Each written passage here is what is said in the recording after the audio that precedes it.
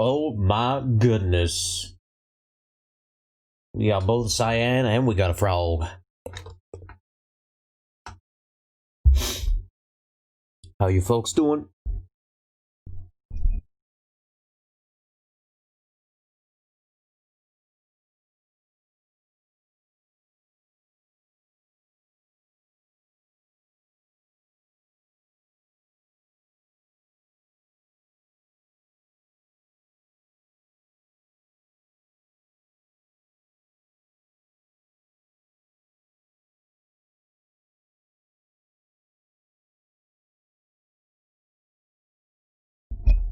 That's good to hear. Bad weeks suck. The last thing 2020 needs is more bad weeks, as it's about to end. Ain't nobody got time for that. Ain't nobody got time for that.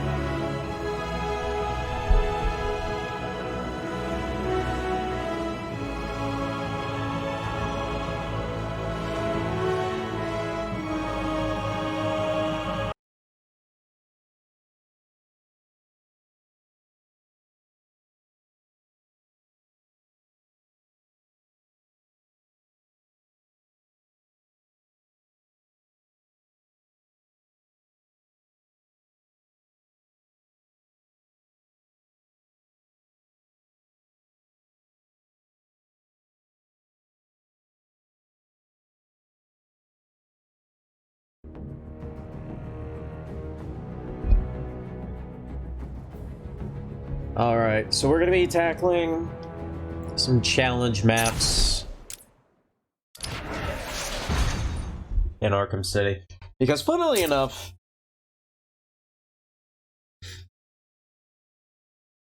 even though I've done everything in the base game of Arkham City, like when Arkham City originally came out, and that was to get like all of the medals as both Batman and Catwoman, I never did that as Robin or Nightwing.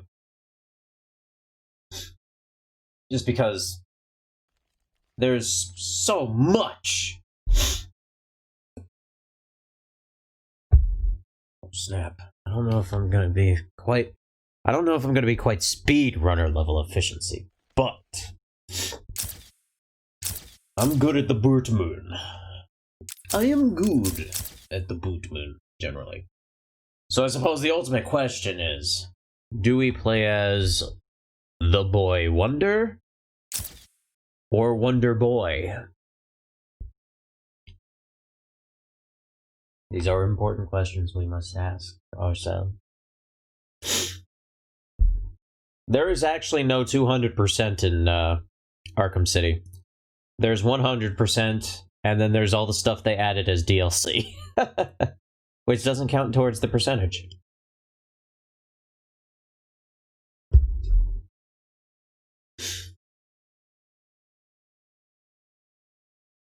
They added Chivos later, too. Boy Wonder or Wonder Boy. Okay, so Wonder Boy means we're gonna play as Nightwing.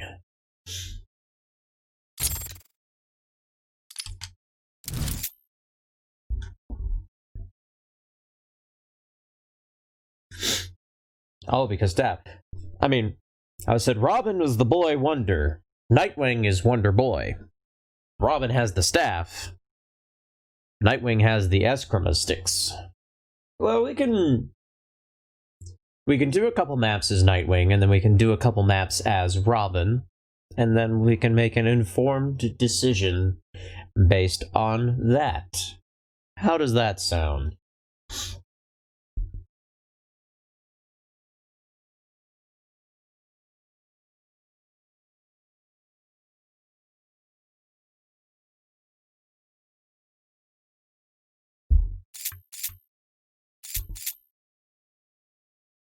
Gonna jump into a prison riot.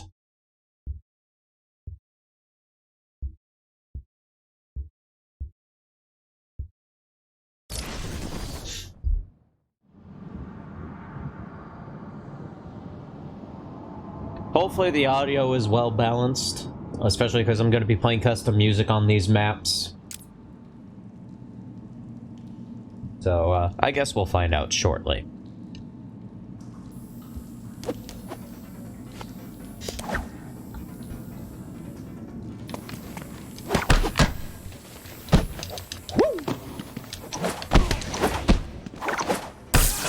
Nightwing is pretty fun to play as. Damn it! That guy knocking into those other guys knocked down that other guy and I wasn't able to hit anything. Zappity zap zap.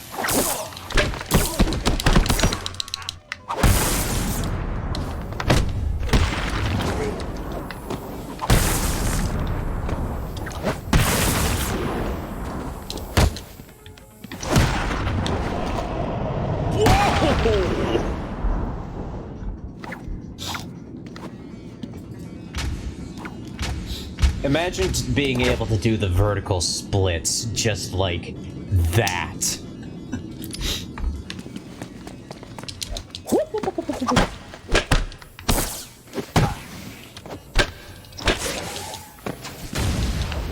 This is where you're gonna die! Nope. Not today, sir.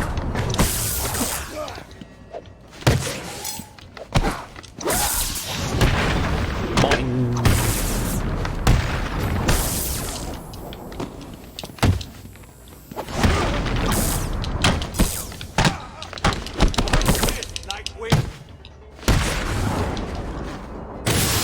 Ow.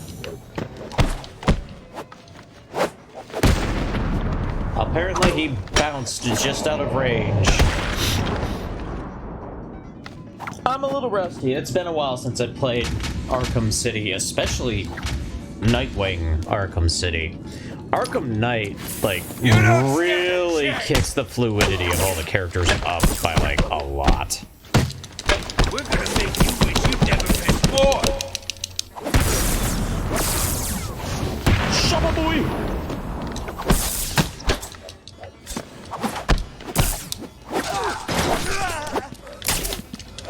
Woohoo!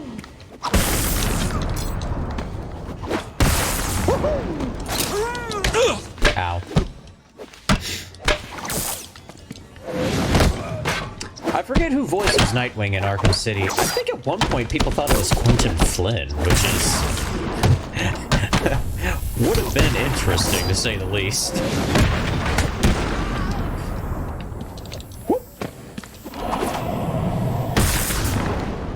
Zap to the butt. Zapped him right in the booty.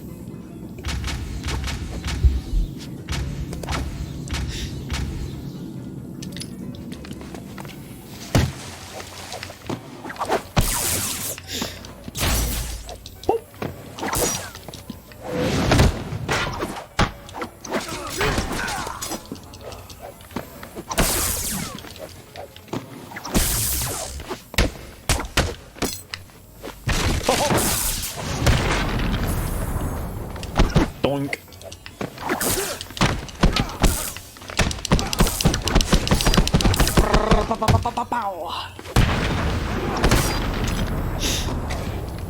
Oh, shoot. I missed. Oh. Cook your ass, Nightwing! Not my ass. I need that to sit on things. Whoop.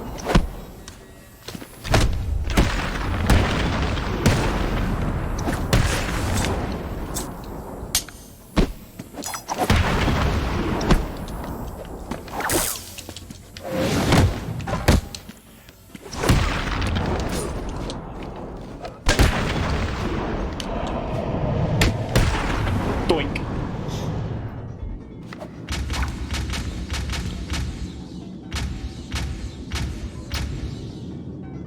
That was alright. Not my best run, but, you know. What can you do? Let's do Blind Justice Extreme! I don't know what makes it extreme. But this is going to be extreme justice. There's justice, and then there's extreme justice.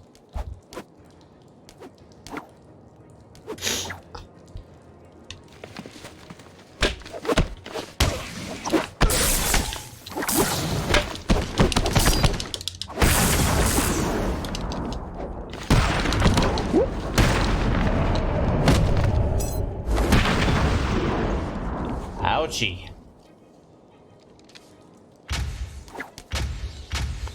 Look at that smug-ass face. That is the smuggest possible face they could have given him. That mask is coming off!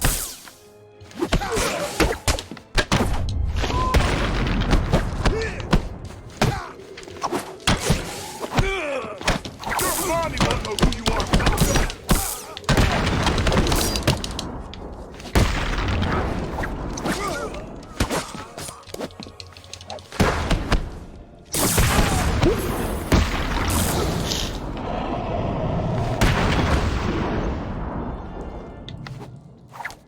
Oh no. He's stuck in the floor. I mean, muscle memory, you never forget how to play. Especially since, you know, this game's mechanics are relatively simple.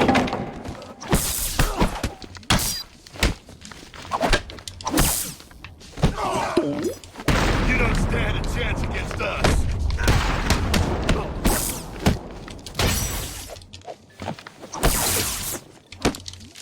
I don't think so, pal.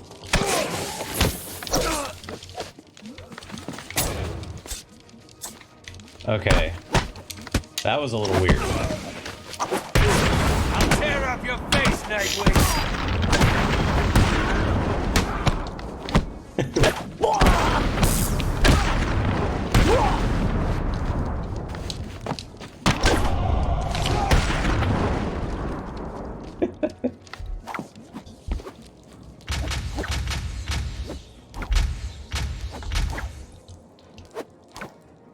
Oh, he's happy.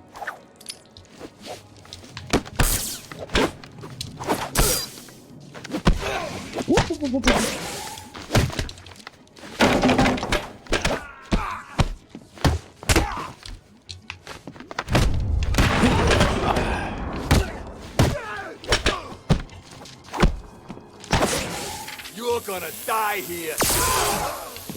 Okay, so that does knock them straight back. Armored enemies, when you're playing as Batman, you can use the remote electrical charge to send them flying backwards. And Nightwing's little electric shock thing does the same thing. That's useful.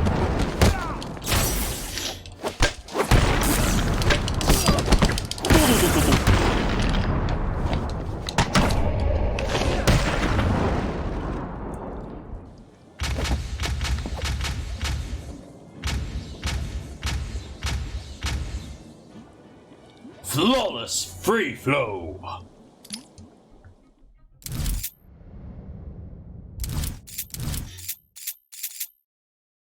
Oh, I have played this map as Night. I think I played this map as like every character just because this map's so much fun. This is like my favorite map in the game.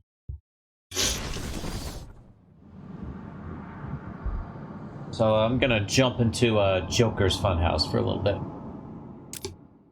Welcome to Joker's House of Fun.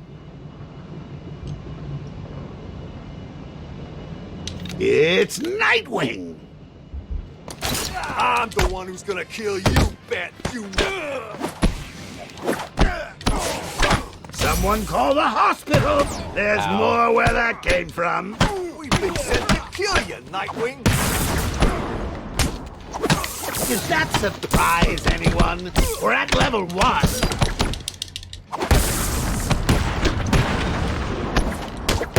Level 2. How are you guys getting his book? What are you trying to do down there? Put them in hospital? We're gonna tear you apart, Nightwing. He's just the best Joker. There's no competing. I'll tear up your face, Nightwing. Someone's on a roll here.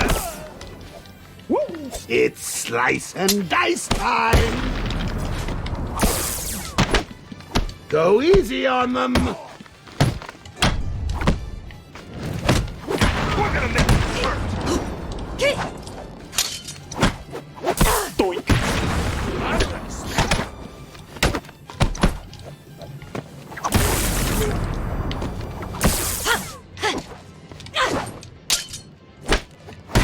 Level 4? Now, who's left all those dangerous-looking weapons there?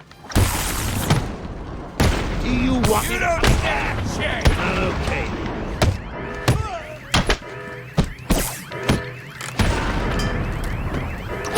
Uh-oh. We made him mad. He's coming in to have some fun. That mask is coming off!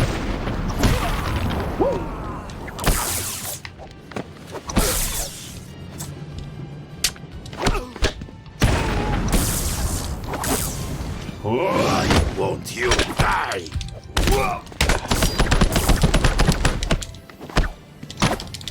You look so strong. You're not so strong. I kill you. Eat it.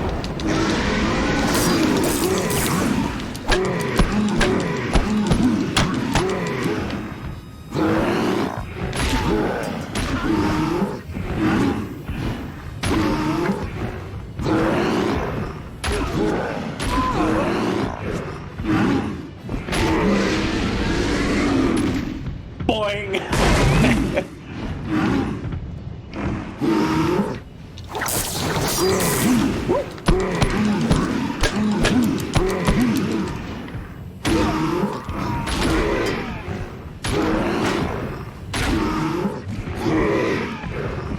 I love how the game calls them rodeo strikes.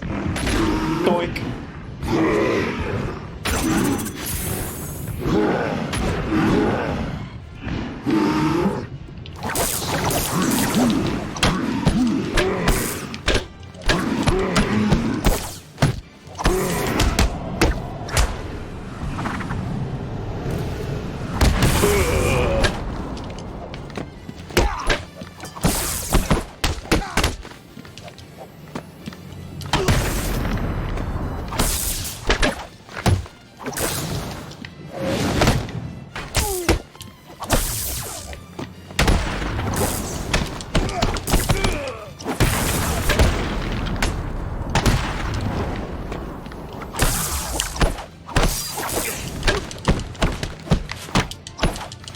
Where's Batman to save you now, Nightwing?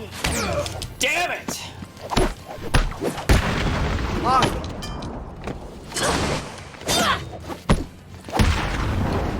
Get ready for a shot! I panicked when I saw Joker coming in with the shield. I was like, no, no, no, no, no.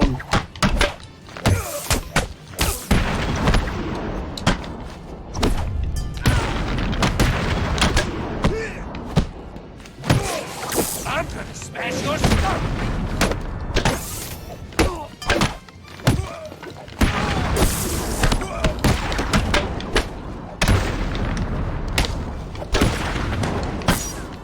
We're gonna hurt you, Nightwing! Ow. That's right. Joker actually attacks pretty fast, too.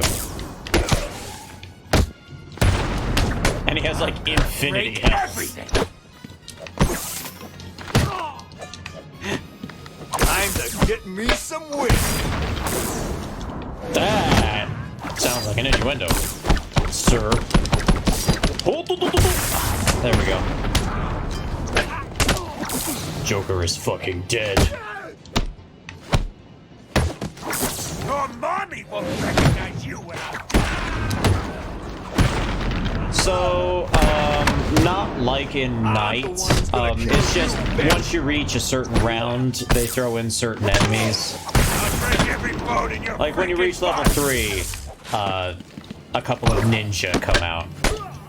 When you reach level 4, Tiger Guards come out, and the gun crate opens. When you reach level 5, you get Abramovich. You don't stand And when a you chance. reach level 6, that's when the Titan comes out. And then if you're able to max out the highest level, you automatically turn in all of your points and get a time bonus. And the time bonuses actually decrease the more times you check it in. So like the first time, if you're able to max out the meter, you get like a full 3 minutes. After that, you only get like 2. After that, you only get 1. So you eventually run out of time. This isn't infinite like Iceberg Lounges, where it's just, you know, chop till you drop. No, this one, it actually has an ending. But that also means you can get like a flawless free flow, you know, bonus, as well as a never get hit bonus.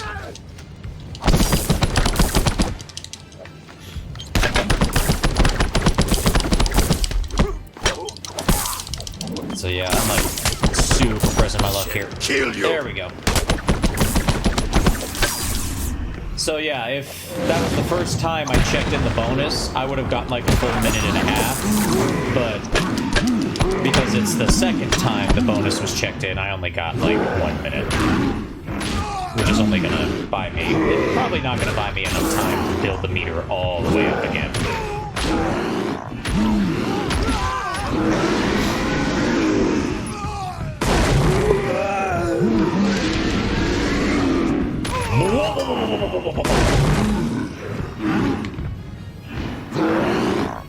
Someone order a smash up for Nightwing? Yes, they did!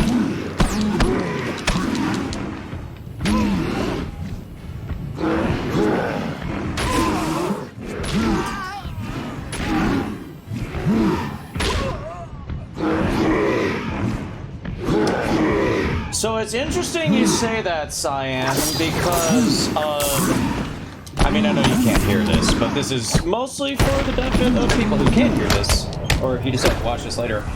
Joker's knocked out forever. Joker never comes back. He only comes out if you manage to get a 100-point combo in the first place. So, like, if you're breaking your combo fairly often, he'll never come out. But it's interesting that you say, you know, the Batman Arkham series are actually rhythm games. Very disappointed, boys. Originally, that's what the combat was supposed to be. It was actually supposed to be like a straight rhythm game where you didn't really have control over the character.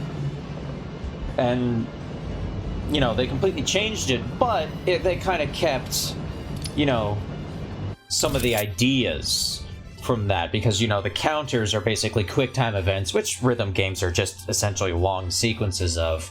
The game totally covered over my voice. Okay, well, game's a bit loud. Okay, I can turn the game down a bit. Give me just a moment here.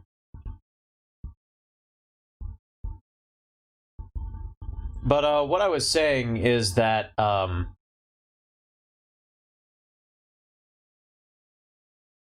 it's funny that Cyan mentions the idea that the Arkham series are actually rhythm games, because that's what the combat originally started as. It wasn't even really a combat system. It was actually a rhythm game it was a string of QuickTime events that kind of maintains in the free flow system, which is essentially, you know, the counterattacks are essentially QuickTime events. But it's so well disguised as gameplay, and the critical strikes, they require timing, and, you know, the knife takedown, that requires you to, like, you know, time your Y presses with the knife swings, which has like a rhythm to it. So saying the Arkham games are rhythm games isn't actually inaccurate, and kind of harkens back to when they were originally developing the game, the first game.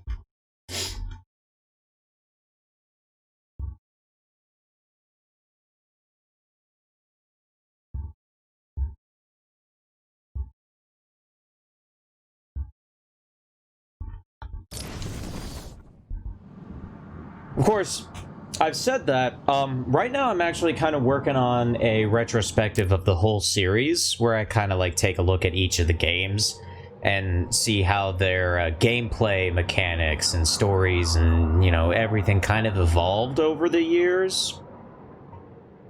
And, you know, going back through, it's really remarkable just how much these games have grown over time.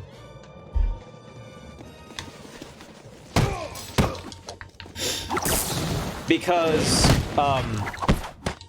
when I go back and I play the original Arkham Asylum, This is gonna hurt. Freak. shoot. Hold on. Doorbell's ringing.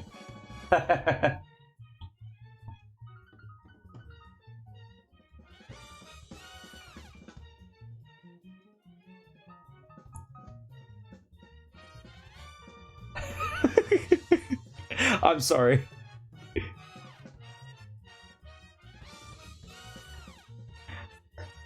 I'm sorry.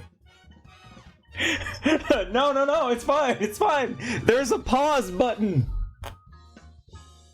Let me in! Oh, man. Are you able to hear me okay? Okay. You're able to hear, like, the game audio and, you can hear the Wero theme. It is. It absolutely is. I'm gonna turn on my computer audio so you can also hear the game a little bit, hopefully. How is my audio, by the way? My voice.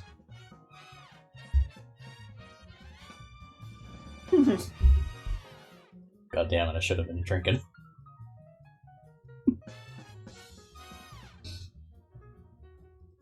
Alright. Okay. I'm just gonna restart this map, though. Oh, they only hear me. I can fix that. I believe I have fixed it. We are testing to see if he has fixed it. This is me talking. Just to see if the problem's been fixed. It looks like it's been fixed, judging by the, stream audio. Only Stream. one side convo going on. Kirby's gone batshit. It's funny because we're playing Batman. I didn't realize that. Son of a bitch. The Batman. Batman! Okay. Here you both. Hello, dear Frogman. Thank you for letting us know that. Excellent! Well, I was looking at the bouncing line on the voice meter graph in OBS, and it seems to be doing alright. It seems to be doing its job. I mean, at least one person. I can't hear anyone. I wonder why. Cyan's muted, that's why. Riddle me this! Riddle me this, riddle me that, mans. Why is Ace Ventura trying to fight the Batmans? I'm still super curious on what this newest portrayal of the Riddler is going to be. I am too, honestly. Like, as entertaining as Jim Carrey's Riddler is, and it is extremely entertaining. I kind of like. I actually rewatched the trailer shortly before starting the stream. Yeah, I kind of like where they're going with it, and I think Pattinson could do a pretty decent job as I think Batman. he's gonna do a damn good job. I think he might actually nail it out of the park. I'm really hoping, anyway. But you know what? I'm actually legitimately happy that we might truly be getting in the theater version of we might actually be getting Detective Batman. Right. Actual Detective Batman. Game is I want to see him loud. solve some shit. Game is loud, covering voices. Okay. Shit. Ass. Why must everything we love die? This is some bull honking, dude. Yeah. I agree completely. I agree. I believe I may have fixed it. Yes. What was that? You fixed it? I believe I fixed it. All right. I suppose we'll find out shortly. Yeah. Yes. Frogman will let us know. Yeah. You're gonna die. I think I know why it broke in the first place, so I believe what I have just done may have fixed it. Gotcha. But yeah, no, I really want to like have a Batman that actually flexes his detective muscles. Well, I mean, okay. Speaking of Riddler and Batman flexing his detective muscles, Batman Forever kind of features that a little bit. Kind of. But that's only because the Riddler's in it, really. And that's kind of the issue. Yeah. Is that like I truly love it when you have like an actual Batman story where there's like a legitimate mystery behind it. Yes, absolutely. That's why Mask of the Phantasm is such a good movie. We'll make sure Mask of the this Phantasm hurts is you, so freak. good. It's such a good movie. And Return of the Joker. And honestly, let's just, the DCAU animated Batman movies are pretty good. They're pretty damn good. Like, Yeah. and as much as like, I also really do like have to. I look back on Under the Red Hood, and be like, you know what? That movie did a lot of things really goddamn well. Under the Red Hood is definitely one of my favorite. Absolutely. They kind of released a sort of sequel, sort of prequel, sort of alternate universe version of it this year, called A Death in the Family, and it uses the same animation style, it uses a lot of the same voice actors, but instead it kind of it's an interactive movie too, so you kind of get to pick your path for Jason Todd, and some of the paths are really interesting. I haven't actually watched it. I've seen clips of it on YouTube. But wasn't that in the family like a? It was a comic originally, wasn't it? It was Or originally a series. It was originally the comic where Jason Todd dies. Okay, But I was having a hard time I'm pretty sure it shares the name with it. Yeah, but in the interactive movie, you can actually make it so Jason Todd lives, either by just managing to miraculously survive the explosion, or by having Bruce Wayne sacrifice himself to shield Jason from the blast. And that changes what happens. If he survives the explosion, he's disillusioned and runs away. Whereas if Bruce Wayne sacrifices himself, Nightwing becomes Batman. And there's a really great scene in a cafe with him and another character that I don't want to spoil, but it's fucking incredible. Nice. I'm looking it up. Yeah, it came out this October. You know what? I'm glad that there are people who I know that when Under the Red Hood kind of came around, a lot of people were kind of iffy about John DiMaggio's Joker, but I'm really happy that there are people who are I'm really happy that there are people who are starting to come on our side of the coin, being like, you know what? DiMaggio did a damn good job. There's something about his Joker specifically that is a different kind of sinister, and I loved that. It's fantastic. He actually gets to do the famous Joker monologue, and he honestly does a better job of it than in the Killing Joke movie, which is figures. The Killing Joke movie was kind of disappointing to begin with. It was 45 minutes too long. Also, hey Red.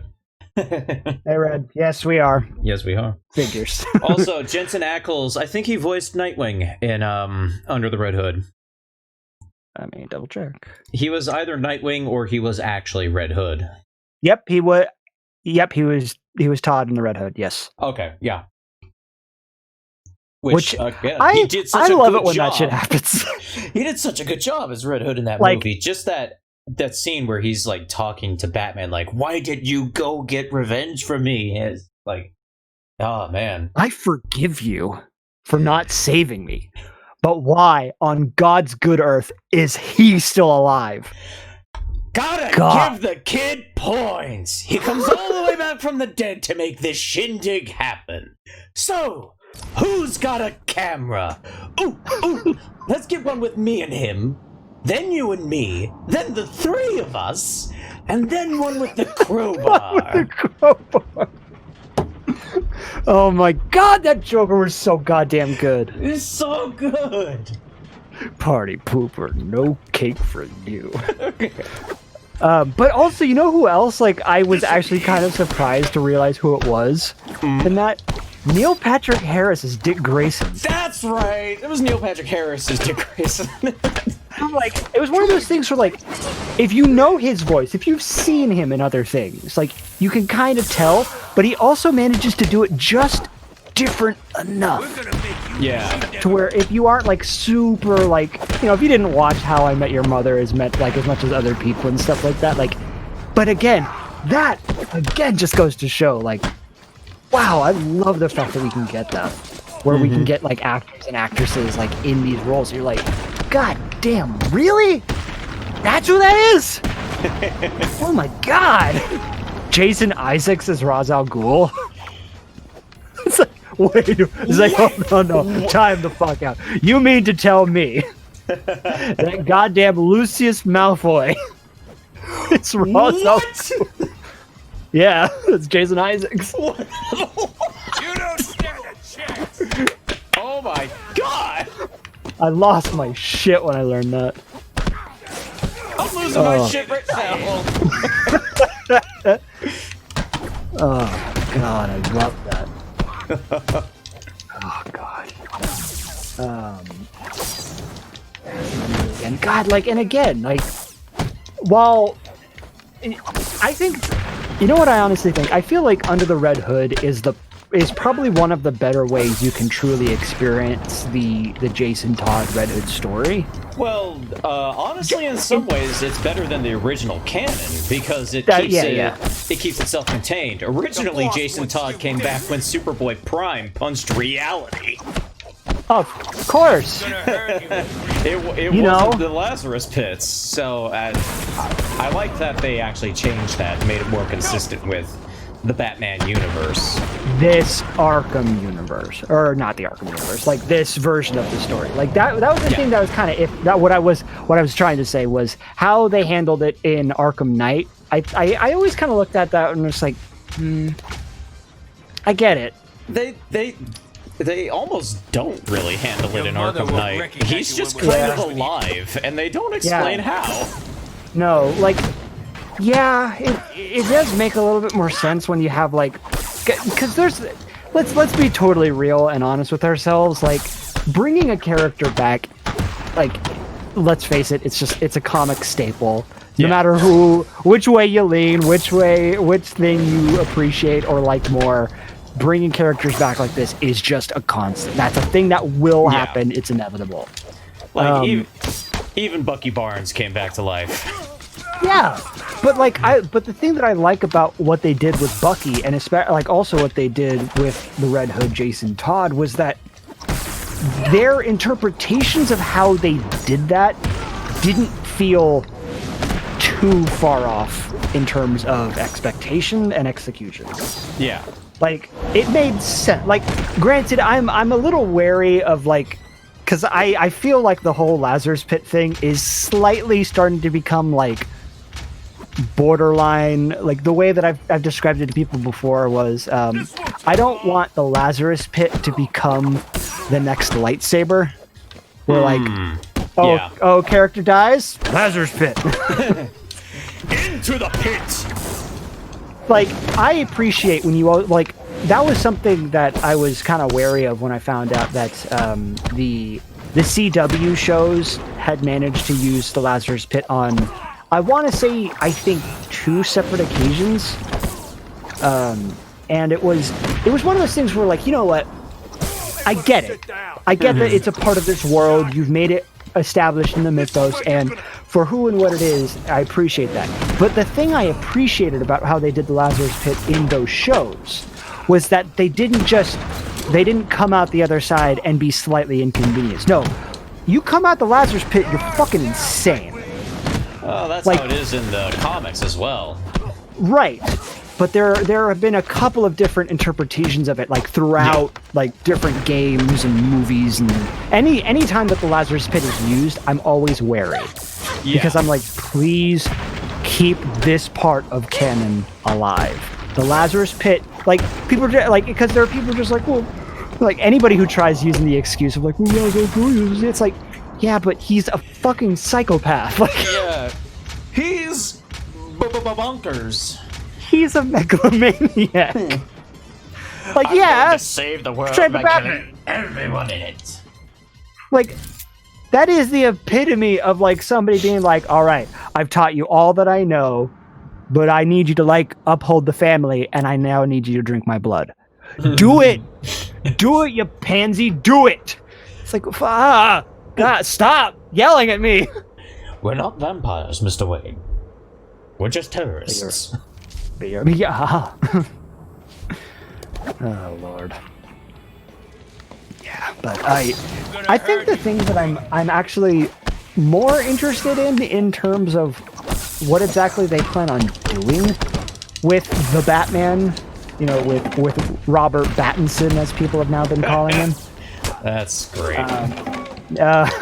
is so we are to understand that this version of this is a version of the Joker we're getting. Yeah, that's what rumors have speculated towards. A lot of official things have been said about it. See, like people who look like they're dressed up, kind of like the Jokers from Batman Beyond. Actually, Yeah, which is actually kind of interesting. it's an interesting concept, I will admit. The thing that I was a little kind of wigged out by was that I'm glad that I wasn't the only one who thought this, but when I watched the trailer for the first time and I saw, you know, who is the clear antagonist in how the trailer is being formatted, I couldn't help but think like, Hush? Like the bandaged face, the trench coat. The only thing that was different was the fact that he had like big dorky glasses on. It's funny you mentioned Hush. There is I haven't watched it, but it is apparently very disappointing animated movie based on the Hush storyline, where the Riddler is Hush. Yeah, Kirby. Let me let you know a secret. I've seen this movie. Oh yeah. It's I get what they tried to do. Yeah. But again, I realize I say that quite a lot. Which is like, I get what they were trying to do, but unfortunately, it's like it was there. But what made Hush as a character so interesting is like there was a clear knowledge that this character had on Batman. It was that personal history with him too. Exactly. Like that's what made it so like intriguing. And like, so to suddenly have it be like he was like a dark mirror of Bruce Wayne. Like, what if instead of Bruce Wayne, you know, seeing his parents killed, what if Bruce Wayne was the one trying to kill his parents? Yes.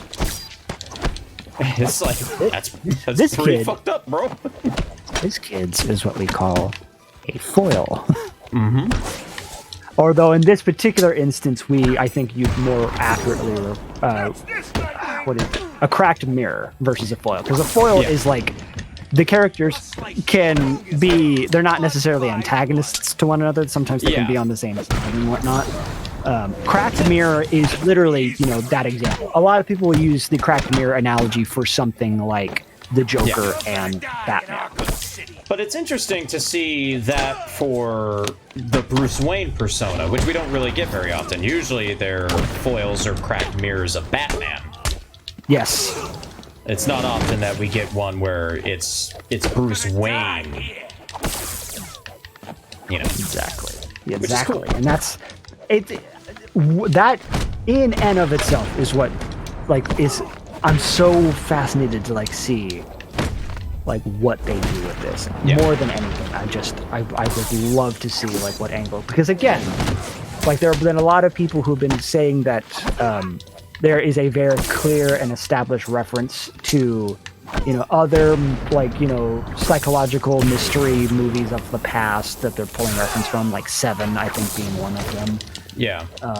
Which again, if we get it, the concept of that in and of itself is insane. It's Seven. It's the movie Seven, but it's Batman. Are you kidding me?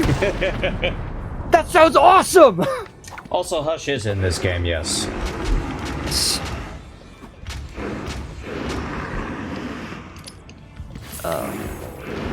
Let's roll. Oh, there's two of them. I forgot.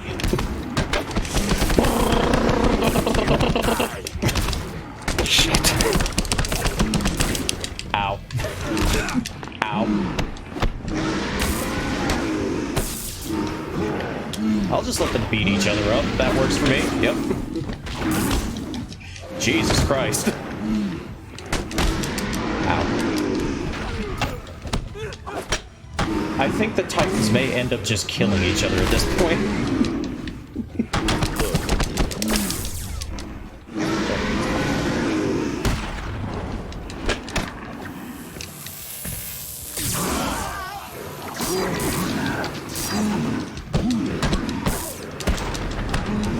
But yeah, I'm excited to see the Batman.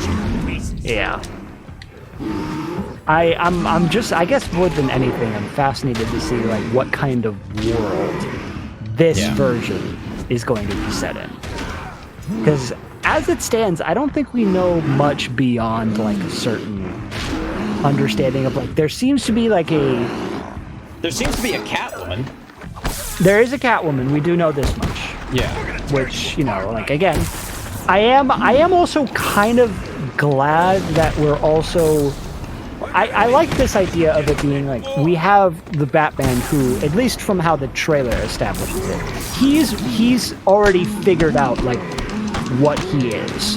Yeah. Right, like he's established. But I like the idea of it being like, there are other characters that are still kind of working it out. Like I'm happy that we didn't see Catwoman in like full getup already. Yeah, she just kind of has the cap, which just so happens to have stitches in it that make the folds look a little like It's just ears. a bag! It's just a bag on her head. Honey, that's just a bag! Oh, That's camera. that is a potato sack you put over your head. Meow. Well, what's more cat-like than hiding in a potato sack? You have a point. You have a very, very good point.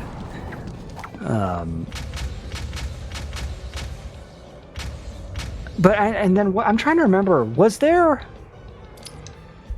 reference of the riddle that was said in the trailer, like, or what was there a reference in the riddle that was said in the trailer that I'm not remembering right? Which was, if you are justice, please do not lie. What is the price of your blind eye? I don't know if that's a reference to anything in particular. Anything specifically, right? Yeah. It's one of those things where it's just like, I mean, it's kind of a kick-ass line if you think about it. Yeah. Granted, the voice also, I think, absolutely sells it. Like, there's just something about, like, it. I love that people are just like, I see. So, we're getting Bane-ish. You are justice. Like, yeah, I see what you mean. I see what you mean. If you I don't agree with you justice- entirely, but I see what you mean. If you are justice, please do not lie. What is the price of your blind eye, Gotham? You know what I would love to truly and honestly be able to sit down and watch in its entirety? What? The original cut of Dark Knight Rises. Yeah. With the original Bane voice. I understand why they did it. I understand why they changed it. But I would have loved to have seen like an alternate cut. I mean, even Tom Hardy himself made fun of the voice. Yeah, He's the you guy have who to. played Bane. Yeah, you gotta. Looking forward to the Batman film 2, says Frogman, as well as the Loki series on Disney+. I'm not sure how to feel about the Loki series yet. Like, don't get me wrong, I'm excited. Granted, I'm excited for a lot of the things that Disney just announced. But the thing that I am I don't want to say like hesitant or worrisome, really. The thing I'm just trying to be very mindful of is, I hope that the Loki series has a point, if that makes any sense. Like, it's not just, hey kids, we know you like Loki, so here's Loki. yeah, here's Loki just doing some hijinks. like Winter Soldier, like Falcon and the Winter Soldier, like it appears to have like a really specific point. We're gonna make You know, carrying on the shield after Cap is gone, Yeah. and the ramifications of what that means, and you know, what is it like taking on the title of the next Captain America? Like that's an interesting concept. Because those are some shoes to fill. Yeah, like there's a lot of like shows that I am fairly interested in terms of what they plan on doing with some of the characters. Like, I'm fascinated to see what they do with like Miss Marvel. Like, we know that that's getting its own original series. So again, Miss Marvel was kind of after me, so I wasn't necessarily like, I say after me, but you know what I mean. Yeah. She's a much more WandaVision- recent addition. Yeah. Yeah. I was gonna say, WandaVision confuses me conceptually. I think I understand what's going on. I think I understand. I could totally be wrong. I could absolutely be 1,000% off in the wrong direction. But if I had to like take a stab in the dark, and like again, this is pure speculation. I have no idea if I'm anywhere close to being right. It's probably one of two options. It's either A, Wanda was tasked to like go into this simulation world and ends up getting caught in the midst of everything, which is why there's that one character that like comes in and like there are people who are like reaching out to her and saying like, Wanda, can you hear me? Who's doing this to you? Like, at least that's how the trailer is edited. Like, that's one way of thinking about it.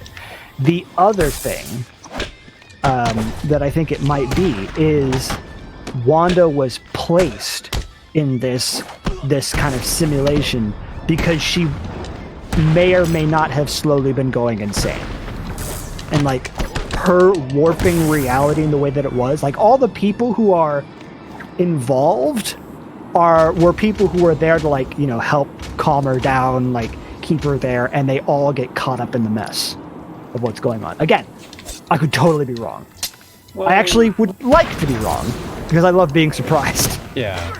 I mean, there's one version of the Marvel Universe where I think Scarlet Witch does actually go crazy and kind of cause Yes. sort of mini apocalypse. I can't remember. House of M, Okay, yes. where like, yeah, no, loses vision, loses her kids, and she basically says fuck reality, and just she essentially creates her own version of the snap I reject your reality and substitute my and own. substitute my own.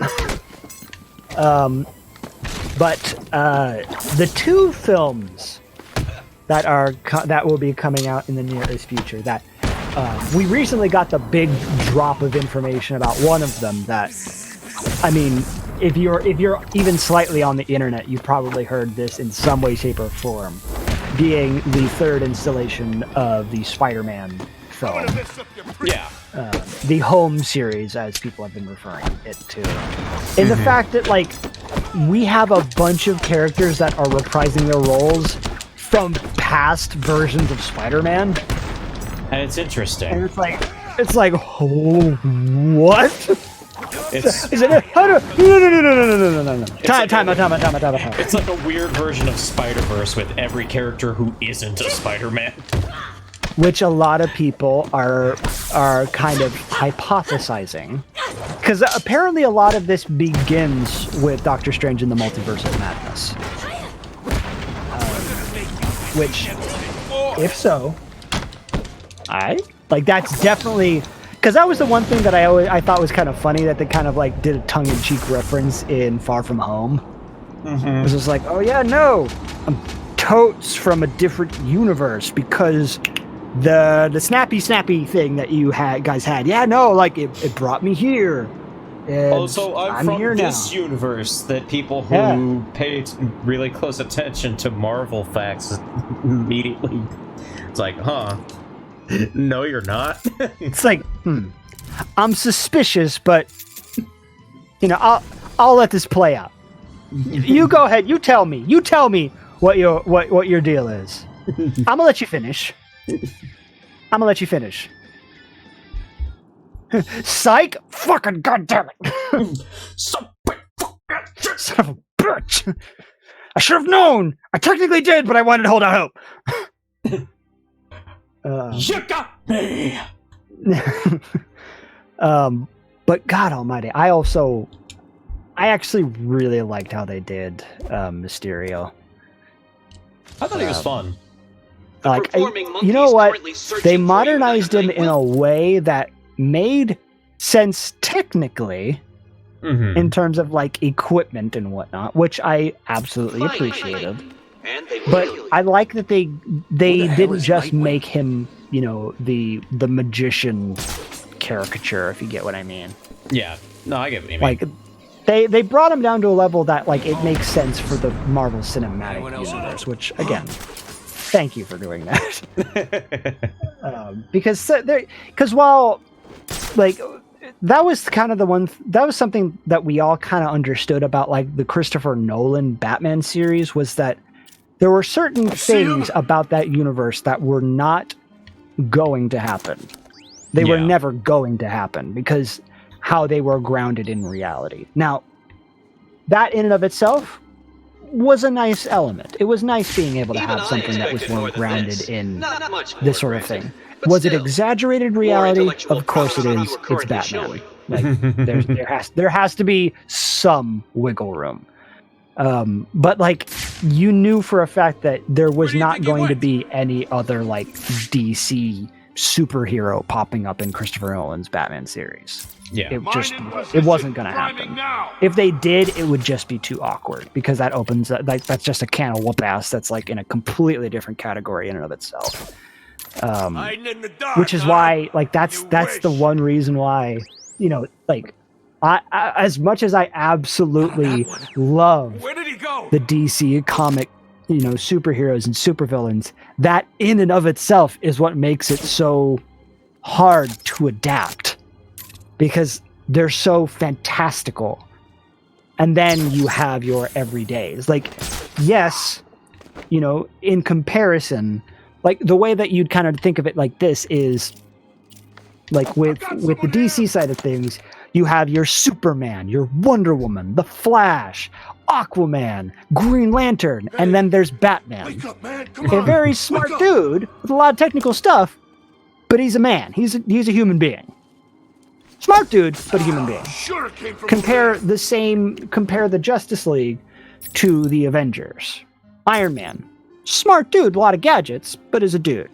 Hawkeye, really good at precision, but is a dude. Black Widow, really good special ops person, but is a dude. Bruce Banner is a dude most of the time. I'm a dude. He's a dude. She's a dude. Because we're all dudes. Good luck. Captain America, enhanced dude. And then you have Thor, who is essentially like he's the god. Like he is the supernatural entity of the team. The super dude. He's the super dude in comparison. Like that's the thing that is so interesting about how DC formats their superheroes versus how Marvel formats their superheroes is, the whole concept of DC is that it's God amongst men, right? Like that's always been that concept of like, what if gods were one of us? Versus the Marvel side of things, which is these are people, these are human beings, but elevated in a understandable format. Like, yes, obviously getting bitten by a radioactive spider and being able to like, thwip all over Manhattan and whatnot. Like, obviously, yeah. But like, there comes a point where like, if a supernatural entity, if Galactus came and the only person to fight Galactus was Spider-Man, I mean, we're screwed, guys. Yeah. Like, I want to believe in old Peter Parker, but like, I mean, fucking what? What even? What do you mean? Okay, it's Like, done. just like what? Pete's just like, what do you want me to do? Like, flip it? Like, Jesus! God. It can eat the planet. Just do your flip What thing. I can do? Just use your Peter Tingle. Yeah, Peter Tingle. Come on, Peter Tingle. Not Silver Surfer Galactus, right? The Silver dare you, Server. man. I mean, How to be fair, dare you? he is sort of a server. He serves planets on a platter. Yeah. Yes, there we go. Perfect. Got him. The only thing You can hide from me.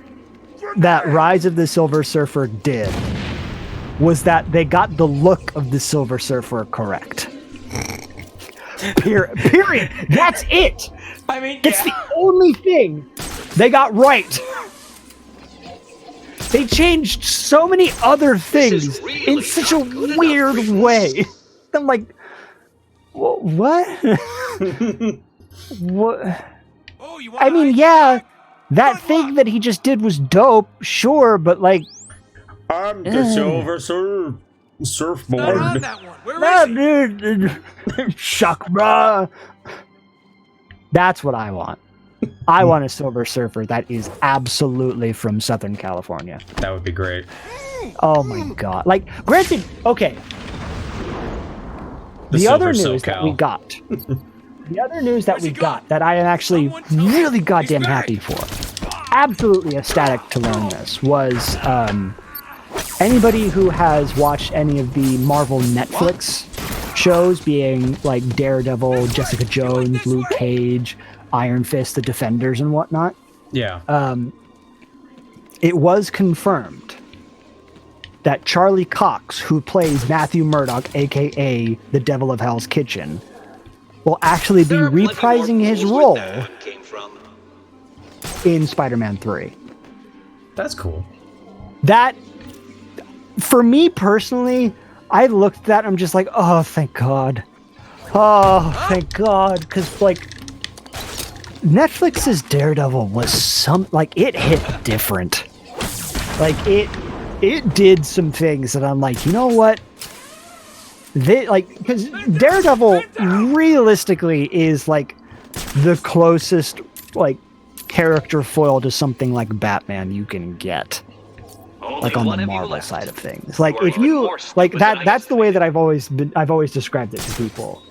Was that, like, Batman is to DC, but if you took Batman and put him in DC, you split him in two. You give the billionaire playboy philanthropist side to Iron Man, Tony Stark, but you give the detective, the nighttime sleuthing and whatnot, you give that to Daredevil. I know that some people try saying Moon Knight, but I'm like, Moon Knight is like, it's Batman. Don't move.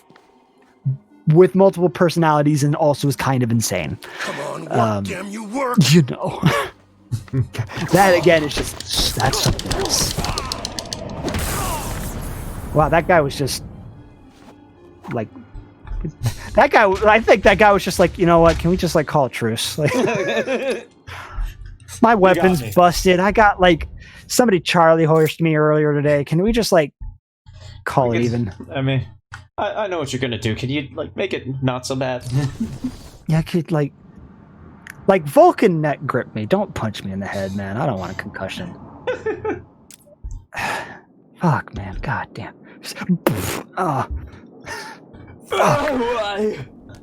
Ow. But that hearing that news of Charlie Cox getting to continue to be Daredevil now in the wider MCU officially was like, myself included, there were also a lot of people just like, oh, thank you. Hail Mouse. Hail Mouse. Hail the mouse, we love his house. I mean, granted, I do that every time. Like, I have a friend who actually does work for Disney. Like, granted, he works for Disney in like a remote executive security position. But like the moment, like I remember it was like I want to say like 2-ish years ago, we were like sitting around like a bonfire and whatnot, and he's just like, "Yeah, no, I got the job. I'm officially going to be working for the local team of the Walt Disney Corporation." And I out loud from the other side of the bonfire, just like I clapped my hands together and then put my hands on top of my head with palms facing outward, and I just went, "Hail, mouse!"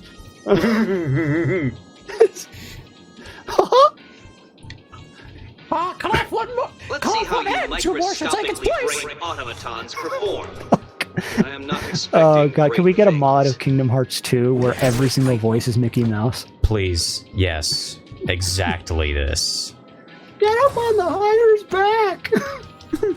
back! Although, I was kind of surprised. So I know that we're kind of on the subject of Batman, but we managed to get to Mickey Mouse, As which we do. means that As as we we do. do. Yeah.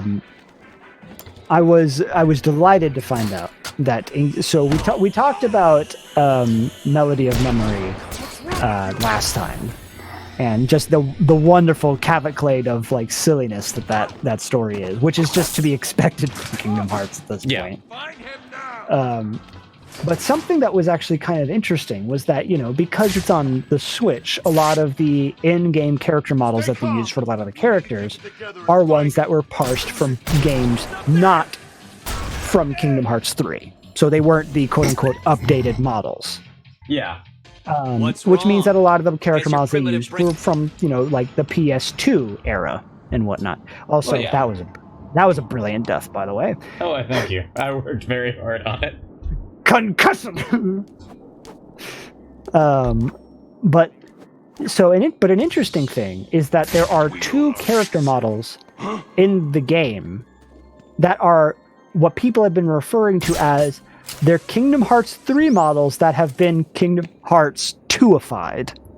One of them being Kyrie's outfit from Kingdom Hearts 3. Let's see how you And like it's clearly break done like automatons it's perform. clearly been done in I like am not the same expecting great things. like build engine, but the the one hell that is people were Nightwing? most like seemingly more excited about was that Sora's appearance in Kingdom Hearts 3 also got the Kingdom Hearts 2 treatment in terms of like it being quote unquote downgraded. But like Uh-huh. Boss wants this place but the kept thing safe. that I think a lot of No people problem. I feel like this goes towards my argument of people starting to kind of like look back on Kingdom Hearts 2 and being like, God, that game like did something really special. To the I point hope where we like can get this over with quickly, even when it got its 999. HD Your remake presence and here all has they really did already was bored update the me. number of polygons, but like Nightwing's mine. all of like the in-character models were still pretty much the same, all things considered. Like, you know how much people appreciated and loved that when they found out that they could parse the character model of Kingdom Hearts 3 Sora out of Melody of Memories to then mod it into the PC version of Kingdom Hearts 2 Final Mix. There's a PC More version. specific- Here's the best part about that, Kirby, is that they're making this PC version, and I say them as in like the quote unquote community, if you catch my drift. Because I can't say it. I can't say it for in the hopes that people aren't listening. Their hopes is to turn Kingdom Hearts 2 into a randomizer. Oh well, yeah, I've heard of that. I've heard of the Right. randomizer. I just didn't know they were actually trying to create like an executable file like the Super Mario 64. Yeah. From what I've read and what I've heard, that appears to be what they're trying to do. But one of the things that they want to do is take What was that? Kingdom Hearts 3 Sora and put it into the randomizer and have it be a potential like skin that you can either apply and or randomly get, which, if you think about it, is kind of hilarious. Who the hell are you? I hope we can get this over with I'm quickly, you, 999. but Your presence better. here has already bored me. The better you. What's a night? Except that's kind of debatable in comparison. Look at all that plaid. Look at all that plaid on that lad. They've gone to plaid. What was that? Kingdom Hearts 3. Anyone wants a piece of me, step up and give it your best shot.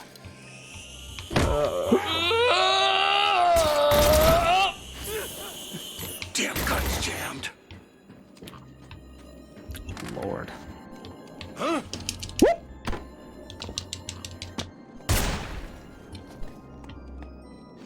Nope. Nope.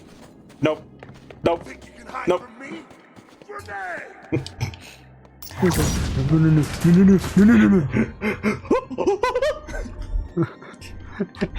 Insert Shia LaBeouf screaming no. No, no, no, no, no, no, no, no, no, no, no, no. Dead. Understand? Jesus Christ. Are you feeling the pressure? I don't know why I gave Shia LaBeouf friggin' Batman grumble. See him? I thought you said you were a teacher. Mind the position! Priming now! Part time. I thought you were a car. I am a car. I've seen a few Spaceball masks at work. Absolutely. Please wait. Yes, Spaceball's the mask. Okay, cool. I did read that right. Oh, Damn it. absolutely. What's wrong? Absolutely. Has your You kidding primitive me? brain Oh god, I would love to see one of those like out in the wild too. Or like I would love to see just more Spaceballs things in general. Like the ones that really like lean into it. Safe. No I'm talking like I want to see like the inside of somebody's shoe. And it's like the Spaceballs the shoe insert. Absolutely. Let's Are see you how kidding me? I'm still waiting for brain Spaceballs, automatons the perform. flamethrower. I am not Yeah. expecting great Kids things. love this one. Who the hell is Nightwing? Does he work for Batman? I would have loved that one. Give me Spaceballs, the flamethrower, please. Spaceballs. The search for more money. Oh, thank you very much, Death Watch 501st. Anyone else who wants a piece should come and see me. Heyo! Alright, let's see. Where should I go? What should I do? Who should I take out? And you might ask yourself, well, how did I get here? Oh, It wait. seems that Batman has sent a replacement to the party. That is both rude and against the rules. Find this Nightwing and teach him not to mess with me. Both Nightwing's rude mine. and against the rules. We're breaking the rules, guys, by playing as Nightwing. Breaking the law, breaking the law. I am the law! Whoa! How come we... Oh, man. There should be a Judge Dredd video Arkham game City that's is just the beginning. ridiculously over-the-top nonsense throughout the entire question- thing. The question is, which dread? Who screamed?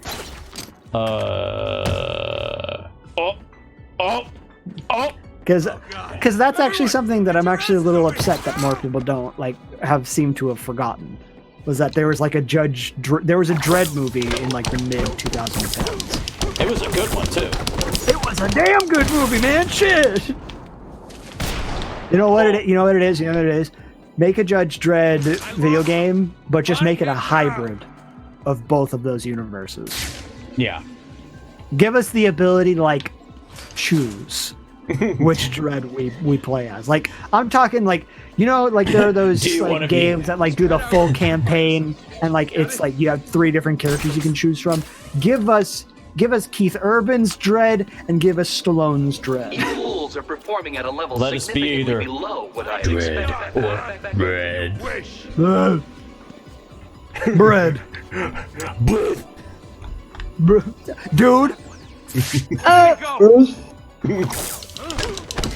I set that as my ringtone. Nice. Or my text. I put it as my text tone rather. Where am I? What do I do? Where do I go? What?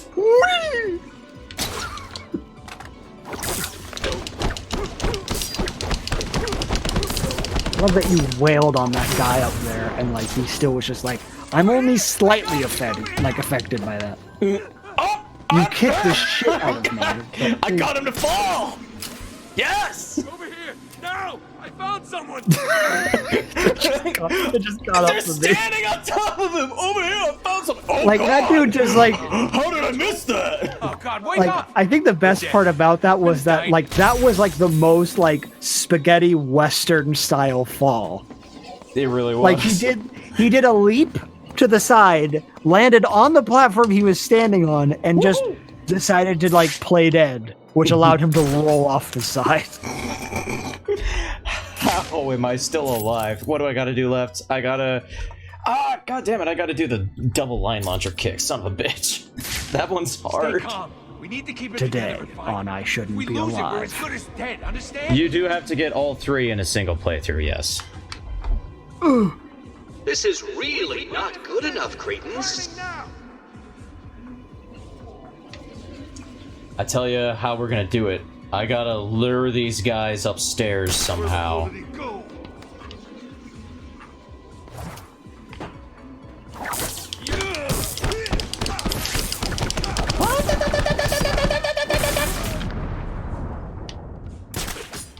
Okay.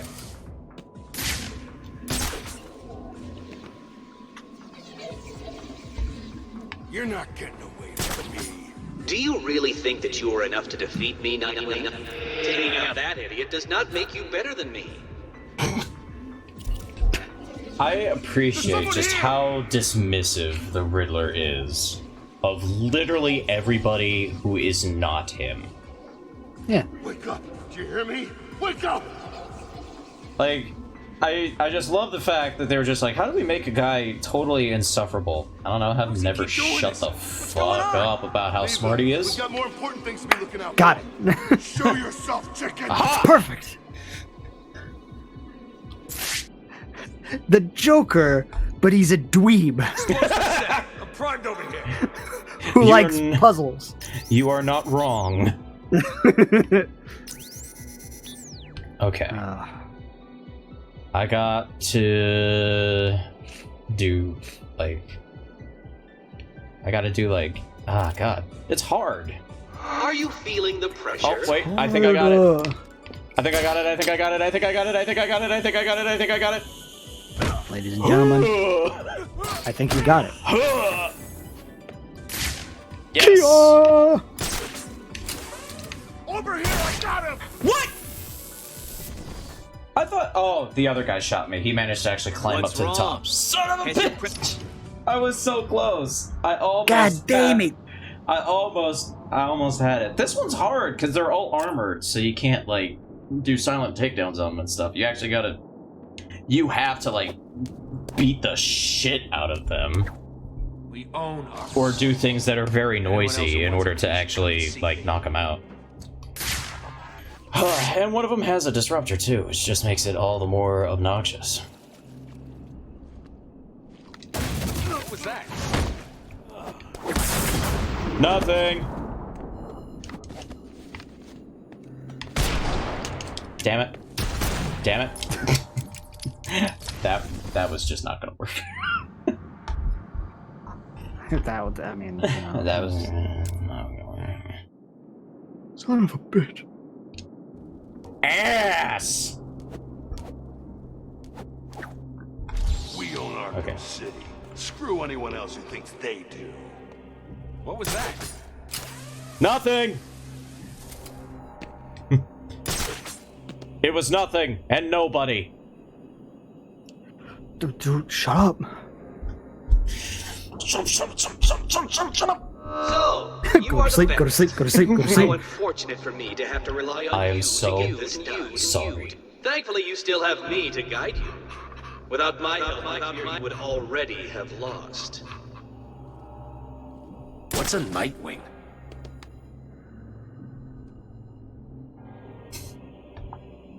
These thugs asking the real questions. What's a Nightwing? I think it's a bird. Arkham City is ours. Actually, it's the name of Kryptonia Vigilante that Nightwing got his name from. What was that? Why'd you add that at the end? Wow! I straight up got shot out of the air. Riddler should give that guy like $1 million. Because he is clearly Deadshot has entered the Anyone game. wants a piece of me, step up and give it your best shot.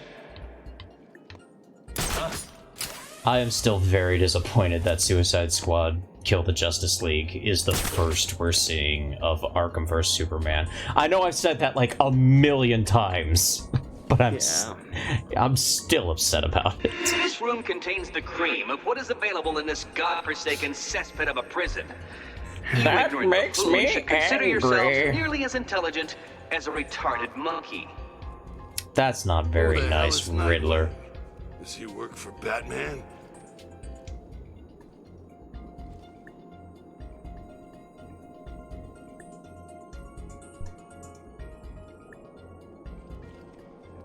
No costumed fool is taking this place from us.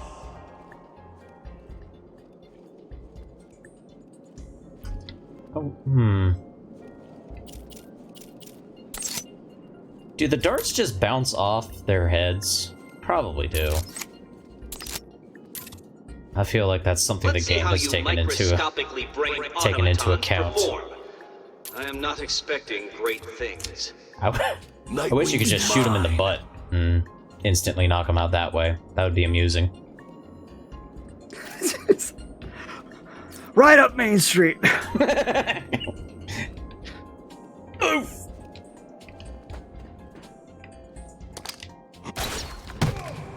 Someone get over there!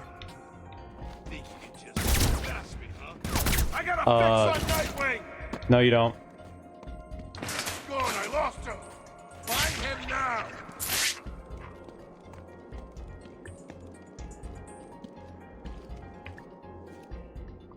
No fucking shut up. I'll find you. Can you hear me? I'll find you. I haven't even seen parts 1 or 2 of Disenchantment. I have no idea what Disenchantment is. I think Are I know you what it is, but feeling I'm the just going to pressure? look it up real quick just to confirm my suspicions. Ah, yes. Disenchantment is the from the creators of The Simpsons, Matt Groening. It's his fantasy adventure series that is, I think, Netflix exclusive. Gotcha. Get over and find out who's screaming! I have not personally seen found it something. myself, I think they but found I've had a couple people say it's pretty good, and other people are like, Come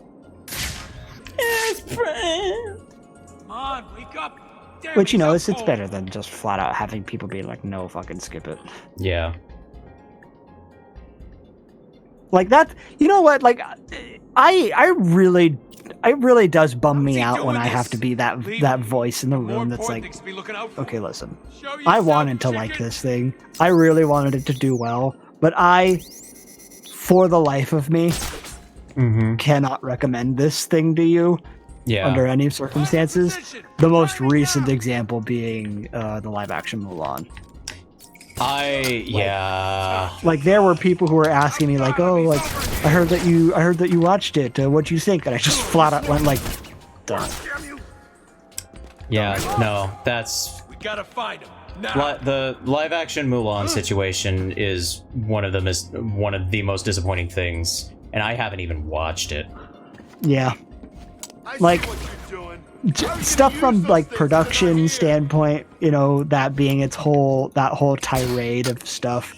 But I'm talking in terms of like what the movie set out to achieve and what it did. No, Yeah. it just What's wrong? It's... Yeah. I realize I'm gonna say this shit again, and I'm sorry. I understand why they tried doing that, but it didn't work. Like they broke things. Own Arkham City. It else broke who wants a things piece, that come made see me. what Mulan was what it was. Like they flat out like completely killed the point of what that story was supposed to be. like This room in its contains entirety, the and brain of that what kind is of thing is available in enough this to be like, oh godforsaken god, cesspit of a fuck, prison. really? You ignorant Really? buffoons should consider yourselves You're nearly going as to give intelligent Mulan as a retarded superpowers? monkey. What's a Nightwing? Oh, but it's not superpowers, some people have said. It's chi. Chi is the thing that exists in Chinese mythos and folklore. And I'm like, yeah, but that's not what that is. Anyone wants a piece of Like, me, that's step straight up and like give it your that's straight up best the, shot. the line from The Force Awakens. Like, that's not how the Force works. Yeah. Like, that's not how chi works. Chi does not give you the ability to backflip off a horse with your hair down and kick a spear in like while moving into the heart of a moving target. Sure it does. Oh, of course, my bad. I mean, after I found all, someone. Chi in Dragon Ball Z lets you turn Super Saiyan, so obviously Yeah. we Yeah. can Yeah. make it do whatever the heck we want in this, Yeah, no, in this yeah. story. Yeah, Red. They flat out give Mulan this universe version of superpowers. Wrong. And the best part, you know what the best part about these superpowers is, Kirby? What? Chi is something that only exists in men. This is really not good enough, cretins. So how does she have it then? Because she's really special. Because she's special, and in order to make sure that she gets a husband later in life, she needs to hide her powers. But when she goes and joins the army, Kirby, guess what? She can literally let her fucking hair down, which actually happens in the movie. I can't even make that shit up. She lets her hair down in the middle of a fucking battle, Kirby, and it makes me upset.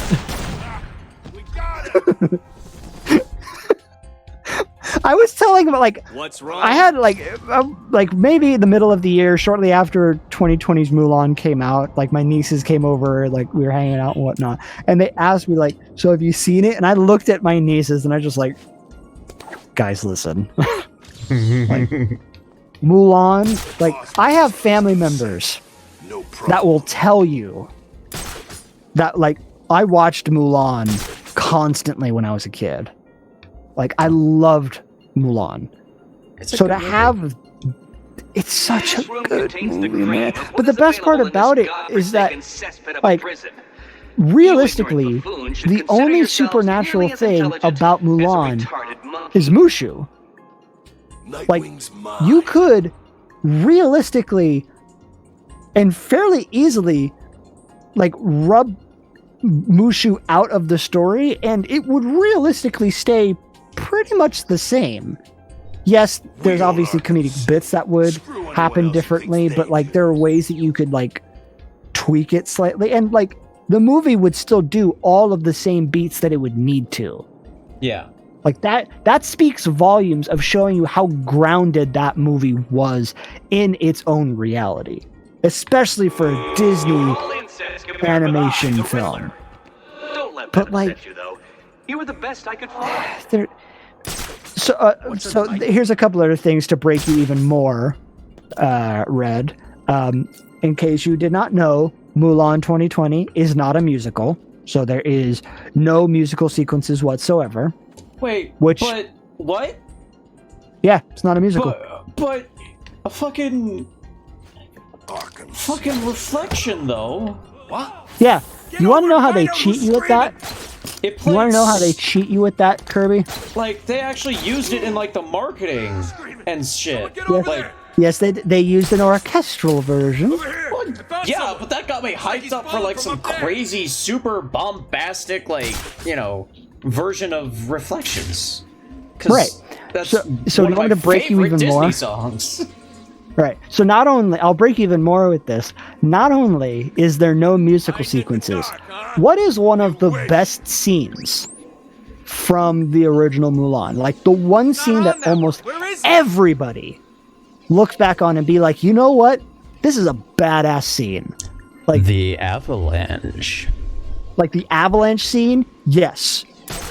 The Make a Man sequence montage, yes. Yes. The one that I'm thinking about specifically is Mulan running away from home, disguising herself to go join the army. That whole sequence is fucking perfection. Oh yeah. Not only did this movie decide, you know what this movie about like ancient China needs to showcase, you know, a girl transforming into a man by cutting her hair, taking her father's sword, taking her horse, and riding off in the middle of a storm in the middle of the night. You know what this needs? A fucking synthesizer power ballad. Oh my god, that music in that whole sequence is fucking awesome. It's good shit. It's so good, man. You wanna know what Mulan 2020 did? What did it do? None of it. I found another one. When you say none of it, I'm assuming you mean I like will- literally I will- no scene at all. I will let Even- you know what they did, Kirby. Wake up, man. Come on, wake up. It was a scene like after Mulan gets like the stern talking to from the dad. It then Yeah. shows Mulan going in, picking up her father's sword, This way. unsheathing it, and like she swirls it around a little bit, showcasing that she's good with it. They do this interesting shot where like she holds the sword towards the camera and you can see her reflection in the blade and whatnot. When will my It then smash cuts, Kirby. It smash cuts to a behind the head shot of her in the armor already. Mine in What? position. She turns Right around, now. faces camera, walks off, and the scene ends. What? What? I literally described to you scene by scene, edit by edit, what that whole sequence was. That's like basically cutting the whole thing out. They did. And also, like, you know, the parents, like, waking up in the middle of the night and, like, hearing, like, the horse, like, galloping into the distance. And her Oh, dad, like, shit. has the note in his hand, runs out in the rain and trips and falls. And, like, they have that really emotional moment. Where it's like, oh god, we can't do anything or she'll There's die. nothing. Yeah, there's nothing we can do about this now. And, like, there's just the thunderclap, the lightning strike, the rain, like, pouring down on all of them, realizing the weight of what just happened. Yeah, no, they wake up the next morning. It's a sunny day. Everything's all dandy. Mulan, breakfast is ready. Huh? Mulan?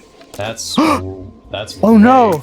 She left this letter. We should do something. No, we can't do something. If we do something, her own people will kill her. There's nothing we could do now. So also, in case you didn't know this, 2020 Mulan Priming the mine. doesn't have Okay, Mushu start. at all. Oh, you want to I hide in mean, the dark? that Good luck. honestly doesn't surprise me. Do you want to know what they did instead? What did they do? Well, didn't they give Where did he like go? didn't they give the other guy like a falcon? Yes! Yes, they did, Kirby, but you know what the best part about the Falcon is? It turns into a witch, right? It's a witch! Do you want to know how the witch's powers work, Kirby? Not chi. It's chi! But wait, I thought you said only men have chi. Exactly! You have lied to me, movie. This movie lies to you, point goddamn blank! Like, what? Okay. What? No, what is it? No. So wait. But you said that said, huh? Man, come on. Now Wake up. I'm going to try and play devil's advocate here and say Yes, go on. I might see where they're going with it. That the whole only men have chi thing is like part of the whole, oh yeah, you know, men and women can be equal, and this is just a part of culture that we have moved past, because obviously women have chi, they're human beings. I don't think that's what they're going for, though. No. Chi in this universe literally means you can do supernatural feats and abilities. Wake up. Like things a normal person would not be able to do, like fucking running up walls. Shut the hell up. We No. need to keep looking or we're all dead. No. Running up walls, Kirby! Chicken. No. Literally, the bad guys, which aren't the Huns this time around, which technically is more accurate. Okay, cool, fine. Jandy, 1.7. Yeah. the first time we see the first time we see the bad guys, like, you know, they're riding on their black horses and they're wearing their black robes because, you know, the bad guys they're riding towards an outpost, and, you know, the guys on top of the walls looking down being like, oh god, crap, it's the guys in the black horses and the black robes. Ring the bell, let everybody know, oh shit, we're about to be raided. And like, and of course, like, as they're getting closer, the main bad guy's like his mask thing that he's wearing ever so happens to just come off, so we can now see his face, because of course, he's riding along. Somebody on top of the wall pulls back their arrow and lets it fly. This guy, like, he looks like a dog watching a tennis ball being thrown at his face. He watches the arrow come towards him, and he fucking catches the arrow in mid-flight, flips around and shoots it right back at them. Now, do not get me wrong. Let me make this perfectly clear. One of my favorite scenes in cinema is from the 90s Studio Ghibli film Princess Mononoke, which I feel like there are a couple people in here, like Red, Miles, and maybe like all of you guys, Frogman 2, might know what I'm talking about. But there is a scene in that movie that is so much goddamn cooler in this particular scene, because you essentially have almost the same concept and idea, where like our main character is basically like, he's had enough of these bad guys shit. He is not having this anymore. He's chopping off limbs one-handed, and there's a scene where a guy pulls back an arrow, fires it at him. The dude doesn't even move. He just puts his arm out, full on grabs the arrow, immediately puts it in his bow, and shoots and cuts the guy's head off. Like, it all happens in a 5-second format, and every time I watch that scene, it hits different, man. Like, that sends tingles down my body. But what they did in Mulan was stupid, because they put so much emphasis that they told you what was going to happen. You knew what was going to happen because he's watching this fucking arrow come at him in such a way, and it just lasts like a couple seconds too long, and you're like, I wonder what's going to happen. Aha, there's the thing that I thought was going to happen. But here's the thing. The bad guys are running up on their horses and whatnot. Like they're going towards the outpost and whatnot. These guys get right up to the wall. They leap off their horses. Their feet make contact with the wall, and then they just start running up the wall. That's so stupid. I apologize that I'm making this shit my my catchphrase. I understand what they were trying to do. What they were trying to do was emulate a very specific type of Chinese cinema. I can't remember the name of what this particular this type of filmmaking is, but a lot of people would recognize it from like Crouching Tiger, Hidden Dragon. Isn't it Wu-Tai? Thank you. Fuck. I couldn't remember if it was Wu-Tai or not. Where like a lot of people have a hard time understanding this, so the best way that I can explain what Wu-Tai filmmaking is the supernatural, like, you know, the characters that can like leap giant distances, or they practically fly like from location to location. Yeah. This is not supposed to be taken literally. Yeah, no, it's stylistic. It's supposed to be a super exaggerated interpretation of what this battle was. If you want a great example of Wu-Tai filmmaking done in a way that like it forces you to understand that it's not supposed to be taken literally, look up the Jet Li film Hero. That movie does Wu-Tai filmmaking in such a masterful goddamn way. Because not like there are times where the exact same scene happens 3 separate times in the movie because it's being told by 3 separate characters to another third party. But how they tell that story from their perspective is wildly different from interpretation to interpretation. Yeah. But the fact of the matter is that in one perspective, all of the characters are wearing a certain color. In another perspective, they're all wearing a completely different color, but it's like they're all different tones of red in one, all different tones of green in another, all different tones of blue in another. That is fascinating how they did that. Because that forces you to understand that you're not watching the same scene from before. Yeah. I love that. So I get what Mulan 2020 was trying to do.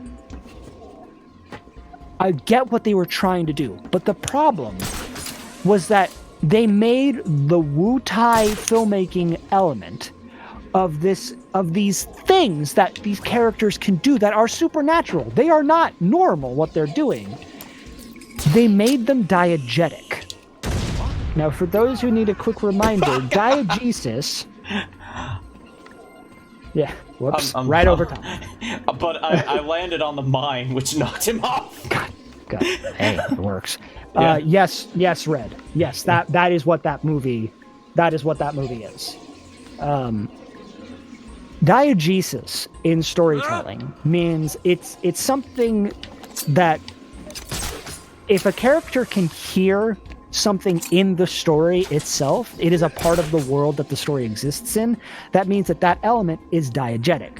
Example, if a character is walking down the street and somebody is listening to a boombox, and we can hear that, and like the character can acknowledge we can hear that too, that's diegetic sound. Non-diegetic sound would be like the soundtrack, the score of the film. The music that is made by the composer that goes on top of the scenes. The main character, the protagonists in the story, cannot hear that. They cannot hear John Williams, suddenly, coursing to life, in the background. Yeah. Diegesis can also be, a lot of people think that diegesis only is referred to in terms of sound, which does make sense. Diegesis usually is referred to sound, but it really does apply to everything. So the other way that you can look at diegesis is if you have a character who is driving down a highway and you see them turn off of a highway and you see a sign that says now entering so-and-so city, that's a diegetic landmark location, or diegetic location placement. That's something that the character can see, we all gain that knowledge. If the character were to turn off the highway, it then cuts to them driving into a town, and then in the bottom of the screen, or perhaps a giant text on the screen appears to showcase so-and-so city, that's non-diegetic. The character cannot see that. That's just for us. What they did was make the Wutai storytelling filmography, they forced it to be diegetic. That's not a good idea for a multitude of reasons, obviously. But what they also did was explain that the reason why Wutai is able to exist in this world is because of Qi. Do you want to know why they did this, Kirby? So they could make it look cool for the trailers? Because we are idiots. We, as audience members, are dumb. We, apparently, would not be able to see Mulan running across the wall and, or seeing these people run up walls, or Mulan doing backflips and kicking spears into the heart of her enemies while her hair's down on the top of a horse and whatnot. We would look at that and say, that's unrealistic.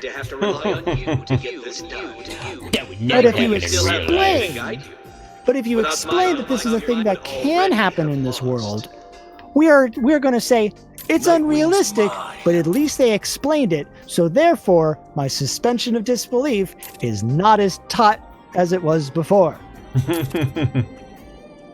I immediately accept this. AKA, it's dumb and it's stupid, and we're dumb and stupid.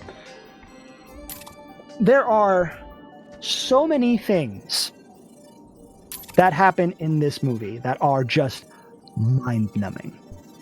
By the by, so I told you how the not only is reflection not in the movie, Mulan's transformation scene is not in the movie.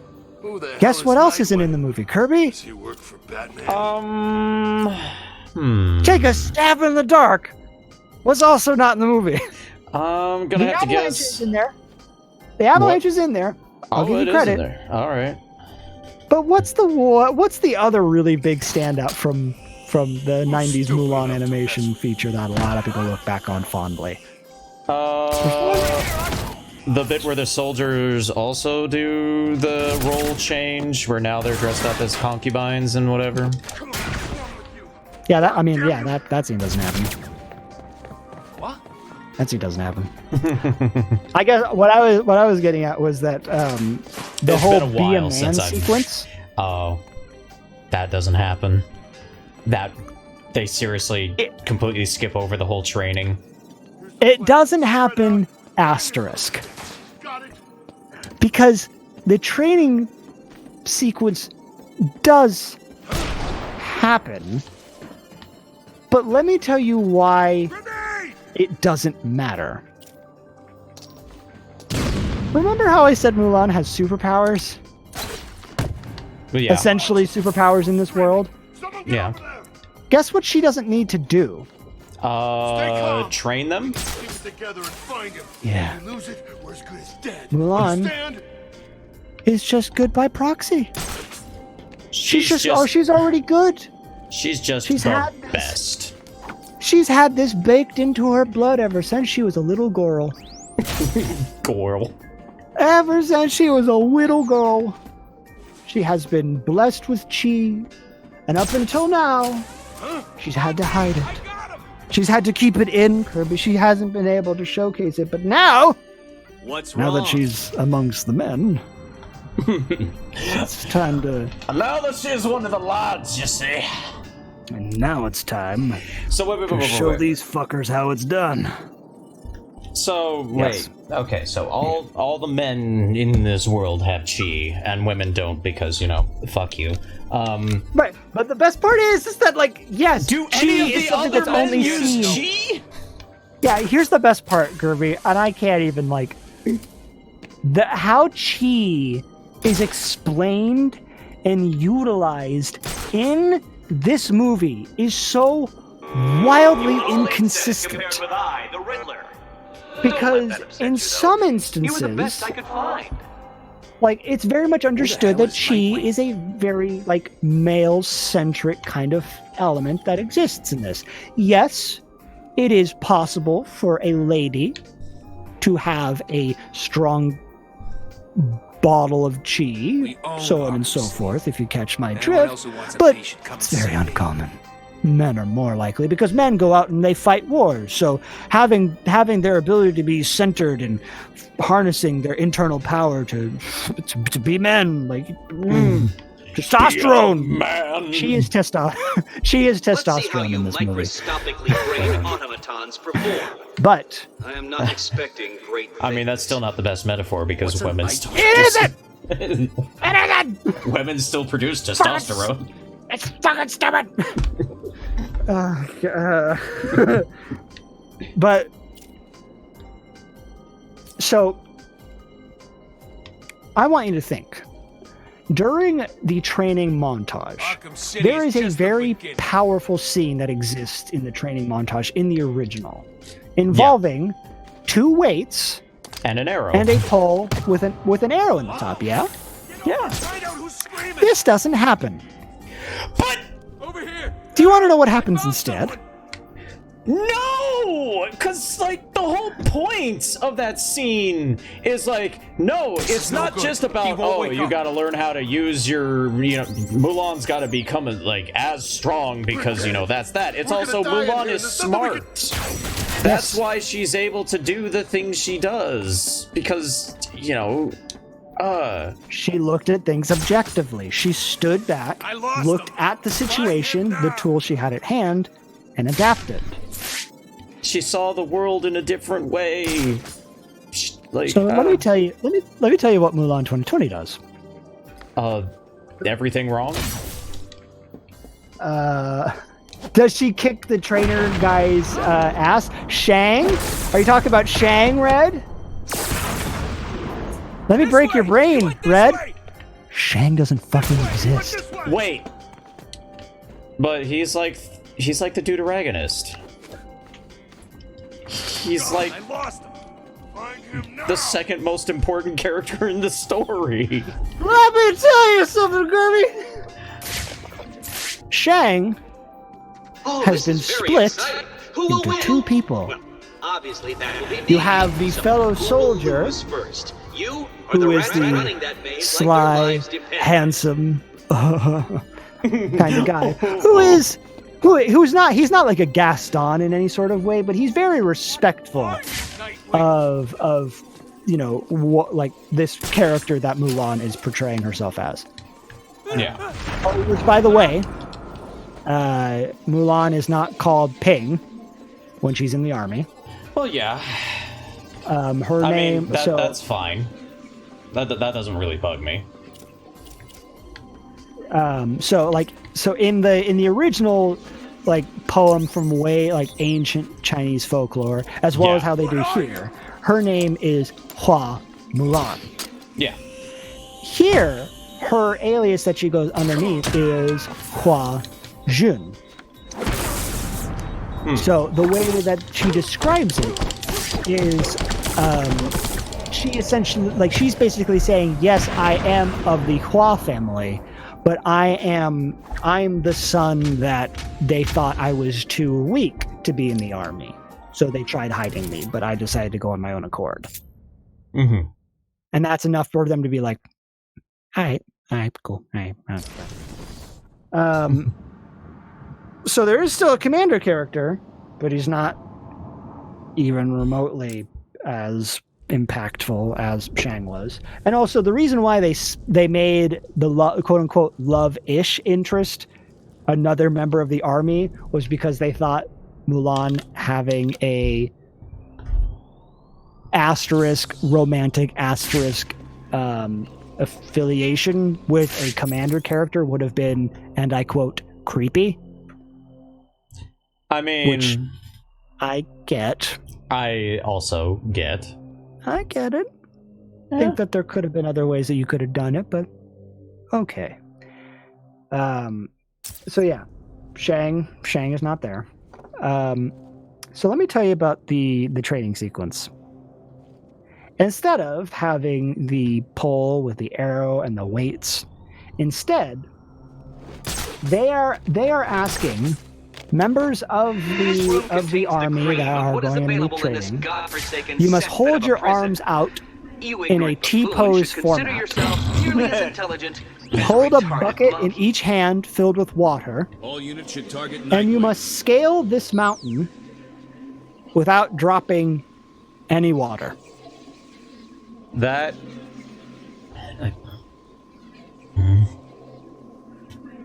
Again, that just totally misses the point of the training in the original movie. Here's the best part. So, of course, as you'd imagine,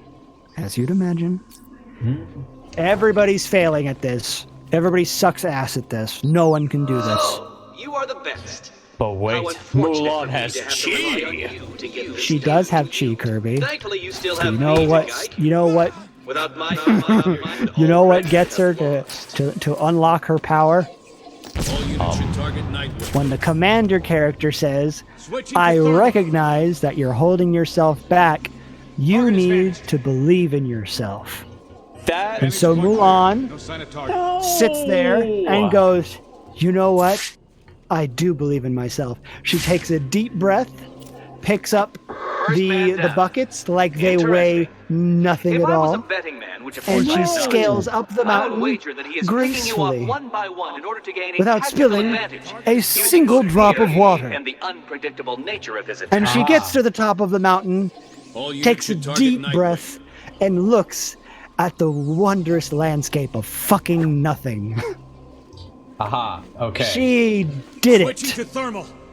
I have figured out that how they decided Vantage to point clear. create No a sign of quote unquote strong female character. They would have a strong female character who goes through absolutely no hardship at all. all.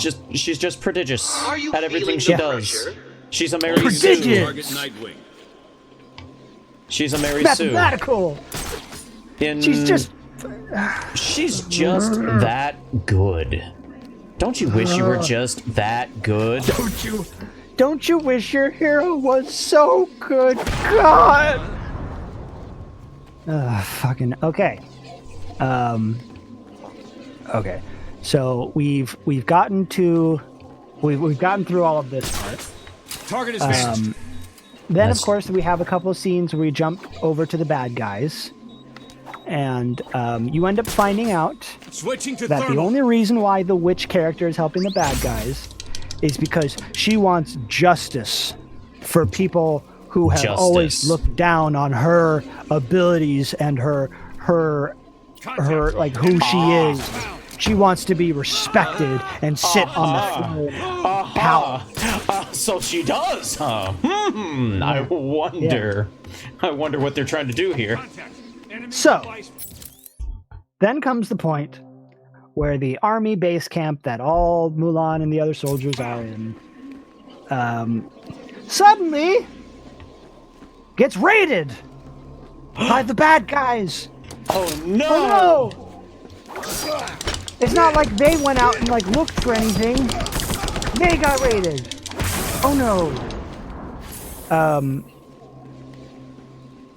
Oh, sorry. Then there was also another thing where like when they did go out on Target is location, vanished. that whole wonderful sequence, that whole breathtaking sequence of going from the musical sequence of a girl This worth is fighting really for not good enough, Cretans. to them stumbling on the remains of a battle that they were too late to get to. That whole scene from the 90s animated film is masterful. Because it goes from a jovial, sing-songy, hyper, Contact. like very, Enemy device very found. like, yeah, I need me a woman. Like, yeah, I need a woman. Song to, I think it was like 5 solid, like minutes Contact. of Move. silence. No Yeah. dialogue at all through that whole sequence when they come up on that, on essentially just this massacre Yeah.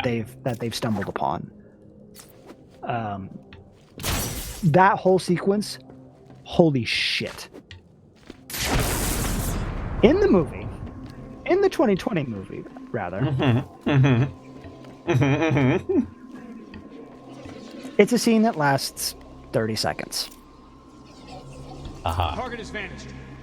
And the best part is, it is by far one of the cheesiest scenes from the entire movie because it is so clearly and obviously a set.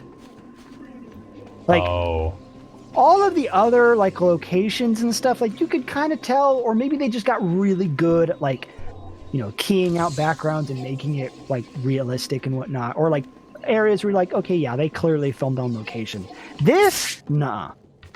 They straight up piled a bunch of dead ass people in a pile. They put some red gel like lights in the background.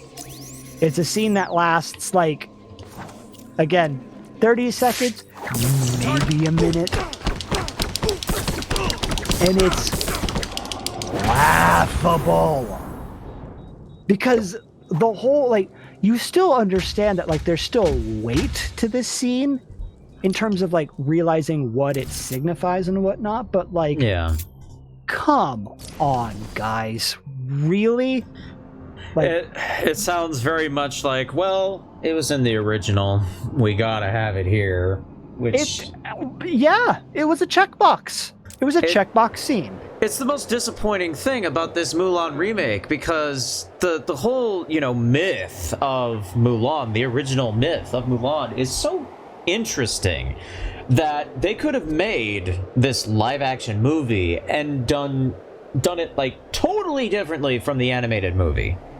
Yes, they could have. They could have absolutely made an actual non-fairy tale version of the Ballad of Fa Mulan.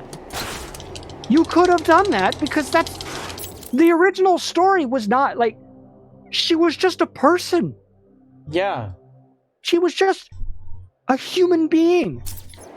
That, I mean, in the original ballad, like, she was in the army for years. And Like, the best part about it, She straight up Was gave that- birth while she was in the army. the best part about it was the fact that, like, when her fellow army men performing monkey's found out currently she was a searching woman, for you, you know what Nightwing. their We'll reaction find you, was? And they will kill you. They literally turned to her and All went, units should target So? Nightwing.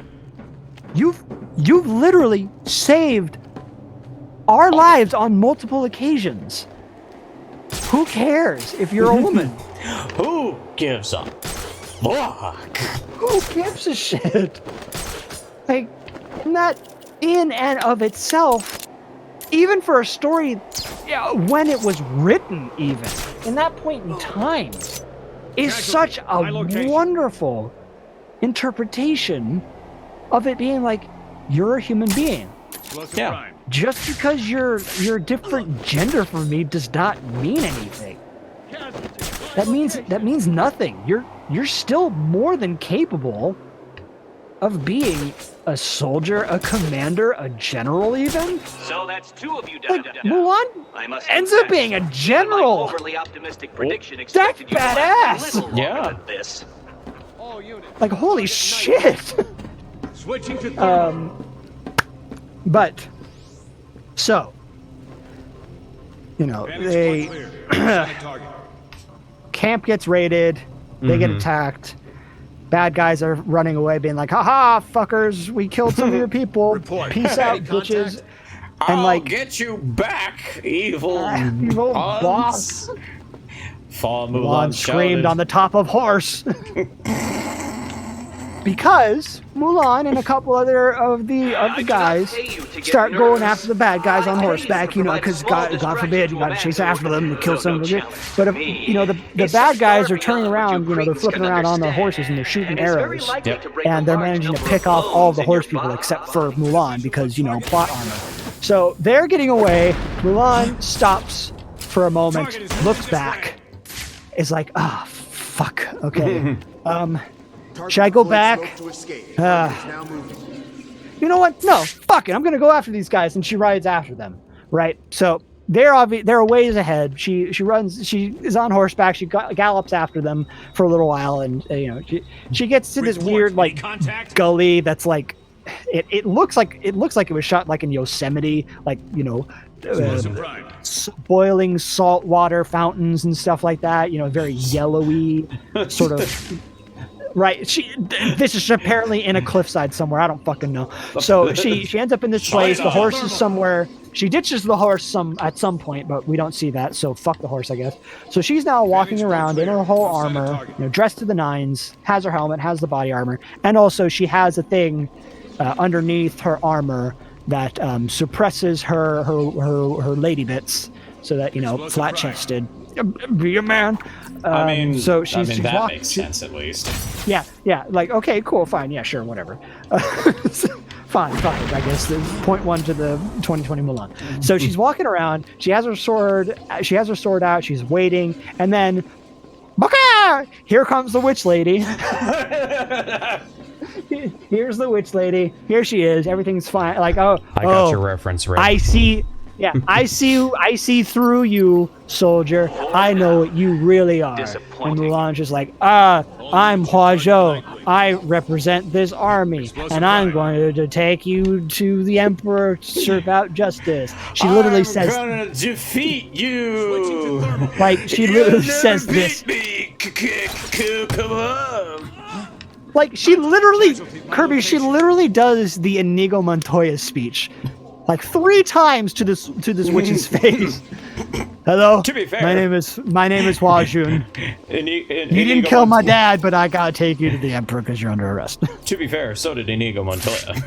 So did Inigo Montoya. But when he did it, it was like, Contact. I mean, that's just fucking Explosive cool. prime. Here, When it's he just did it, it was annoying. cool. Yeah. Here, it's just fucking annoying. So, Mulan and this witch have a very small, very Oh my goodness. inconsequential battle. We're being raided. Ah! Ah! Ah! Plenty more fools where that one came from. Welcome. Welcome to the Mulan Hour featuring Batman. Yeah, welcome to Kirby Plays Arkham Knight and EPC 379 rants about Mulan 2020. Switching to thermal. Real gamer moment. Oh yeah. Well, remember, point Red. clear. It's not the Same Huns. target. It's not the Huns this time around. They're different bad guys now. Mhm. Different bad guys. They're the Hoons. Pancakes or waffles, Kirby? Pancakes or waffles? I'm a waffles Do you kind of really guy. think that you are enough to defeat me? So None of you're a them? waffle man. Yeah, that I'm a does not waffle make man. you better than me. That's a deep reference. No one in here realizes that. God damn it. Shit. For me, Casualty. I think I'll have. I think I have to choose. I think I have to choose waffles too. I love being able to like cut the waffles into their 4 quadrants and like load them up with different things for each quadrant. It's like, this one is my whipped cream variant. This one is the syrup variant. This one is whipped cream with strawberries. I gotta Generic- do a reverse ledge on this guy. Pancake by myself. Just one of Says them. Frog now. One? Yes. All units should target night. You know what? I will let you know about this one fun instance that I had. I want to say it was like when me and like a group of friends like went to the beach for like a weekend and whatnot, and a friend went out to the store to buy pancake batter to make pancakes, but apparently he grabbed the wrong one. Oh And dear. like I didn't realize that you could actually buy like waffle mix in the same bag. Target is still missing. Like it's literally the same bag, but instead of pancakes on the cover, it's waffles. I didn't realize that. Apparently, neither did he, because he grabbed the one that looked familiar, and he brings it all the way back. He just says, I grabbed waffle mix, and we don't have a waffle iron. So we're just like, okay, well, good lord. He just straight squatted that man. That's why you should never skip leg day. Yeah. I mean, Night Owl's toned. Did you say so Night Owl? Night Owl, yeah. Ah, yes. Famous Batman. I don't superhero. Night Owl. But they brought this waffle mix back to the house, and like, well, I guess we'll just use this instead. I did not realize how strange it was going to be to have waffles, but in a pancake format. It was weird. Not bad. It was still delicious because it's waffles. Well, yeah. But it was weird because like This is wrong. This is wrong. you know what it was? It was the inside was the consistency of pancakes, but it had the outer shell of the waffle, like the crispiness of the waffle. And like, I'll tell you what, I will ever so often is Nightwing? just randomly think back to that and be like, you know what? I think I want to try that again. Back to those halcyon days. Back to that one beach trip where somebody accidentally bought the wrong mix for breakfast. The best accident. It's like, well, we're here now. I bet you're wondering but- how I got myself in this situation. We need to It keep all it together began when and we fight. bought the If we wrong lose it, we're kind as of good as breakfast dead, mix. understand? Yeah. The wrong mix. Even I expected So more than the- this. Not much I'm more, looking this granted. up. But still. So More so here's intellectual the prowess than deal. you The were bad currently guy showing. in like the main bad guy in the 2020 Mulan is not Shang Yu. Yeah. It is a character named Bori Khan. Mm-hmm. He is a Roran, spelled Rouran, which in the pretenses of quote unquote keeping it real, I guess, asterisk, question mark, Get your ass Keeping over it here. real. is more accurate to the time period. Okay, it makes more sense for the time period. Okay. Damn it, he's out cold. So here's the deal. Mulan and the witch are having their fight, right? Yeah. You know, they're fighting. The witch is just like, we should join forces because doing you're a this? girl and I'm a girl and We we need to got keep chi looking or we're and all we can dead. mess like Show we yourself could fuck chicken. shit up. Yeah, that's And how that Mulan works. is still Sure. and Mulan is still doing her hello, my name is Inigo Montoya. You didn't kill my dad, but I gotta take you to the Emperor because you're under arrest. So finally, after a handful of instances of the witch being like, yo, we should team up. Yo, please stop hitting me with your sword and whatnot. Finally, the witch says, all right, fuck you, takes a shuriken, or at least the approximation of what a shuriken is, throws it at Mulan. It hits Mulan in the chest, and Mulan falls into the yellowy salt chemical water of this hot spring area. You know, and she, oh, I guess that's the end of the movie. Witch turns back into Where a the hell bird. did he go? Off she goes. Mulan crawls out of the water, and she's like, "Oh fuck, okay." You're not getting That past sucked. me again. This way. He went this The way. reason why she wasn't hurt was because the approximation of a shuriken that was thrown at her by the witch, it hit her in the chest plate, not of her armor, but of the chest binding she had underneath. You know, the one to make her more man-like. Yeah. That, in and of itself, is actually kind of a really cool metaphor, if you think about it. It's not super deep or anything, but there is sort of an ironic metaphor to that situation. She's like, huh, this thing I did to hide myself ended up saving me. So, you are the best. How unfortunate. I know what I'm going to do. Guess what she does, Kirby? Still have me to guide She gets rid of it. without my She takes off all of her fucking armor. All of it. All of her armor, Kirby. That's- all of it. That's not how that works. Okay, but She runs back to her horse because now she needs to go back to the battle that was happening before. She runs back to her horse. She hops on her horse. She rides back in. She's now wearing the red sweater that you see in all the promotional artwork. She's riding into battle, and then she decides one more level of letting it all hang low. She undoes her hair and lets her hair fly. Here's the deal. Here's the deal for anybody who wants to know anything about fighting in any format, especially with close quarter combat. Long hair is a bad fucking idea. You know what? You know what people can do to you if you have long hair? compliment it. Yeah, by grabbing it and bringing it really close to themselves and the ground. I mean, they just want to know how it feels because it looks so beautiful. Maybe it's Maybelline. Maybe she's born with it. Maybe it's Mulan. And it's at this point in time, everybody, that this movie decides to not only jump the shark, but rip the shark out of the water, sucker punch it, rip out all of its teeth, stab it in the head, wear it, and then backflip with the shark over their head.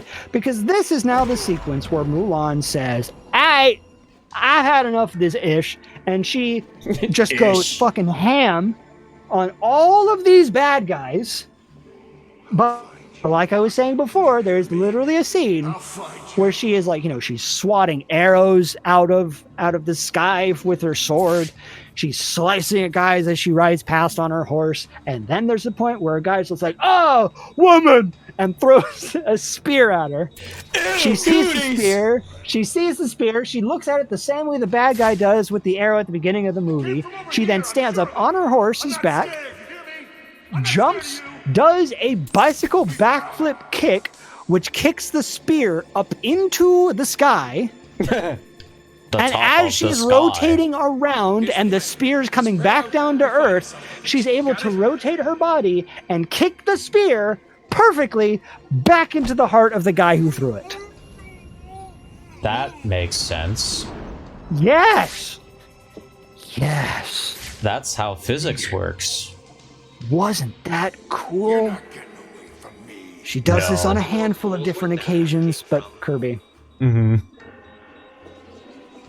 it is now my joy. It is now my absolute pleasure to let you know how the avalanche scene happens. So in case I did not mention this, because I realized that I didn't. This whole scene does not take place in the mountainous region like it did in the original. But that's where avalanches happen. How do you have an avalanche without a mountain? I'm glad you asked, Kirby, because if everyone will look off to this side of the magical dope-ass Disney bullshit train, you'll see that this mountain that happens to be going right into the plateau that they're on happens to have snow on it. Oh, does it now? Oh, So yeah. Speaking of dope-ass Disney trains, we're about to go on a train. Yeah. So we established that this one mountain that is nearby the battlefield has snow on it.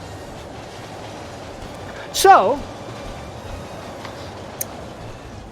we have not seen any pyrotechnics in this movie. There was no training with rockets and stuff like that. There's none of that. Yeah. We don't have any of that. So you might be asking yourself, well, in the original story, or at least in the 90s animated film, there was a whole sequence where, like, they trained with these rockets, and Mulan got good at it, and she was able to use it and shoot it up at a cliffside and cause the avalanche and sweep all of the Huns off the cliffside, right? Again, the whole, it's not just about being strong, it's about being smart. Perspective. Yeah. Mess up your pretty face, Nightwing. So the bad guys show up with the trebuchet. I wish I was fucking kidding, but I'm not. So the bad guys show up with the trebuchet, and they're flinging flaming rocks at our good guys, right? And of course, they're getting picked off. They're getting picked off one by one. They're like, oh no, we're getting picked off by this really awkward thing that just showed up out of fucking nowhere. What are we gonna do? And Mulan thinks, that's a good question. So, I've got it. She sneaks around the bad guy. She grabs a couple of her fellow compatriots' helmets, right? She grabs a couple of her helmets. She sneaks around the battlefield. She goes up onto the hillside. She places the helmets on rocks and little boulders. She then Wait, what? No, yeah. Are they seriously ripping off Conan the Barbarian right now? Yeah. She then takes her bow and arrow after she's staged up all of the helmets. She then takes out her bow and arrow and begins to shoot at the people at the trebuchet. And the guys at the trebuchet are like, fucking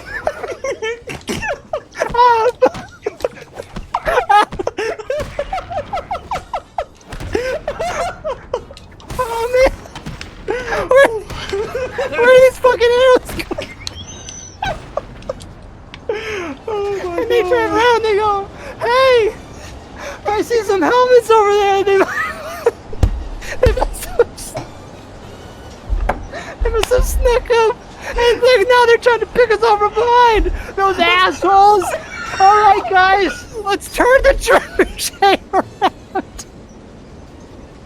They wheel the trebuchet. They pivot at 90 fucking degrees, and they shoot. They shoot a flaming ball at the mountainside. It goes comically over Mulan's head. It hits the hillside, and the avalanche happens.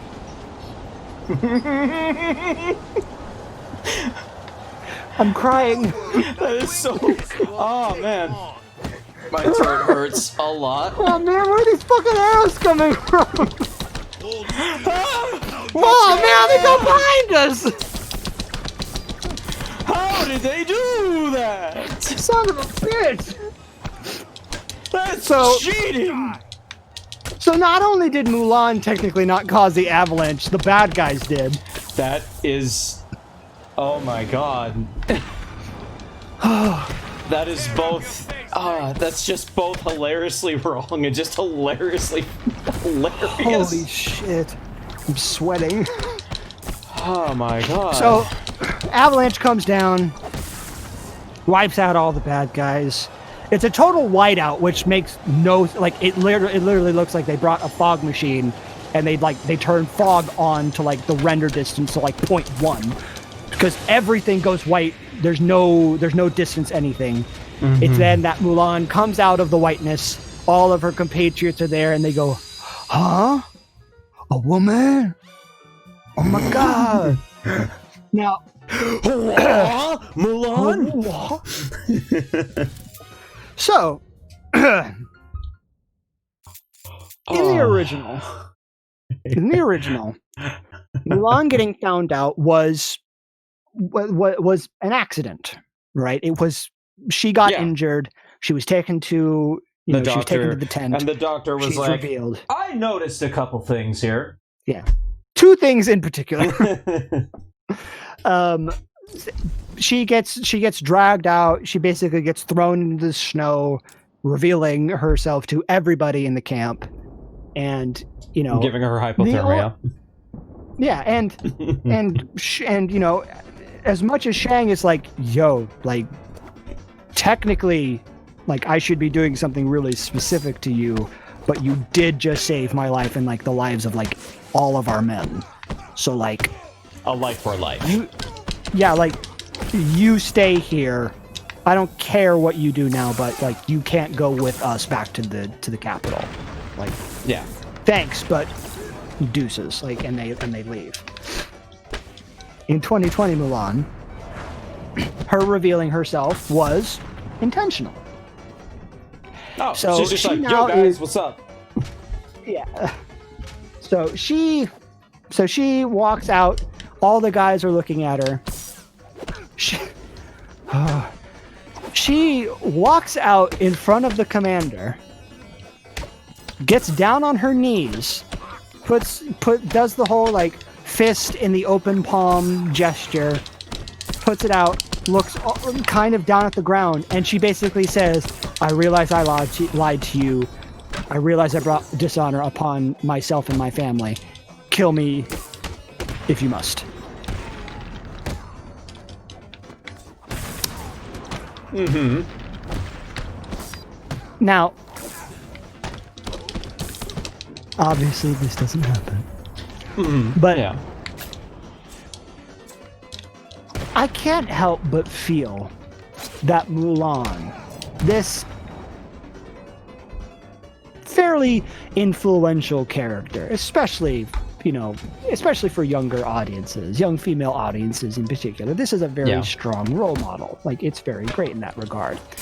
To now have a character who basically did a full reveal, kicked all sorts of ass, did a really stupid thing by tricking the bad guys into basically burying themselves, but a W is a W.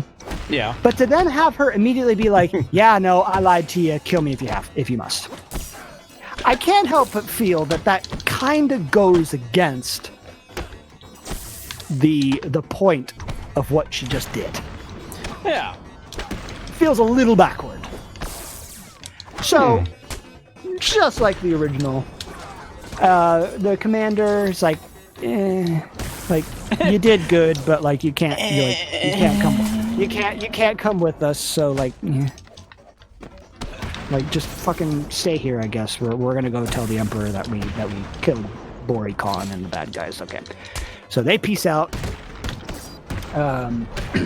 Now in the animated film, it was, Mulan is up with Mushu and Cricket and the horse, and they witness right in the squidgeelies. They witness the Huns appearing out of the snow, and their intention is to now go to race to the capital as fast as they can to warn Shang and the Emperor. Yeah. Right. That is the motive that kicks off that sort of thing. That doesn't happen. Instead, it's Mulan still out in the wilderness, way off in the middle of nowhere. And the witch shows up. Okay. And the witch is like, what's up? So see, I told you that they weren't going to accept who you were, and Mulan's like, fuck off, bitch. I'm like, I'm having a moment. I'm emotional and shit. Get away from me. And it's the witch who lets Mulan know that actually some of the bad guys survived, and they may be going in the general direction of the capital. So, bye, and and off she goes and she leaves. So now Mulan's just like, oh fuck, I gotta get to the capital. Wait, but so the witch comes and says, "Ha ha!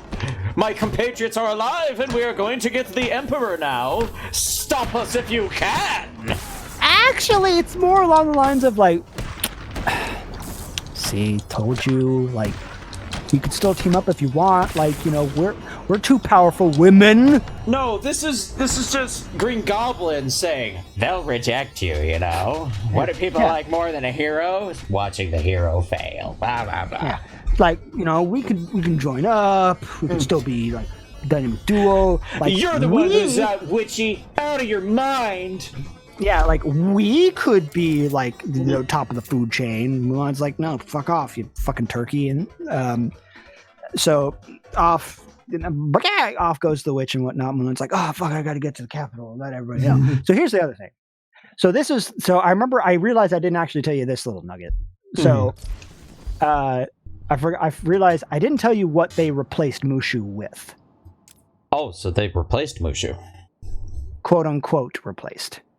Because Mulan does not have a companion. She has a guardian. Which is different, apparently, in this version. You know, well, yes, technically Mushu was a guardian in the original Mulan, but he was a sidekick. Let's be real. Yeah. In this movie, the House of the Fa family has great respect for the Phoenix. The Phoenix, a lot of honor, a lot of rising out from the ashes to be reborn. Desi, Basara, Basara. So anytime Mulan is facing a troublesome moment in the film, so like when she's going to join the army, she nearly dies of dehydration.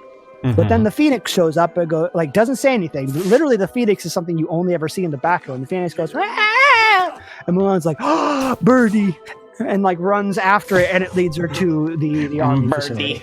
Birdie. Mulan realizing that, oh no, the Emperor is going to get killed by Bori Khan and the bad guys. But I don't know where to go. Phoenix shows up and goes off in that direction. Mulan's like, oh, birdie, and runs in that direction towards the capital because apparently the bird's going to lead me in that direction. So bad guys show up at the capital. By the way, the Emperor is played by Jet Li. I mean, okay. Okay, fine. Fuck it, whatever. Okay. I pay you to provide a small distraction. So the Emperor is now. This is not the official name for it, but I'm going to use the fan dubbed name of this because you know the Emperor is a very powerful man. So he has a lot of. Yeah. No, you're a man. He's a very powerful man. He's the Emperor. He's got himself a lot of chi, so he's able to defend himself. He ends up getting he either ends up getting trapped or led into like a construction area that has a lot of scaffolding and like bamboo shoots and stuff like that, and there's like a bunch of there's like a bunch of cloth that's going to be used in the construction or whatever. The Emperor begins to perform what I can really only describe as cloth kwando, because the Emperor then takes these random spools of cloth and begins to use them like fucking like goddamn Spring Man in Arms. He's flipping them and it's knocking the bad guys off the scaffolding. He's able to grab people with them and rip them down because, okay, I guess. So he's doing that. So then the bad guys are like, aha, I know what we'll do. They then take the bamboo shoots that are all in the scaffolding that's all around them, and they throw them at the Emperor in a way that they trap him in place. He's not able to move anymore. Oh no. They tie him up, so now he's being held hostage. Mulan gets to the Emperor's capital. She goes into the throne room, and guess who's sitting on the throne? The bad guy? No, the witch. Nope, it's the witch. The witch is sitting on the throne. But here's the deal, Kirby. The witch doesn't actually want to be on the throne. She only wants to be there because there she knows she'll be respected. And Mulan says, you don't need a throne to be respected. You just have to show that you have some good in you. And the witch is just like, whatever. That's for losers. That's for dopes. Mulan's like, nah, it ain't for dopes. It's for cool people. And the witch is like, yeah, the witch is like, okay, I'm not going to say that I agree with your philosophies or anything like that, but I'm going to turn into a bird and you should totally follow me for some fucking reason. Turns into a bird, off Mulan runs. She's like, I guess I should follow this bird now, even though that was never explained. Runs after the bird. Bad guy Bori Khan's got the Emperor all tied up and shit. And like, Bori Khan's just like doing like, I'm going to kill you, but I'm going to take my sweet ass time killing you because I got to prove a point. So Mulan's running after the witch bird. She's jumping from rooftop to rooftop, doing the very fanciful whoa with the arms splayed out and whatnot, and the leg kicked out in front and to backward because fine, fuck it, whatever. Yeah. The bird gets way out ahead of Mulan, so Mulan is still able to see the construction site where she needs to go. The witch appears in front of Bori Khan and says the soldier that appeared that appeared to you on the mountain and that tricked you into doing the avalanche, she's on her way here to save the Emperor. And the Bori Khan's is like, you mean the girl? And she's like, no, the woman. What the fuck? So Bori Khan looks over and just says, bitch, move out the way, and grabs his arrow, pulls back the drawstrings and fires it at Mulan. Mulan sees the arrow coming and she's totes ready to swat the arrow away, but nah, she doesn't get the chance to because the witch flies out in front in bird form and takes the arrow in the chest. Mulan catches the bird, she turns to the woman, and the woman goes, you can aspire to be great, and dies. What the fuck? And dies. And Mulan's like, totally not anti-figure. Oh no, I feel bad. You bastard, you must die. And runs up and begins to fight Bori Khan. Swing, swing, clang, clang, all that fun jazz. Just, over-exaggerated fight sequences. But there's this one point, Kirby, it's brilliant. It's cinematic masterpieces. Please don't tell me the witch was actually the Phoenix. No. That'd be too fucking stupid. That would be jumping the shark in a different way, Kirby. No. So Mulan is fighting the bad guy, but she's not able to keep up with. She's not able to keep up with Bori Khan. Bori Khan's overpowering her. Oh no, I'm getting tired. I'm getting exhausted. Oh no. But then the Emperor, who is 5 stories up on a different level of scaffolding, looks down at Mulan and says, fucking believe in yourself, and then says, and I quote, rise up like the Phoenix. And Mulan goes, he's right. I must rise up like the Phoenix. And as she's going from a kneeling position to a standing position, guess what just so happens to rise up behind her? It's the Phoenix! The close-up shot, but it's right behind her, so it looks like she has wings.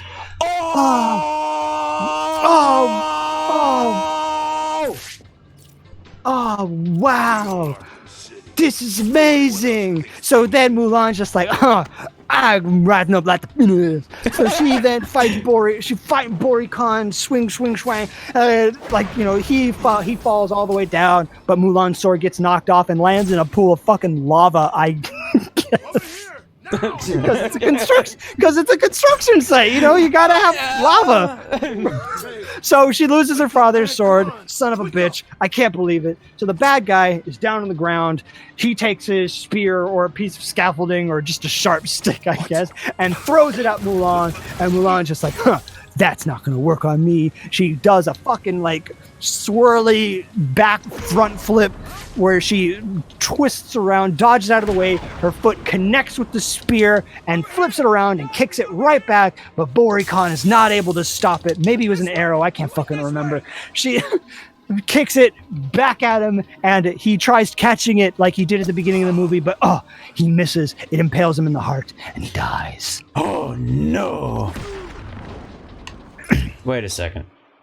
Yeah. I think I forgot to do one of the challenges. Yep, I totally did.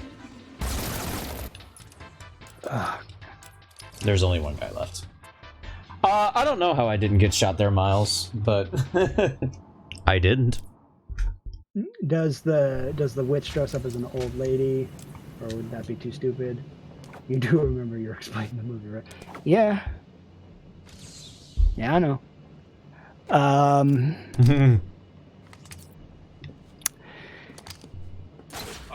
And then the movie does the whole other beat for beat of, you know, you brought great honor upon your family, so on and so on. But here's the thing. You did it! But here's the thing that actually kind of pisses me off, just like a little bit more than it probably should. You know, then there's a scene where like everybody's in the Capitol throne room, and you know, like there's a procession being held that's walking towards the emperor as he sits on his throne, and there's a very particular person out in front who's leading the entourage with Mulan following in the wake, and it is a particular actress named Ming-Na Wen. Oh, the original voice actress for Mulan. And guess what her only line of dialogue is in the entire movie? What? Your Highness, may I present Hua Mulan?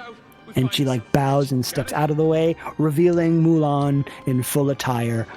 And, you know, then they have the conversation with the Emperor, blah, blah, blah, honor and shit. That scene... Honor and shit. That scene actually made me more upset than I really wanted it to. Because I'm like, I see what you're doing, and I don't like it. Like, I appreciated it.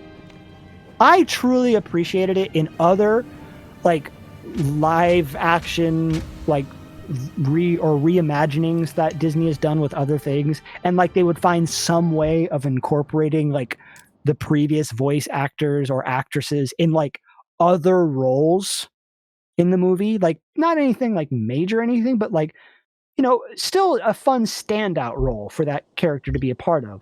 But this just felt like a slap in the face. Like, why not make Ming-Na Wen like Mulan's mother? Yeah. Fuck! How cool would it have been to have Ming-Na Wen be the witch in this story? That would have been super dope. It would have been a cool kind of counterbalance to what it was. It would have been a fun little way of like, you know, this was the lady who played the original Mulan, and now she gets to play an antagonist. That's kind of cool. Yeah. I think it could have worked very well. Didn't happen, but, you know... it is what it is. It was. Yeah, it is what it is. But it turns out, you know, so her original sword, her dad's sword gets lost, so on and so forth. They make her a new one with the same insignias on the front. That's like loyalty, honor, truth. But they added a new one on the back. Family. Oh, wait, what does family have to do with anything? Because apparently family matters now. Did I do that? Or thank you, Oracle. Beat me to it by half a second, you bastard. Goes back home, gives it to her father. You know, you are my greatest accomplishment, blah, blah, blah, blah, blah. And then the movie ends with that sentiment. Why does she give the sword to her father? Why does she? Yeah, because in the original movie, in the original It was movie, Shang, it was Shang's, or not Shang's sword. It was it was I can't remember his name. He was Fuck, not. I just he said was it. not a very memorable villain, to be fair. But I mean, the whole point was like Mulan was so terrified of bringing shame to her family, and she brought a trophy that proved she was trophy the of the hero. bad guy and the medallion of the emperor. She was the hero of China. It's like I have finally made my family proud, and then the father's just like, I don't give a shit about that right now. You're my daughter. I'm just glad to see you're alive. Fuck, I'm happy you're just alive. Oh, Shan Yu. Shan Yu, that's right. Shan Yu. Yeah, like bring Shan Yu's sword home. And it's just like, yo, like here's the guy that like tried to take over China's sword. Also, here's the medallion of the emperor that he gave me himself. Please don't be angry. Yeah. I don't fucking care, dude. I'm just glad you're alive. Because that was Mulan's, like, primary struggle in the original movie. It was like, the reason Reflections is a song is because Mulan just doesn't know what she's supposed to be. I mean, she knows what she's supposed to be, but she doesn't feel like she's good at what she's supposed to be, but she doesn't want to disappoint her family. Does she go through any of that in this live-action movie? No. No. Because there was no growth. Yeah. There's no growth at all. Didn't happen. Just fucking wow. Good. Like, No, better than good. I've said this on multiple occasions when talking about what I constantly refer to as the Disney reimaginings. I am a big proponent of these reimaginings that Disney has been doing. Have so much unbelievable potential. Yeah. That it's always upsetting when they don't take it in a brand new perspective. Like, love it or hate it. Like, I appreciated what Maleficent did. I appreciated that it basically took the story of Sleeping Beauty and said, but what if the camera was over here? I mean, I appreciated that. I appreciated that. I thought that was it was a neat way of telling the same story from a different perspective. Whether you like it or not, just I had to give them props for that. Granted, Disney does have a habit of like slightly tweaking the fairy tales that they tell, so it's fine. Little Mermaid, what? Yeah. But it hurts so much when you have these reimaginings, or for the most part, these live action renditions of their cartoon counterparts. Essentially be just almost a one-to-one retelling of what the animated cartoon variant was. Yeah. Like, that's why, for me personally, Lion King hurt as much as it did.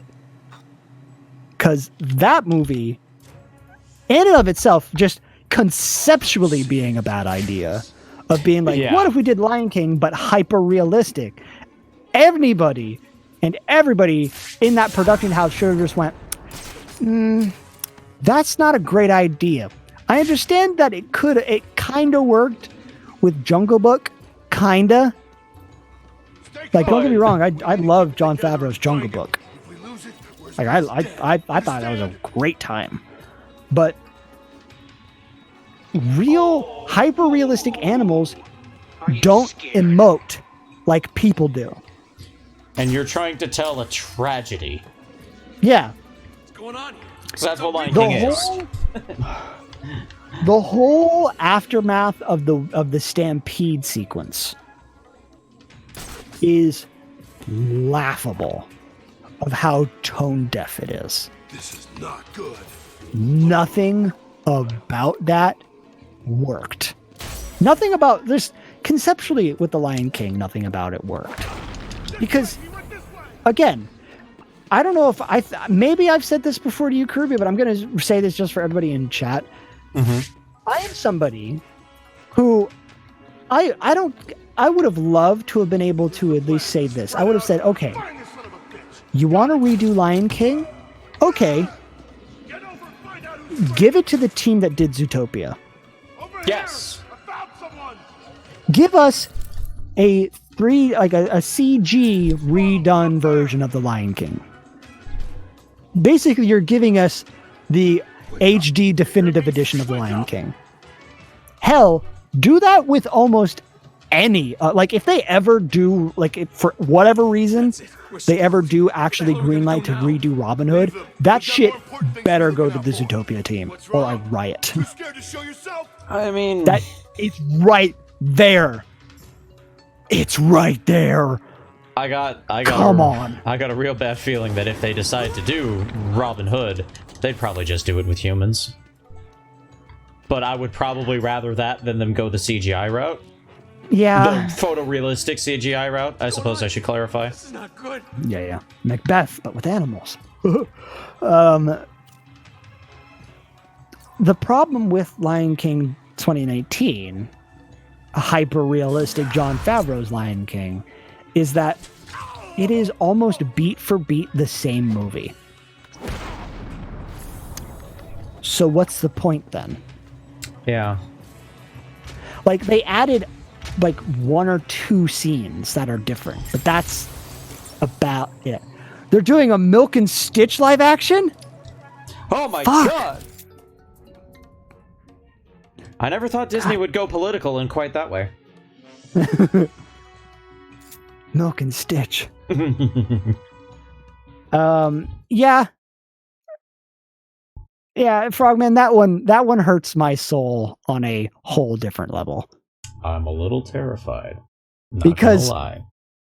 Because, like, I'll be real with you, like, Lilo and Stitch is really high on the list for me personally of, like, Disney films. Like, there's a lot to choose from, but, like, for me, like, Lilo and Stitch was just, like, there was something else about that movie that just, it resonated with me in a very, like, impactful kind of way. I think everybody has, like, that one or two Disney films that kind of, like, do that. Mm-hmm. That, like, you're like, you know what? Like, this is a movie, like, whether I'm having a good day or a bad day, I can sit down and watch this movie from start to finish without ever needing to stop or anything. That's just how much I love this movie. Finding out that they were going to do it in the live action format, I don't... Obviously, yeah, just saying the phrase, I don't see the point, is obviously putting it very bluntly and kind of simplistically. But I can't think of what else, like, what would be the reason beyond just money and licensing. Like redoing Cinderella, okay, it's Cinderella. Redoing Jungle Book, okay, like it's Jungle Book, like that I can understand. But like Lilo and Stitch, like it's a quote unquote modern story. Like there's a certain element that they do with Lilo and Stitch that is just not. It's inherently not going to like work being redone this way. I can't think of why they would want to do this beyond just saying and doing it because they can. That's really weird. Well, you know, at least we never have to worry about them doing a live-action version of Tarzan. I think at one point they were actually considering it. I mean, I'm sure they were. I have no doubts that they were. I think the reason why I remember reading like there was like an inside like I don't know if it's a scoop or anything, but I think the reason why they were very hesitant about it was like the concept of Tarzan in and of itself is a very particular, like it was kind of ballsy for Disney to do that story regardless. Like, it's a very, I'm not gonna say controversial, but there's a lot of stuff with Tarzan that are like, that people have a hard time understanding, like, why things the way that they are. Like, I remember for the longest time, there was this big conversation about, like, well, why's Tarzan gotta be why's he gotta be a Caucasian guy in the jungle somewhere? And it's like, you clearly weren't paying attention because he was shipwrecked as a baby and was raised by apes. Yeah. The idea of him being a Caucasian man living amongst the gorillas is the concept, people. That's the joke. That's the whole premise. That's why it's so, like, odd. That's what makes it so interesting. It allows you to see the duality of animal cousins. You know, like, yes, he is the epitome of the opposite side of the coin, but showcasing that he is still inherently still belonging to this class. Like, that was the whole concept of Tarzan. It was what if the fish out of water was raised in the different water and never knew anything different? You know, what if the fish out of water had learned to breathe air when it was born and didn't realize that was the abnormality until much later in life? That's the interesting concept with Tarzan. So it's kind of like how, you know, you got finding out, like, the cast of the live action Little Mermaid that they're doing. A lot of people were kind of wigged out by it. Yeah. Because, you know, in the live action version of The Little Mermaid, Ariel is not going to be a redheaded Caucasian girl. Oh no. She is. I'm trying to remember what's the actress's name that's playing her. I can't remember either. Mermaid live action cast. Let's see. Because I can't remember if. Oh, that's right. So it was one of those things where everyone heard the name of the actress playing Ariel, and everyone kind of did a double take because it's Halle Bailey, not Halle Berry. Halle Bailey. And, like, you know, then but the interesting thing about it is that all of the choices that they're making they make sense for what they're attempting to do. Yeah.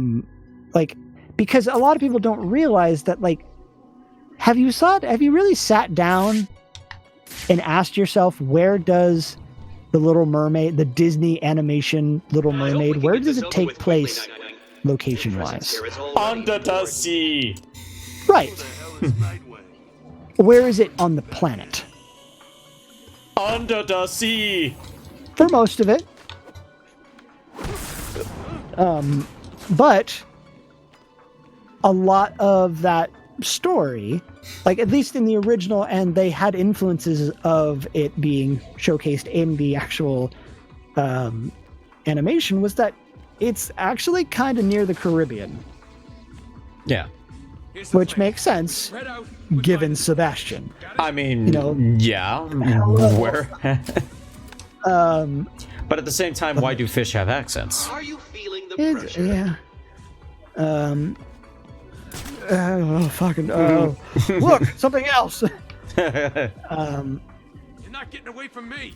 But and then, like, and of course, like, there are other characters that they've picked for everything that, like, makes sense. Granted, I look at who they picked for Ursula and I'm like, okay. See him? I get it. Don't you think you can hide the Okay. dog from me? There's potential there. Like, finding out that Melissa McCarthy is going to be Ursula, you're like, It's not on that one. I get it. I mean, I get it. sure. Granted, I'm not going to lie. Like, I think it was the Little Mermaid live that they did. Who did they have playing Ursula. I want to say it's one actress, but I don't want to get it wrong.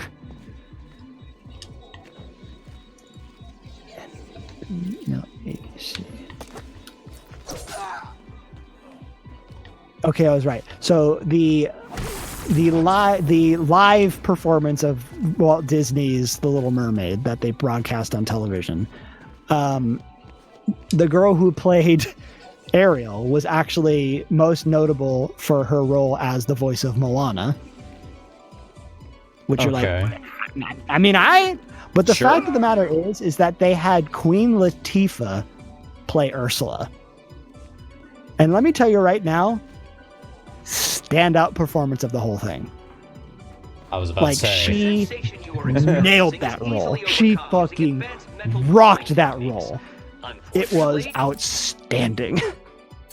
Everyone else was fine. Granted, the one thing about the live production that was just hilarious was the puppets that they used. This cannot be happening. Mm-hmm. Oh my god, Kirby. I gotta find this shit for you. I need you to understand that the puppet that they used for Flounder is absolutely the most nightmare fuelish thing they could have done. Oh boy. There's a picture of it in Discord for you, and I will also post an image of it in chat. Ladies and gentlemen, Muppet. this was Flounder from the live performance version of The Little Mermaid. And now that's just the forward-facing shot. Here's the side-facing shot, and I will go ahead and send this to you too, Kirby. It is hysterical. So what they basically did is they took that fishing board game that kids play, and they just said, "What if You are all experiencing bigger?" an emotion experienced in Yeah. anticipation of some specific God, thing. what was it? There were people who were also saying that, it's oh god, it's like they trapped the soul of Mr. Peanut in a fish. Which it's very specific, but All right. I get it. Also, you know who played Sebastian? Who? Shaggy. Scott Menville Nightwing, can you hear me? or Casey Kasem? David Diggs.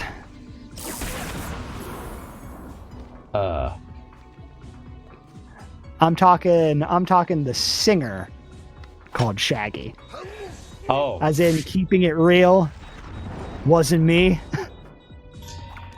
when you said Shaggy, I immediately thought of I Scooby-Doo. know. Believe me, I know. I did the same goddamn thing.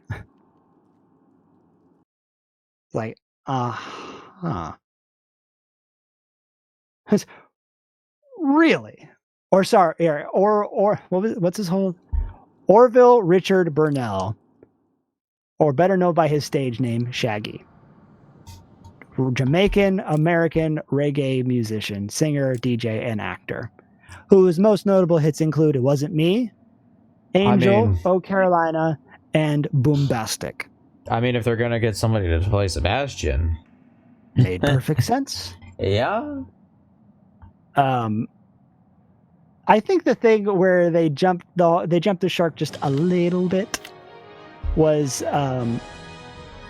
they made the chef character a much more prominent role in the live broadcast television version. Want to know why they did that, Kirby? I'll tell you why. It's because they had John Stamos being the chef. So, Shoot the money. they had to get him. They had to give him more of a role than just a guy who tried to kill Sebastian. Oh, also, by the way, Flounder was a puppet. Sebastian was just Shaggy wearing a red outfit. That's hilarious. Dude, again, here you go, chat. And Here you go, Kirby. Here's Ariel talking to Sebastian. Hey, come on! He looks like he popped out of like the dollar store version of Thriller. I mean, yikes, dude. Again, all respect to the actors and actresses. Like, I truly, honestly feel like they all did like a good job with what they had, but it was the production itself that was very like it was not the greatest in comparison. That mask is coming off. All power to you, but like, yeah. There were a couple of things that they coulda, shoulda, woulda done differently. But again, I appreciate that, you know, the live show was less about like high production value and realistically was more about like the event itself. Yeah. If you catch my meaning, like there were like millions of people who were watching that. It got a lot of buzz online. Like I remember like watching along with it and like seeing people being like, "Oh my god, this is fucking ridiculous," and I love it. Which that's always appreciated. Just boy. Just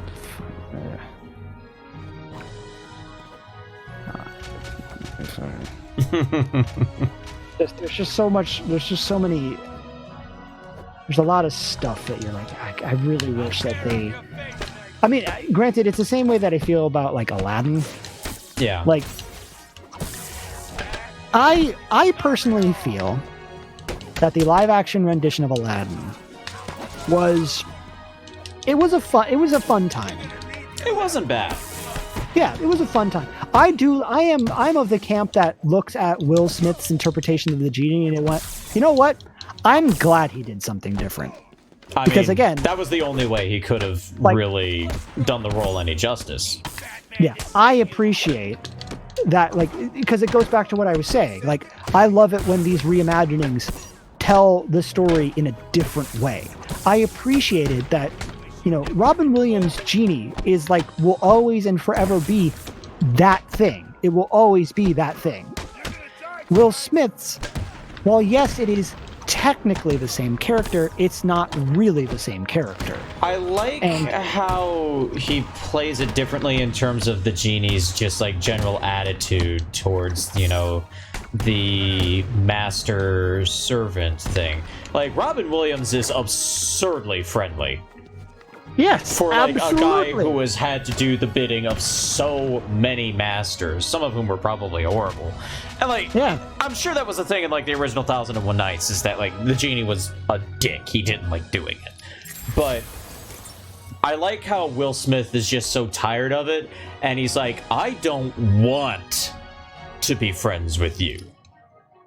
I know why you're here. I understand what this is. Like, just let's... You're not the guy. Go get the guy. Let's get this over with. Can we not do this? Like, can we like skip to the part where you hand me off to the guy who actually sent you to get me? Well, actually, like, I guess I am that guy now. Yeah. Fuck. Well, okay then. Wow, that's a different change of pace, but unfortunately, I kind of have the foresight to realize that, you know, it probably is not going to end well, so let's just get this over with, I guess. Yeah. So to have Aladdin be like, huh, I don't really know what I want. It's like, that's a first. That's interesting. Mm-hmm. I'm not entirely sure like I'm not entirely sure what the original rendition of the genie was in Aladdin and the Wonderful Lamp. I don't either. But I have a feeling it wasn't. I just have a feeling it probably wasn't nearly as, like, you know, friendly. Because, like, that's just the thing that Disney does. They make things friendly. But also, there were multiple Jinn in the 1001 Nights. Yeah. And Each one of them having different variations. I thought, like, I might be confusing it with another genie, but I thought, like, the genie of the lamp it was like a punishment that it was trapped in the lamp. Let me see.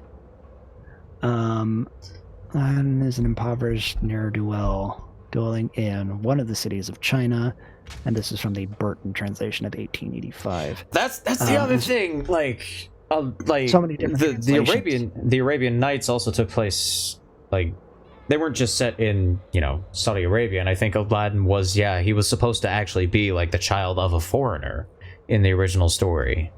Yeah. So let's see. He's recruited by a sorcerer of the Maghrib, who passed himself off as the brother of Aladdin's late father, Mustafa the tailor, convincing Aladdin and his mother of his goodwill by pretending to set up the lad as a wealthy merchant. The sorcerer's real motive is to persuade young Aladdin to retrieve a wonderful oil lamp from a booby-trapped magic cave. The sorcerer attempts to double cross him. Aladdin finds himself trapped in the cave.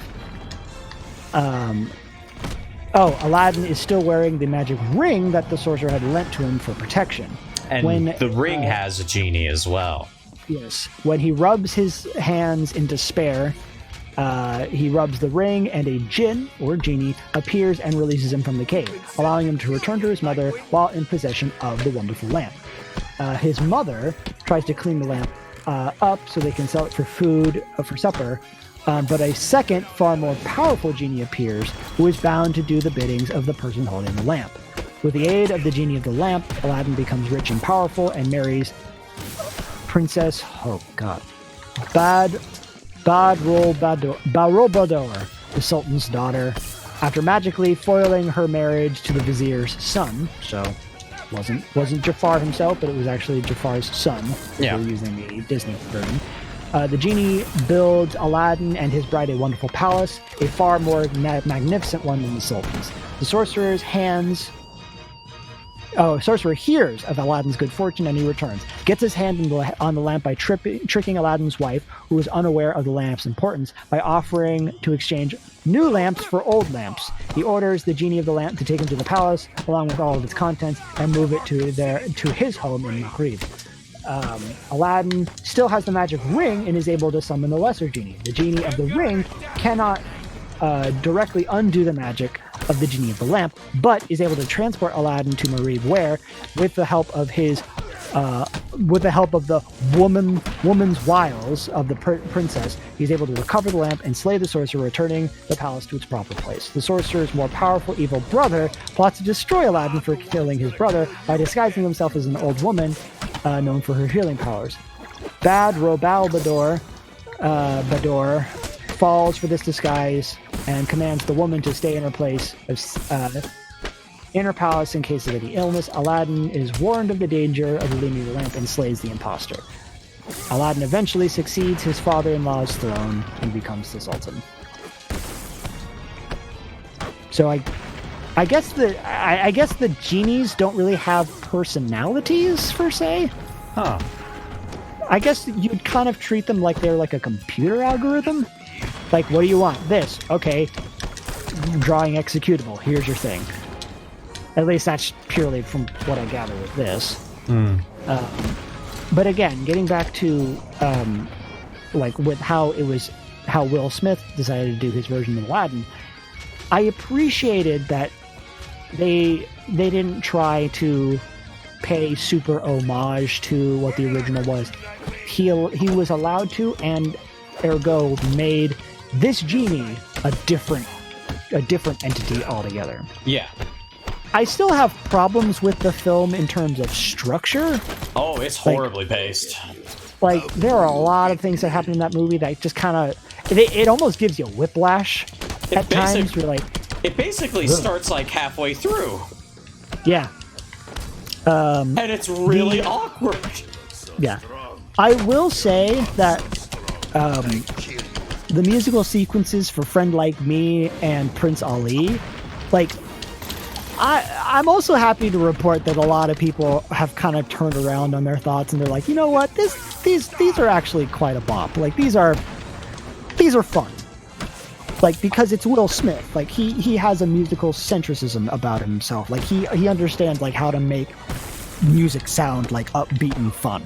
Yeah. Not like energetic like Robin Williams did, but like a different kind. It's Big Willie style. Yeah. You know, like this is will this say- is Will Smith of the 90s coming I will around. say the version of Friend Like Me that plays over the credits, the one that is very Big Willie style, is Absolutely. a lot better.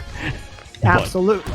Yeah. And I mean that whole sequence for the end credits where they're doing the whole like Bollywood-esque kind of dance routine. I'm like, That was fun. why the hell is that not more in the movie, man? That's awesome. Yeah. But like, you know, it was nice to also see that they did the whole like tricking Jafar scene different. Yeah. Like rather than it just being like, haha, swindled, they introduced something really early on in the beginning with the whole like gray areas idea, in that, you know, you have to be really specific with your wishes, or like I could technically give you what you asked for, but not actually give you what you asked for. And that's where the whole, like, you know, haha, tricky genie thing comes in. Exactly. Like, you know, make me a prince. Oh, you like this guy? It's what you No, asked that's- for, but not what you Yeah. wanted. Yeah, those are two different things, and I appreciated that they actually used that in the beginning, and it paid off. I appreciated that. Yeah, because they don't really allude to that at all in the original animated They don't. movie. And They have Aladdin trick the genie in a very clever way, but that was about it. and like that was the one thing that I do have to give that one to the original animation, that I kind of felt like their version of Aladdin tricking the genie felt a little bit more like sleight of hand, Let's see how you or not sleight of hand. It felt more. Like a smooth talker. It showed Yeah, it a felt little more bit more. cathartic. Yeah. I like Versus the other yeah. one, which is literally sleight of hand. Yeah. The original, I think, showed off like how clever Aladdin can be a lot more. Yes, and how absolutely. it played a lot more into the trick he plays on Jafar to defeat him at the end of the movie. Yes. Like, at the end of the movie, Aladdin doesn't sleight of hand Jafar into being trapped in the lamp. He tricks him like by playing to his, you know, sense of inadequacy. You know what? Genie is more powerful than you. Ah, no, that's bullshit. You can't be more powerful than me. I want to be a genie too. Okay. All right, cool. Shit, boy, okay. Oh no! Way to go, don't. Oh no! Don't do it. I don't know how we will ever. Oh no! Return of Jafar. Oh no. No! You'd be surprised what you can live through. Lord. Wake up. Do you hear me? Wake up! But yeah, I'm more like kind of. I'm always bummed out more than anything Get out of here, man! when these reimaginings You like need to just keep looking or we're all they do things to a slight too scared like to show yourself. unfortunate disadvantage to what they were going for, that just kind of makes you go like, Total mishap. "Aw." All you've done is tell me you're I here. wish they would have done that, but you know, whatever, I guess.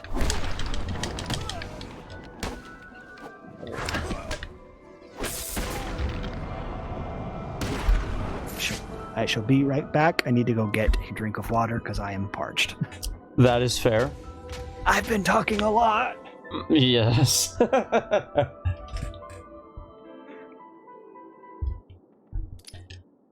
I just destroyed the hell out of that challenge, though.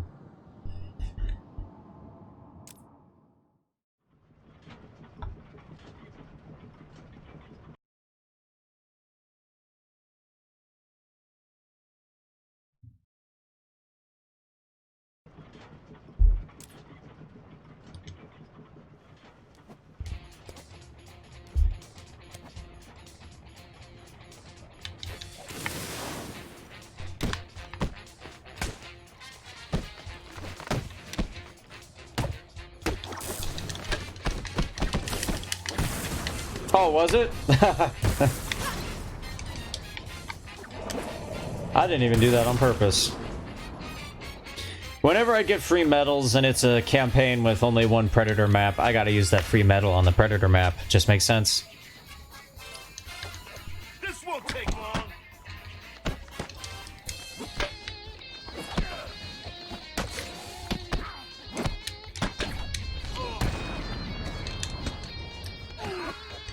So campaigns. I believe I'm on campaign number 4.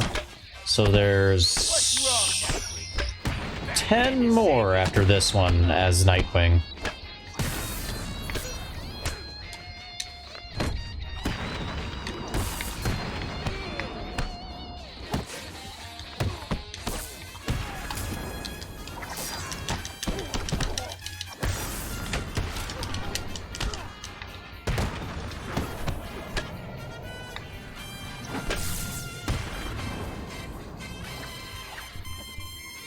Interesting camera angle.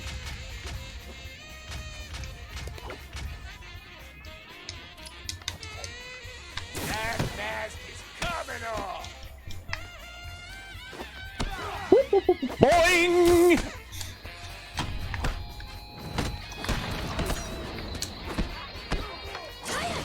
I'm the one who's gonna kill you, Bat Junior. Bet Junior. Don't worry, Nightwing. This won't take long. Boings are always entertaining.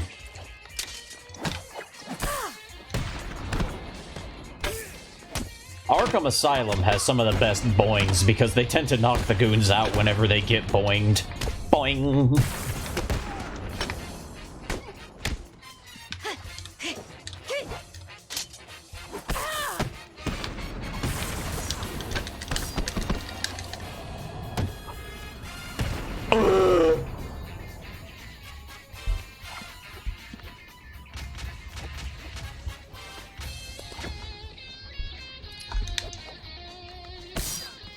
Time to get me some wind.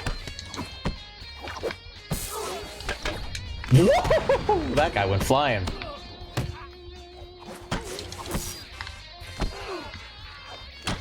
Where's Batman to save you now, Nightwing? Kill you, Nightwing.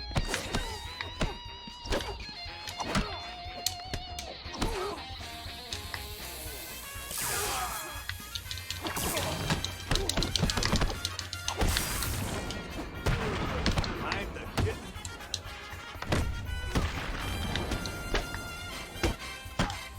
This is gonna hurt, freak.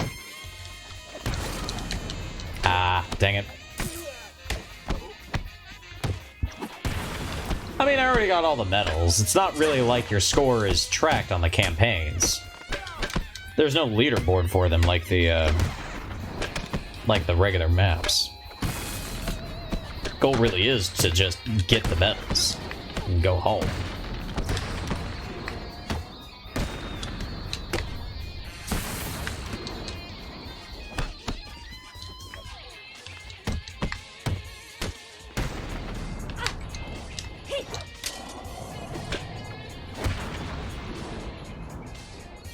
Yeah, it still sucks getting hit.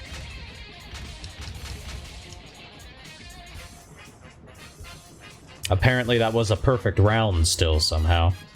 Oh, because I had the regenerating health on. Oh, no, that was campaign 3. So we got 1, 2, 3, 4, 5, 6, 7, 8, 9, 10, 11. Oh yeah, that's right. You can read the deets! You can read the deets first. I forgot about that. So we got bowled over. Can't remember what that one is. Fall Guy, which is you pull a guy down with the bat claw. Great moves. I gotta attack somebody from a grate. Cool. Stick up is the Eskrima sticks. Over the ledge, I think I gotta do a ledge takedown. Kick off.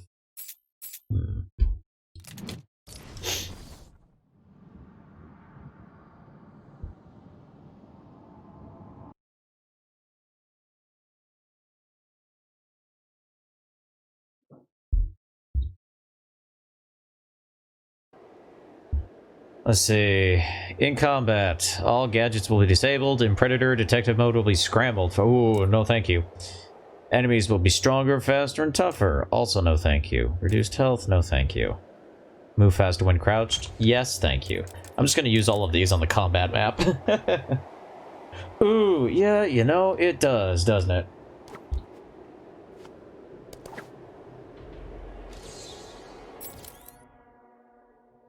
No, it is knocking them over over a walkway with the electrical blast.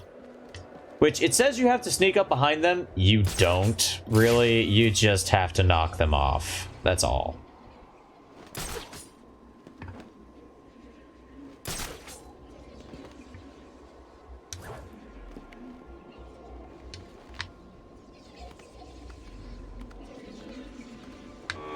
You are all insects compared with I, the Riddler. Don't let that upset you, though. You were the best I could find. All units can target Nightwing. I'm upset because technically the Tiger Guards are only supposed to work for what's his face? Hugo Strange, because they were brainwashed by Hugo Strange.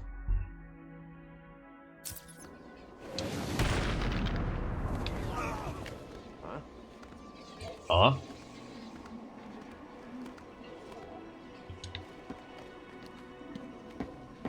Oh, that guy's really close to the grate. Explosive prime. Nope. No, it's not. Stop it. Stop it right ass now.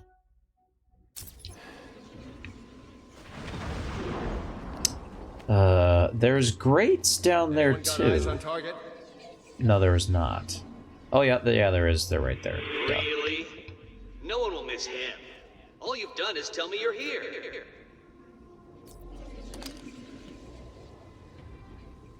Casualty. Huh? Move. Uh-oh.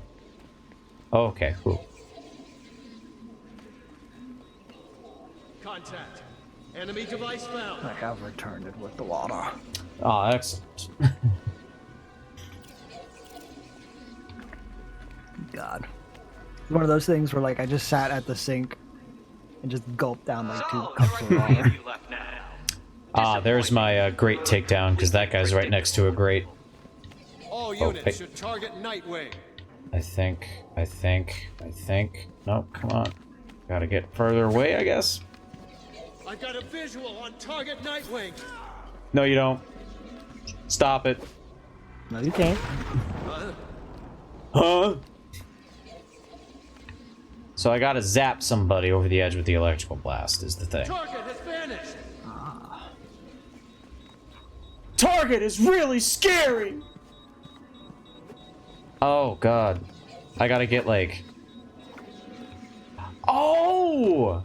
My gadgets are disabled. Boo! Are you scared? All units should target Nightwing.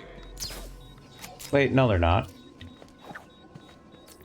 So why can't I use the electrical blast? Who gives? Dude, what's Oh. shit? Oh! The hostage taker's right there. If I do the electrical blast too close to the hostage taker, he'll shoot the guy. Duh. Whoops. That's my bad.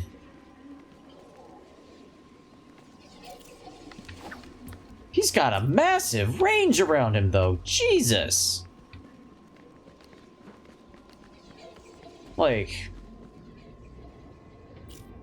Like, fuck, dude. Dude's got coverage. Oh, this is very exciting. Who will win? range! Obviously, that will be me. So I think who will lose I first? can, You or the rats running that maze like their Yeah. lives depend on it. I disabled his gun, so that'll let me do this now. All units should target. Perfect.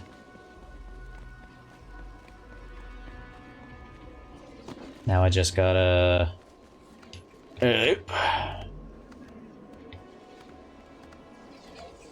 This is a car insurance commercial.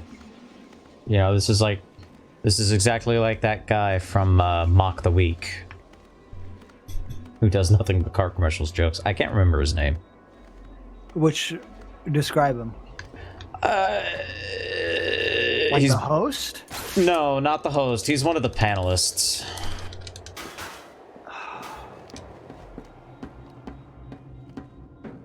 Can't remember his name. But he always makes a joke like, "How much are you paying for your car insurance?"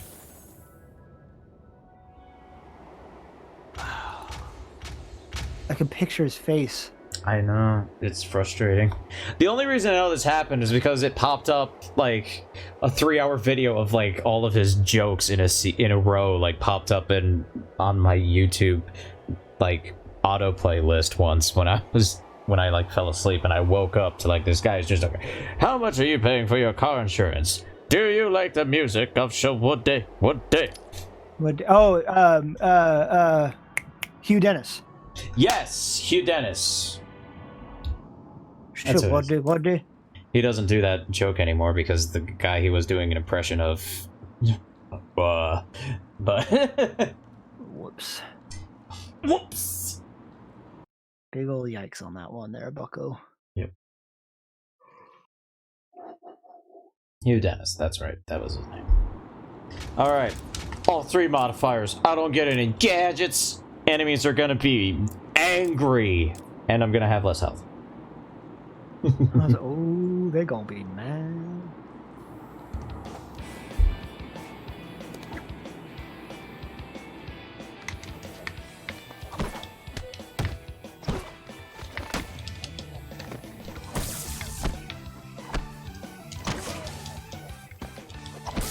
Oh, absolutely, Frogman. I love Taskmaster. Shit is solid.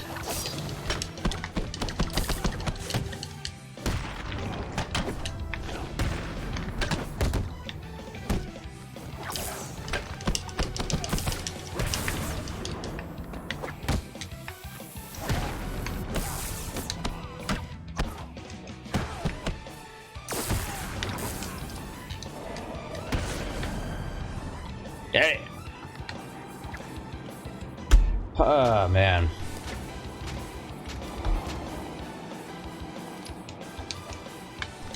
I'm gonna have to record a lot of this footage for when I eventually do the freaking retrospective video. Yup. This is true. Well, at least I'm fairly decent at the game. I wish the debug cam would let me, like, do stuff while I'm using it, though. Like, I can use it to, like, get footage just, like, panning camera shots, but I can't actually do any combat with the camera in debug mode, which is weird. I feel like I should be able to do that. So I'm wondering if I'm just doing something wrong.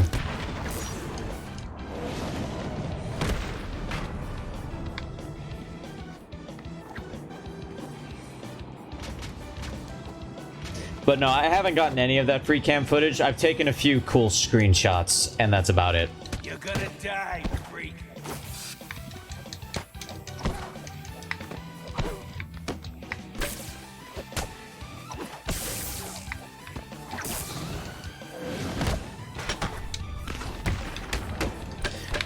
Yeah, Frogman, I'm working on...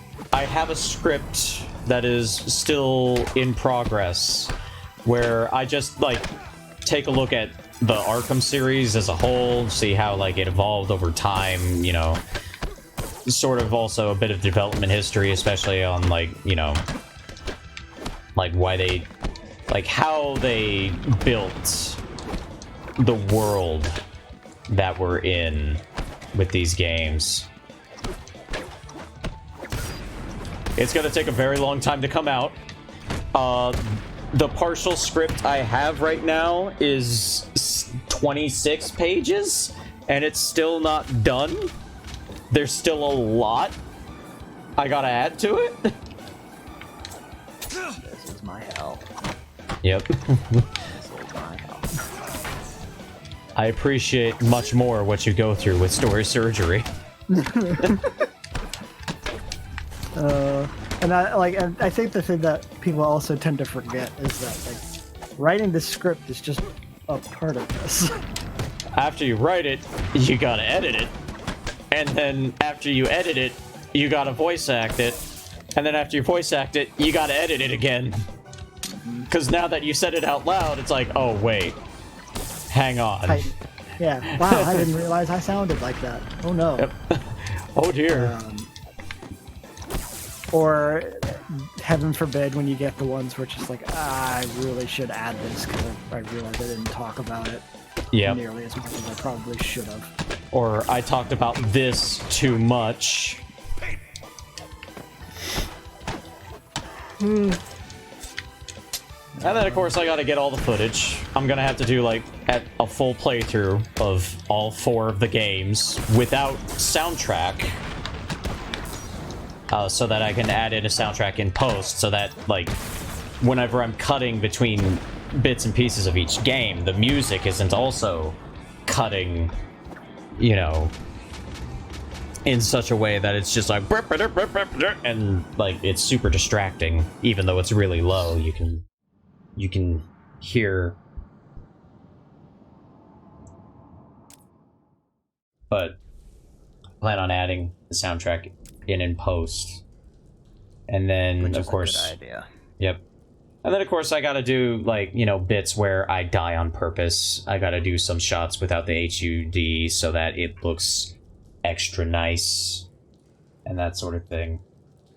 It is very much going to be a labor of love when it's said and done. Absolutely. But what I have so far, I think I'm pretty happy with. Which is good, because that's like half the battle. Yeah. Getting to a point where you're like, you know what, I think I can stop. Yeah. Especially with, like, how I tackle the evolution of each different gameplay style. Because there's just so much to talk about, especially with, like, the first Arkham Asylum, half of it has aged very well. Yes. The other half is the combat, which, in the original Arkham Asylum, I'm not gonna lie, it honestly kind of sucks. Tad rough. Well, it's just so shallow in comparison to its contemporary, which is so interesting, because it's the combat that everybody, like, attached to when the game came out. Like, everybody talked about the combat. The combat was, like, what people imitated the most about Arkham Asylum. When, like, the combat just... it's not really that interesting. Right.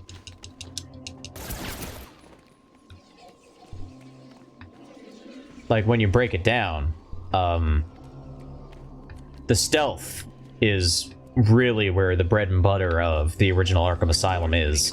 And that's held up reasonably well. I mean, it's still not as good as it will be in later games.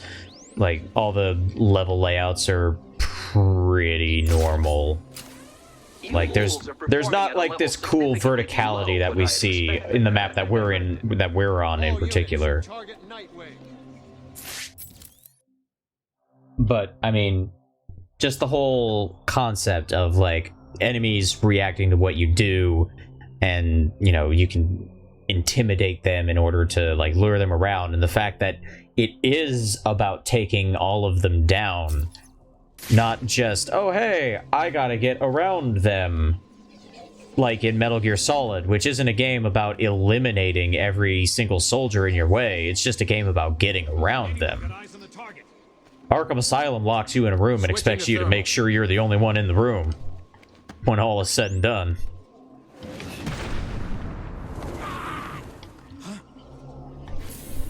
Casualty. Target is moving this way.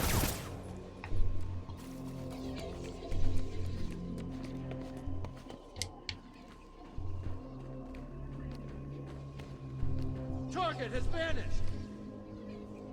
I like how Frogman mentions wanting to have a mastery of this game at like me, when I immediately get caught and shot like a lot.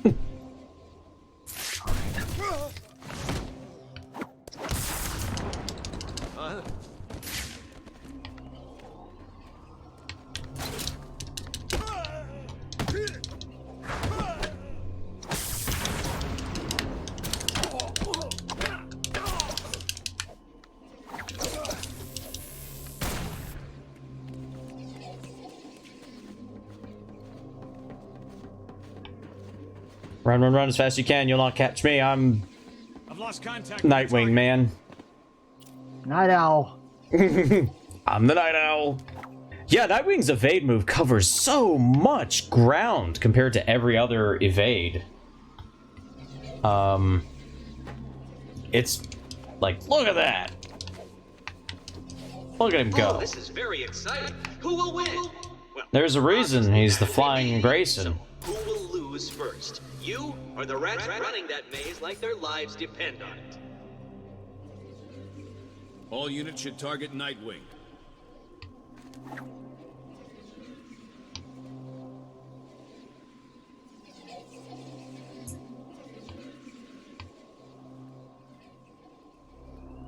I gotta knock somebody down with an Eskrima stick and then do a KO on him. For the... Contact. Move. Nice! Casualty. My location.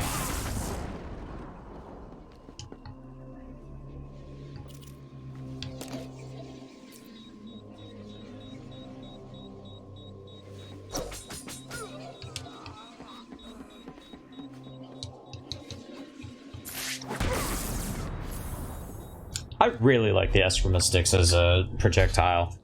Way fun.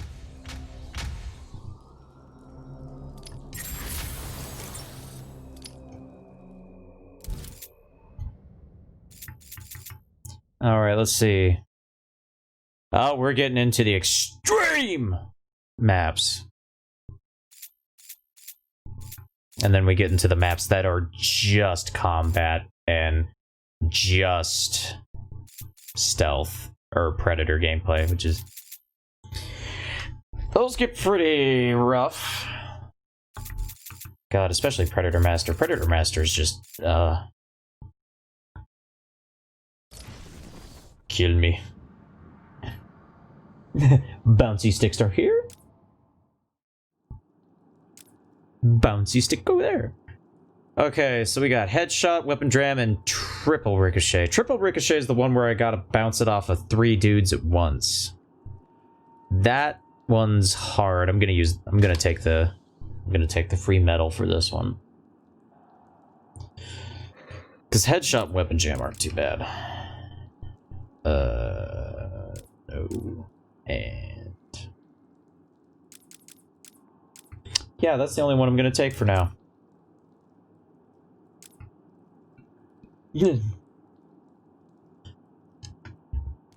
Okay, I'm realizing what time it is, and I gotta work tomorrow. Okay. That's fair. So, catch y'all later. Thanks for having me. Always Yeah, no fun problem. always fun to rant about movies and talk about how stupid Yeah. Policeman Milan was. No, that's... I very much agree. Yes. All right. Take it easy, everybody. Catch you next time.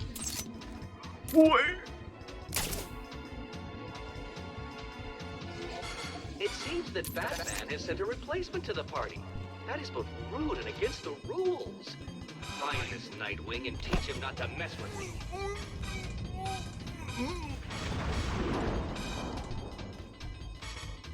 No way anyone's taking us out.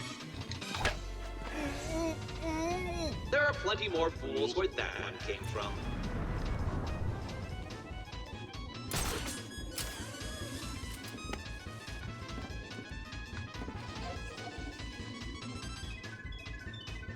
You're right. I found someone.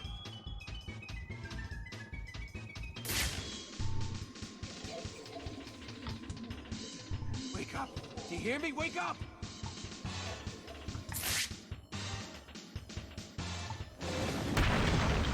How are we gonna get out of here, man? Shut the hell up. We need to keep looking or we're all dead.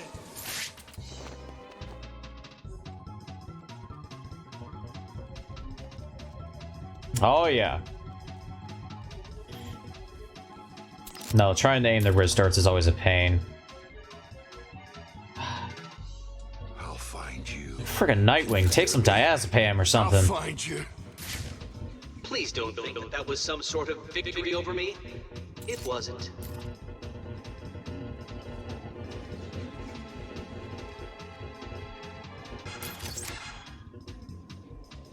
Got another one down over here.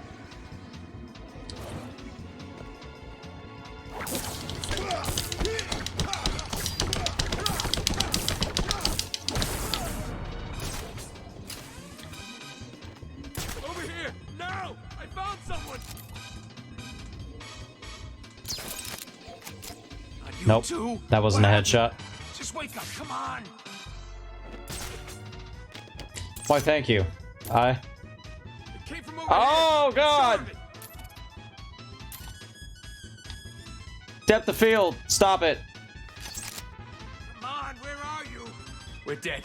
We're gonna die in here and there's nothing we can do Got about him. it.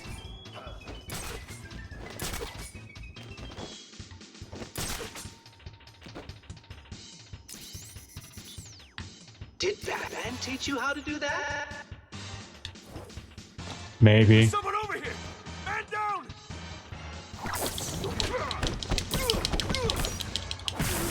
What's wrong with you? Whoa, hey!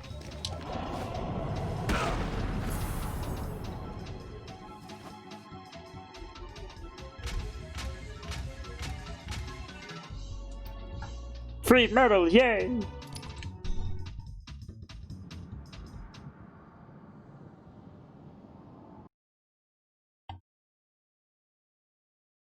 I picked a wide variety of music for the combat and stealth encounters that, I hope people enjoy.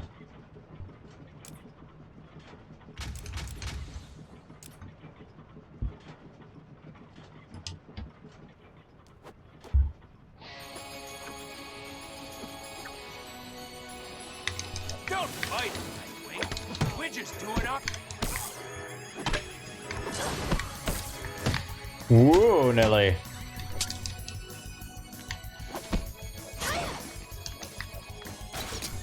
Arkham City's gonna be your grave.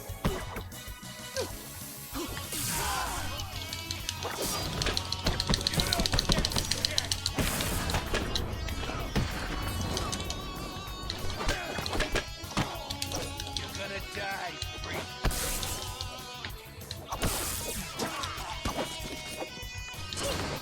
That mask is coming on.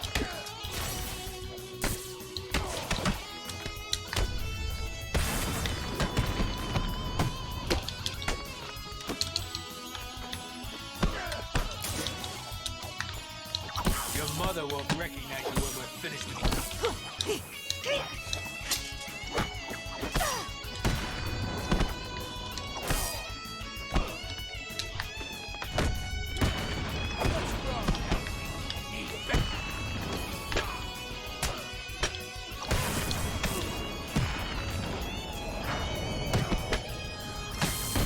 Ooh, right in the squidgeelies.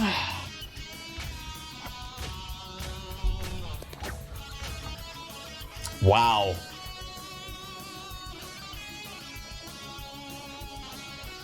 Wow, I got that many points. Stand a chance. You sent me to Blackgate, Nightwing. Payback time. Wow, that guy was making it personal right there. I'm the one.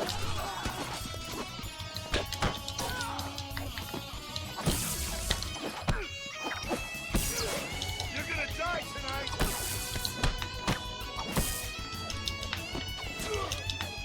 This will be easy, Freaky.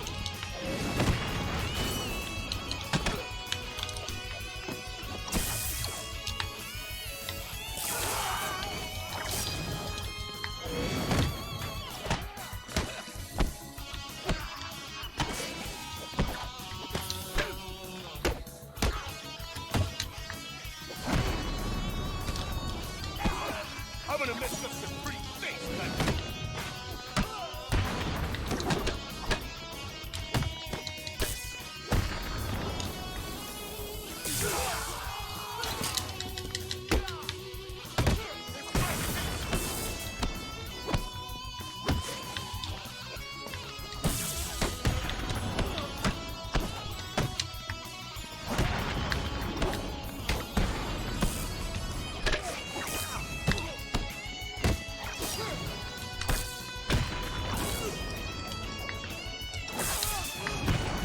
I do have a fancy setup where the music loops forever.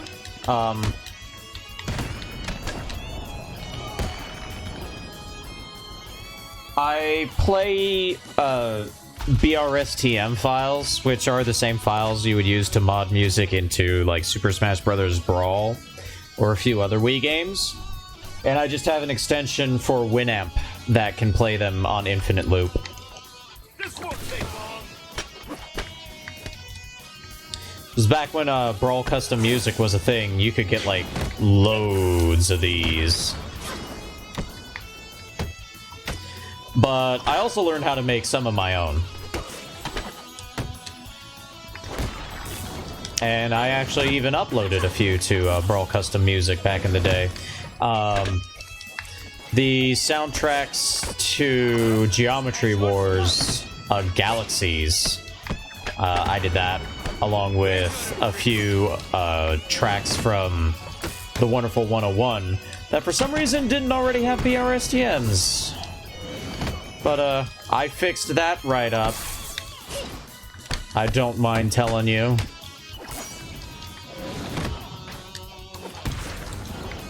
I also made a BRSTM of the track Friendship from Bayonetta, which actually got uploaded to the Brawl BRSTM's YouTube channel with the description that I gave for it. And a lot of people were just like, what the hell? It's accurate. But now Brawl Custom Music doesn't exist anymore.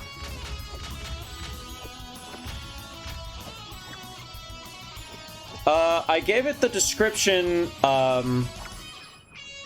this is the track that plays when Jeanne races up the side of a rocket on her motorcycle that is going into outer space to rescue her best friend of 10,000 years from becoming a god. Or something to that effect.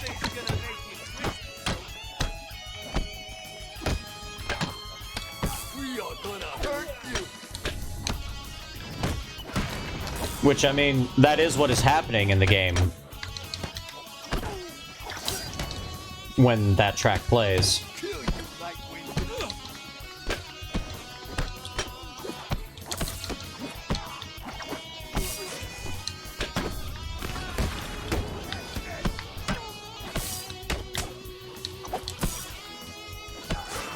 This is where you're gonna die.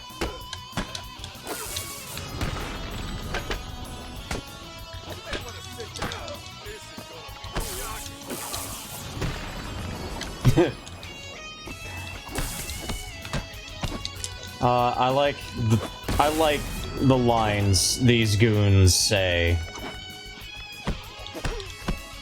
They're so entertaining.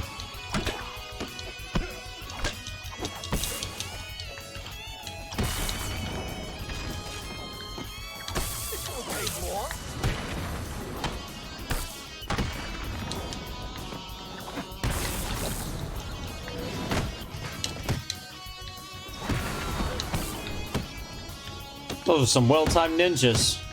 I had no idea they were hiding in that guy's broken arm.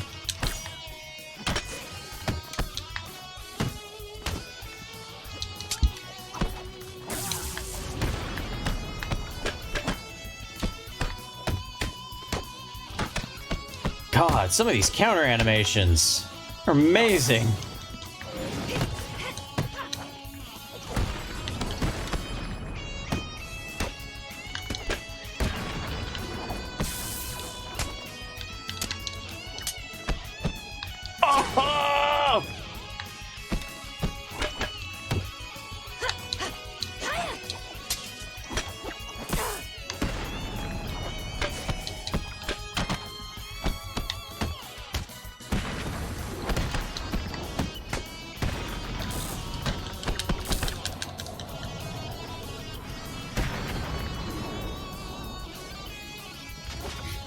Nightwing's animations are just so awesome. They really do a good job emphasizing like his acrobatics.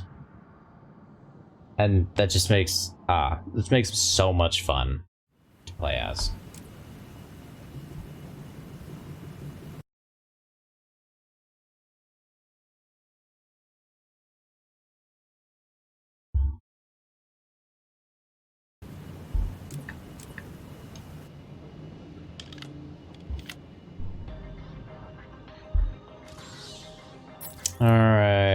Knock down 3 henchmen at once with the Eskrima stick.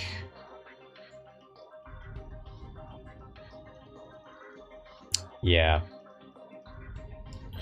Triple ricochet. Rope-a-dope! While on a line, launch your wire walk. Perform a drop attack on a henchman and punch any 3 different armed henchmen. Honestly, these aren't too bad if I can lure a bunch of henchmen together, which actually... Oh my god, that laser sight seriously freaked the hell out of me for a second. Uncomfortably close. Huh? I'm sure it came from over there. What? Over here! Now! I found someone! That's me, huh? I got a fix on Nightwing! No, you don't. I lost him! Where'd he go? Huh? That's it. We're screwed. What the hell are we gonna do now? What's wrong? Too scared to show yourself? Yes. Alright, knock down 3 Oh, shit! Shit. I'm sure it came from over there!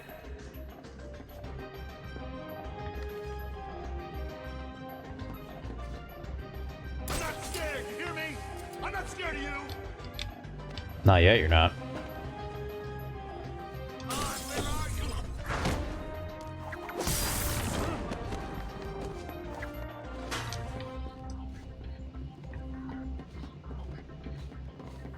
I found another one!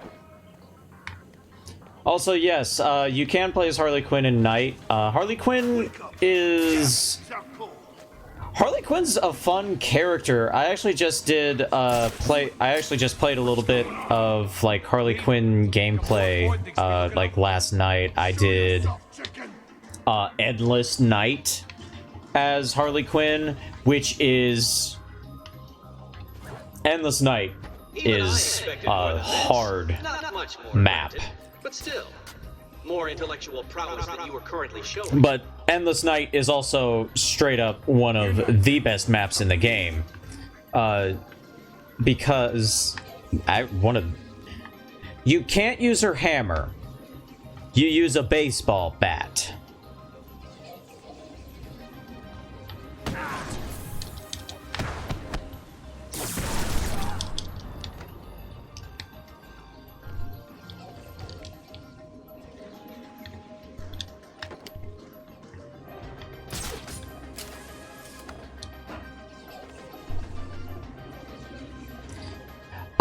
It's fairly obscure. I think it really only pops up in one of the tooltips.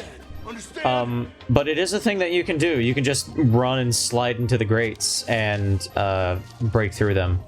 It's very handy. But Harley Quinn's gadgets are fun too. Really not good enough, Cretans.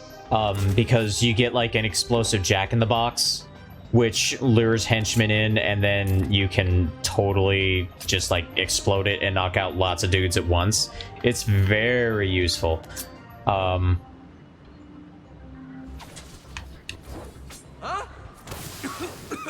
What the hell?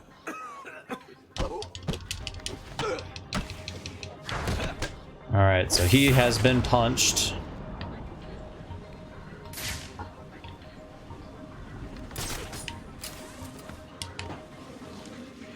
Really? No one will miss him. All you've done is tell me you're here. I'm genuinely surprised nobody heard me punch that guy.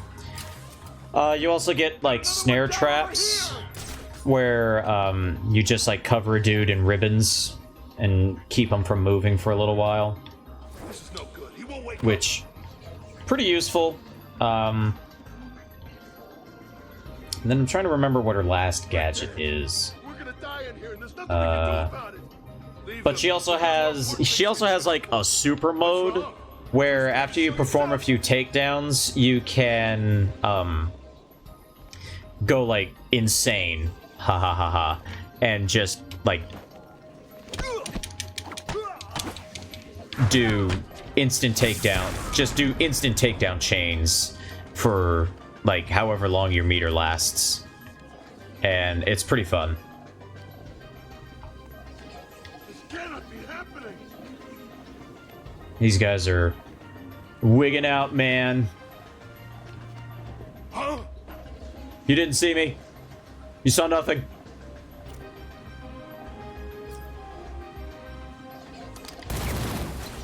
Huh?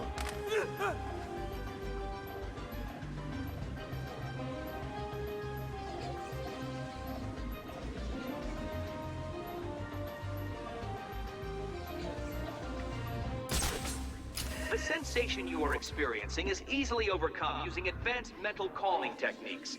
Unfortunately, you are all far too stupid to perform.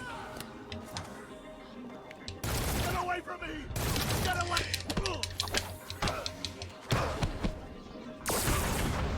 Cutting things way close, baby.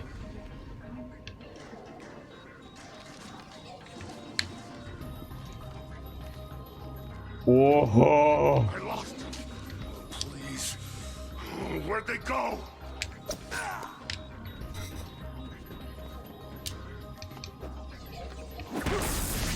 As am I. As am I.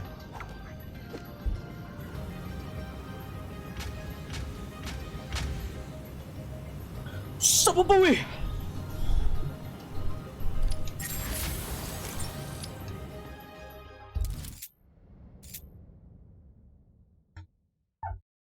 Alright. This one's got more combat. Hey, sometimes the butt is, you know, their weak spot. Sometimes you gotta get their butts. You gotta get them in their ass. Let's see. I do enjoy a good round of no counter icons, so we'll do that.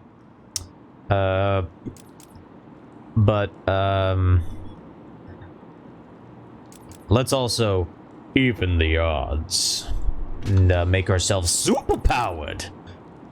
And yeah, you know what? A time limit too. Let's go for broke on a prison riot.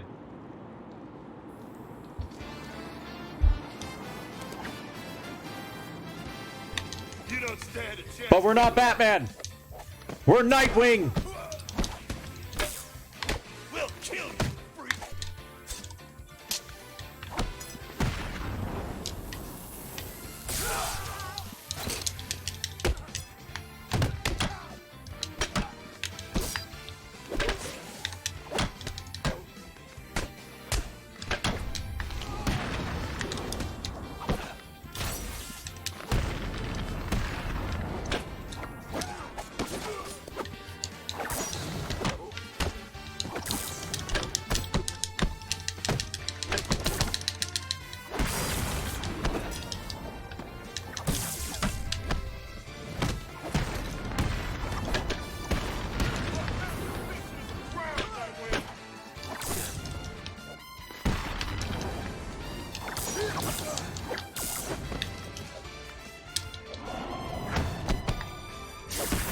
Ooh, right in the squidgilies.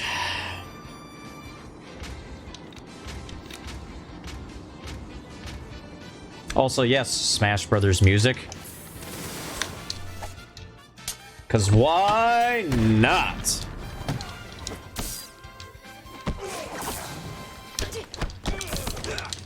Ow.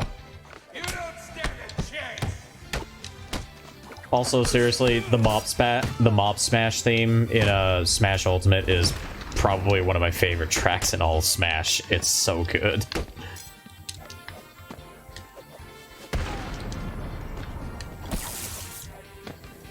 Arkham City is gonna. Oh yeah, Sephiroth is out. Boing. I was trying to use my Your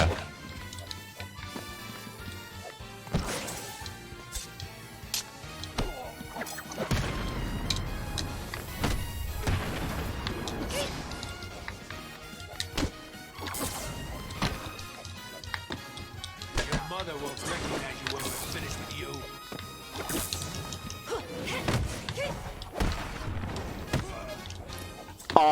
oh yeah, that's right. I can just punch through them. I gave myself that superpower. Duh. I'm smart.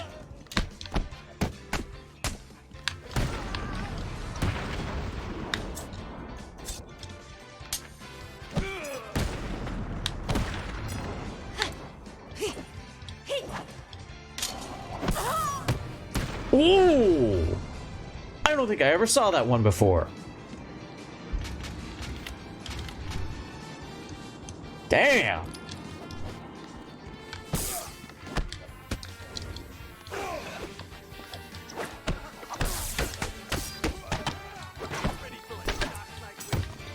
And I can punch through armor. I totally forgot I gave myself that modifier, that's right. Oh, here we go.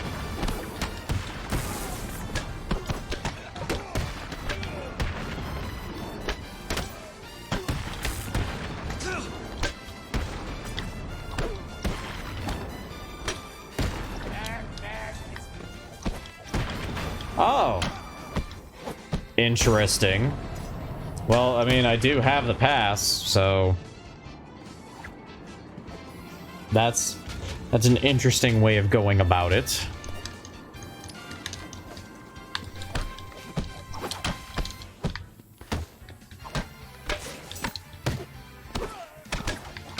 You know, one thing that's interesting is that, you know, Arkham City...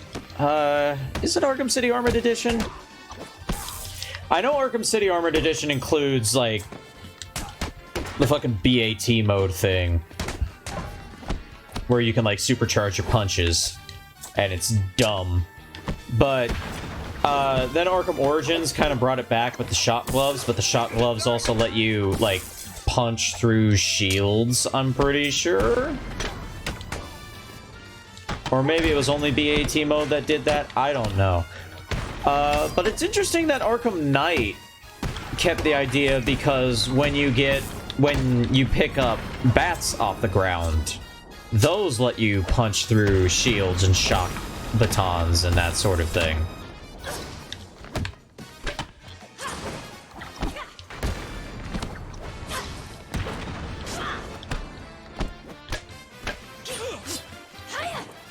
It's just kind of an interesting mechanical change between games.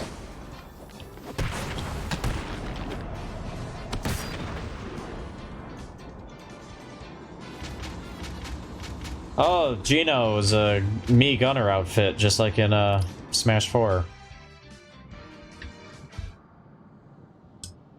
I haven't watched the demo thing. I'm assuming that, you know, I kind of assumed that Sephiroth would probably be released, like, right after it, because that's the kind of thing Sakurai does. You know what I mean? Oh, let's see. Triple header, chain reaction, and confiscated weapon. I'm trying to remember.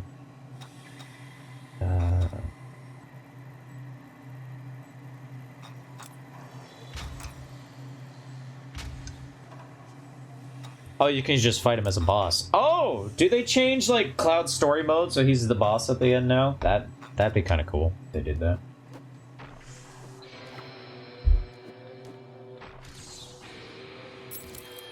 I'm sure they didn't, but...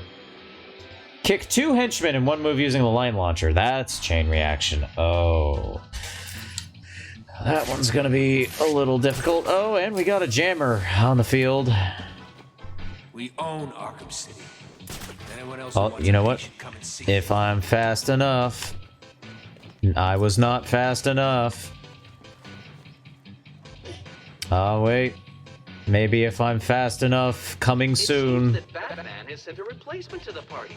If this guy turns around, and that guy moves a slightly bit faster. Who the hell is Nightwing? Come on, move your ass! What? What? What?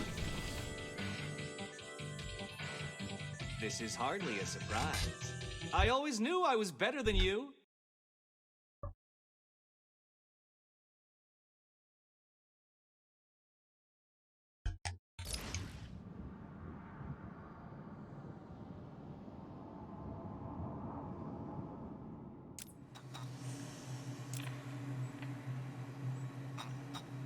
Excuse me? I'm gonna remove the protective thing because that's gonna make doing like moves where I hit multiple dudes at once a royal pain in the royal ass. That was interesting to say the least. Okay.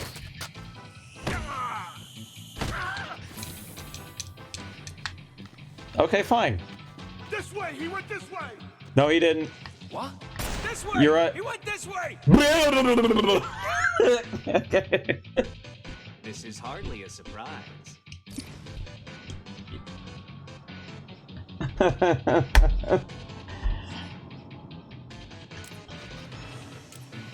You know, maybe I should also not start with decreased health. We're just gonna save both of those for the combat challenge because I'm good at those.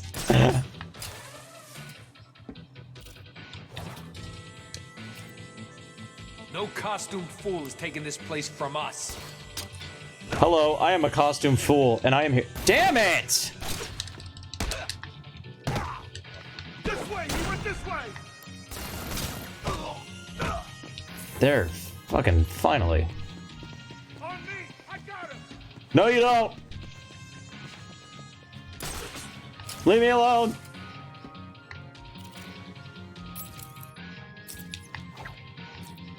Stay calm! We need to keep it together and find him. If we lose it, we're... Oh my god. Over here! I got him! He's over here!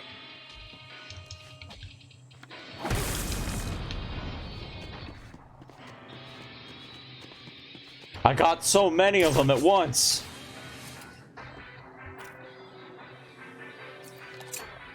Here's the plan. We spread out and find this son of a bitch. Got it? Ah, damn it. I can't activate the electricity. This is really not good enough, Cretans. Darkness all you like. I'll be able to see you. Graceful. No one's...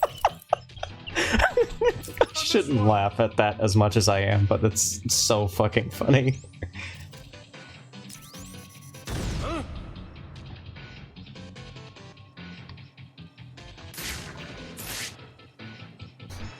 Don't you think you can hide in the dark from me? Wow. Really? No one will miss him. All Just you've scan done the is same double your gargoyle gear. twice in a row. Why not, dude?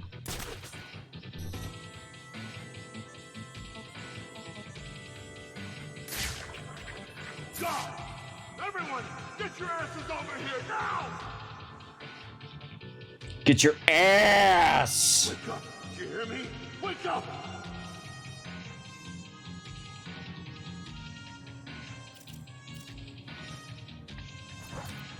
How are we gonna get out of here, man?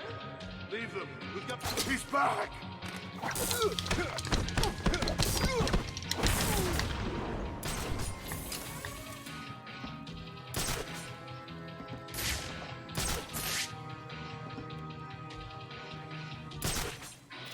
I found someone!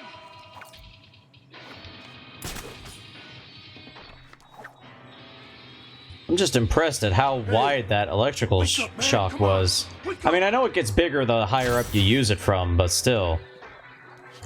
I got like everybody but one guy with it.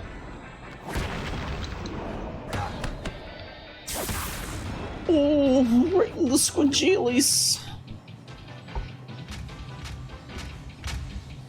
That was some good stuff right there. I had to retry twice, but it's good stuff right there.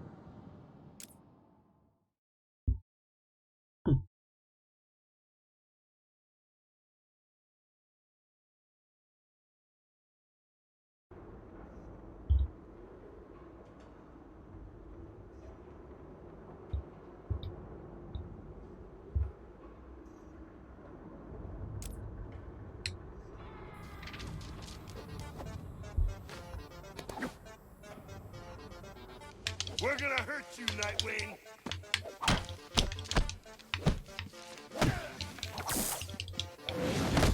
We're here to rip you a new one!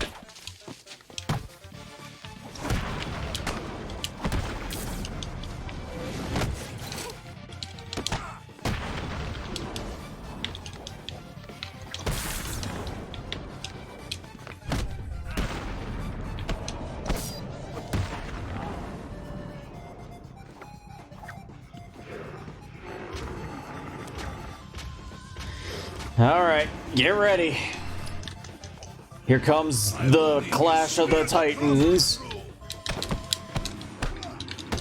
Hold still while I pound your faces.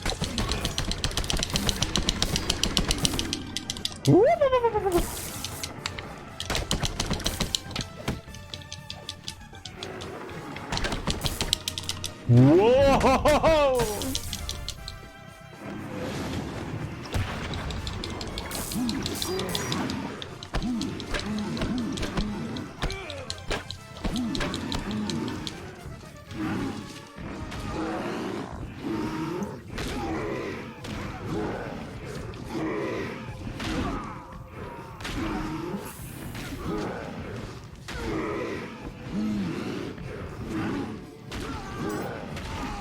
Ah, the Titan can break through the protective barrier. Useful information.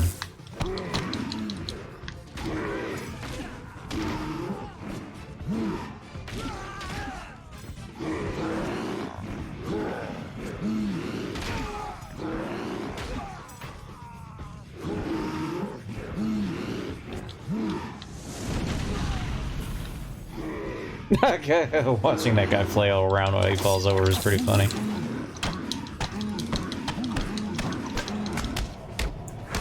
Huh! Huh! A bam!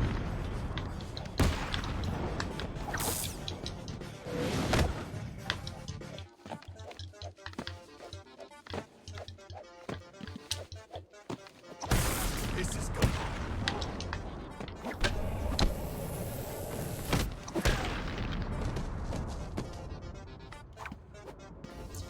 Well, I already got all 3 medals, so, you know, things are going pretty good.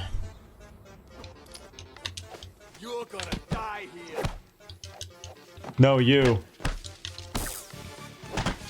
I mean, I'm Nightwing. Never mind, I don't kill people. I'm sorry. Where's the bat when you're about to get your ass tried?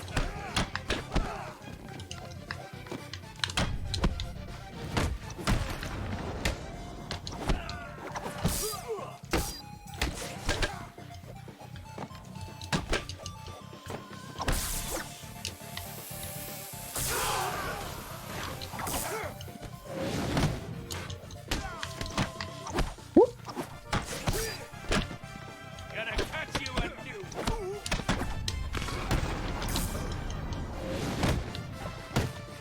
new. That is fair. He's also probably not wrong. This is Arkham City. And they do work for the Joker. You're gonna die in Arkham City.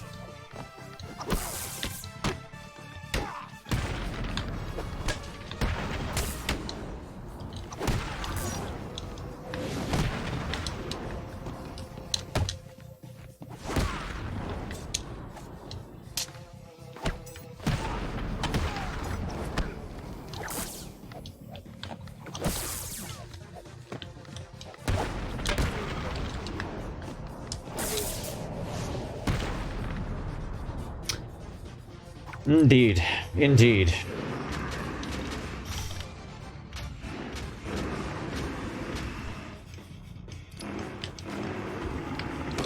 Won't you die?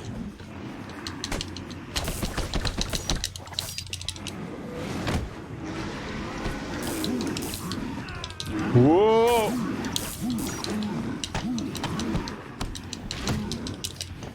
Whoa! Whoa! Whoa!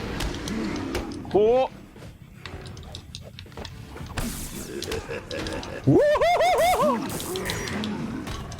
Did you see that guy? Did you see that guy fly?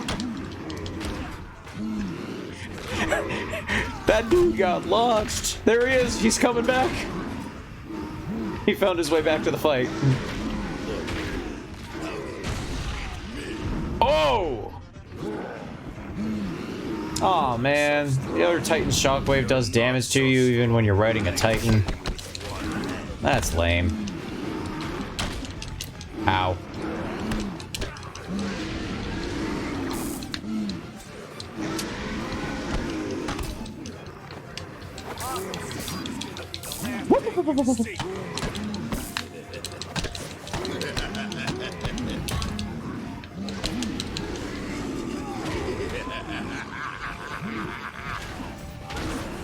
Kill you.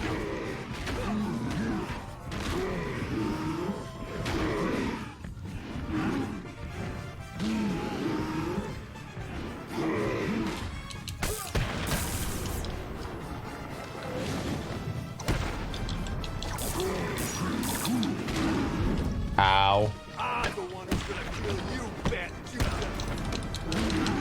Ow. We're gonna tear you apart, Nutcracker.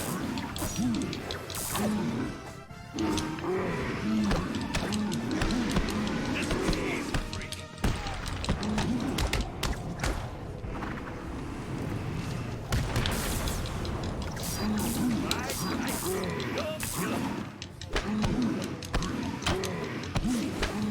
City's where you're gonna die.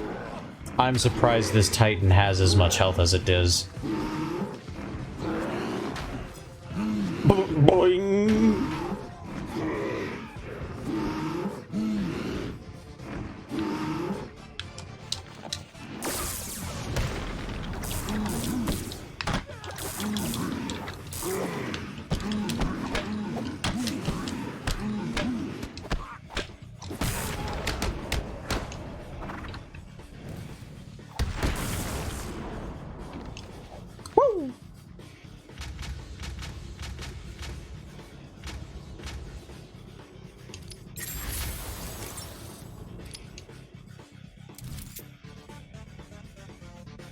All right.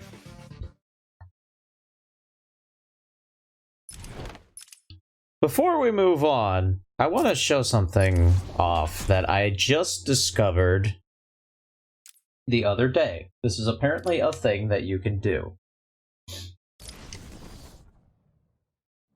And yeah, we do have to go into the main story to do it, because it's kind of something you really only have time to do in the overworld.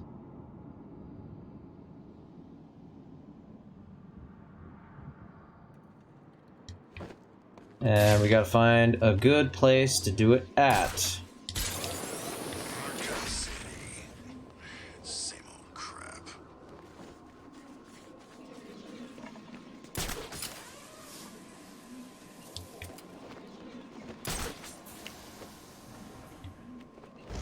Where is a good place where we can do this from? Here's a pretty decent spot, I think.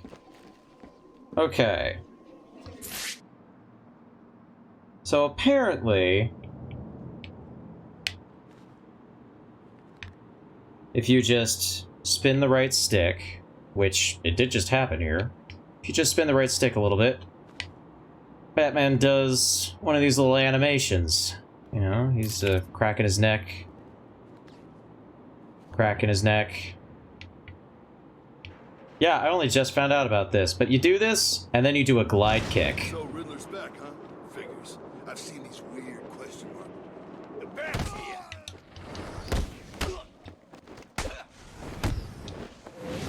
Someone's fighting over here. I didn't even know that they went to the trouble of adding an action cam for the glide kick.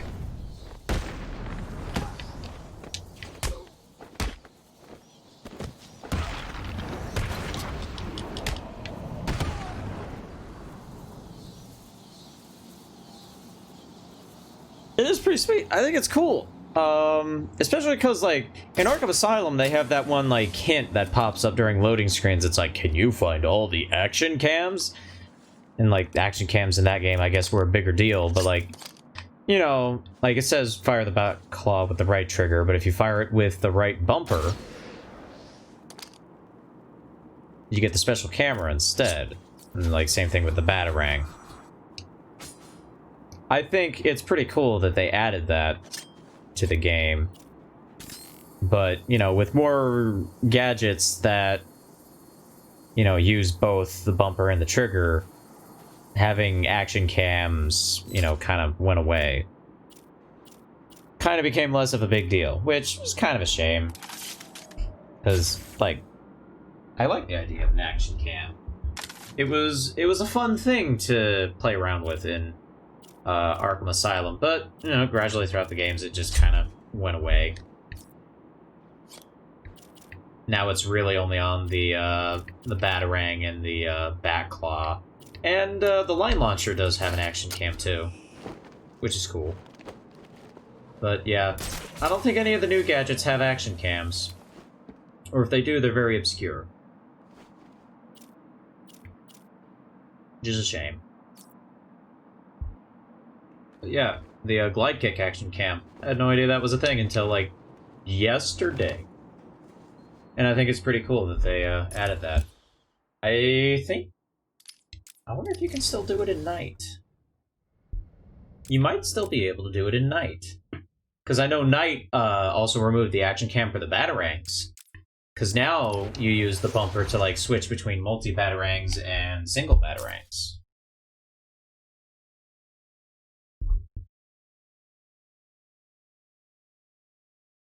But yeah, it's neat. I'd imagine Origins also has the same feature, considering Origins uses basically the same engine as City.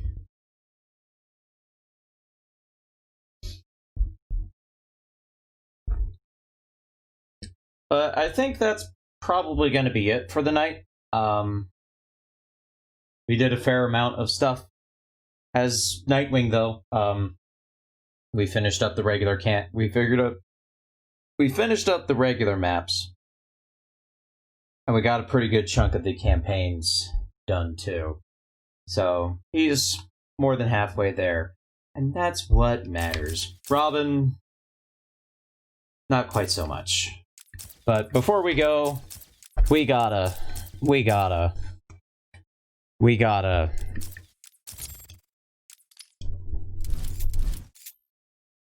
to the Joker's Carnival. We gotta fight. We gotta see how far we can get. Because we can always get farther.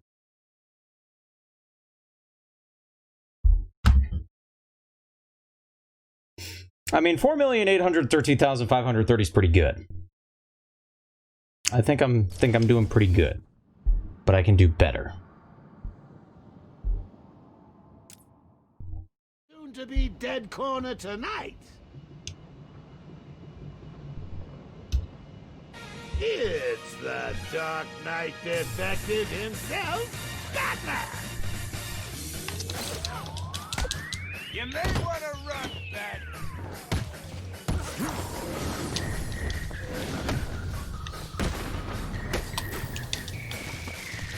Boo! Ready for more?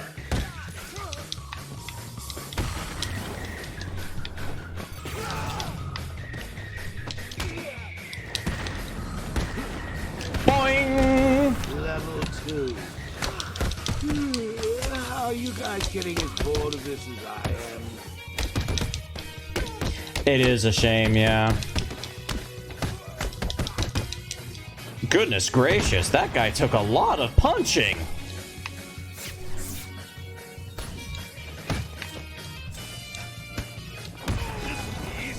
Keep away from the fists, boy. Someone's on a roll here. But can you deal with ninjas? We'll take it.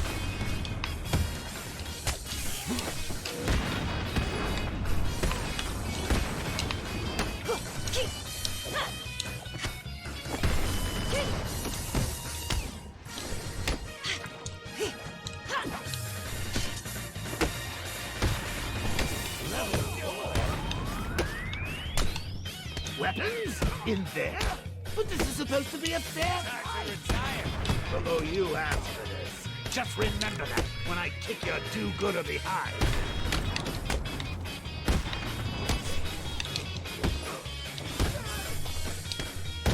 Hello, Joker. You missed.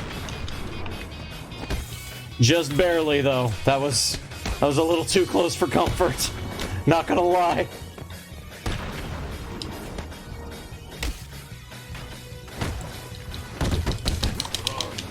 Come here, Bramovich.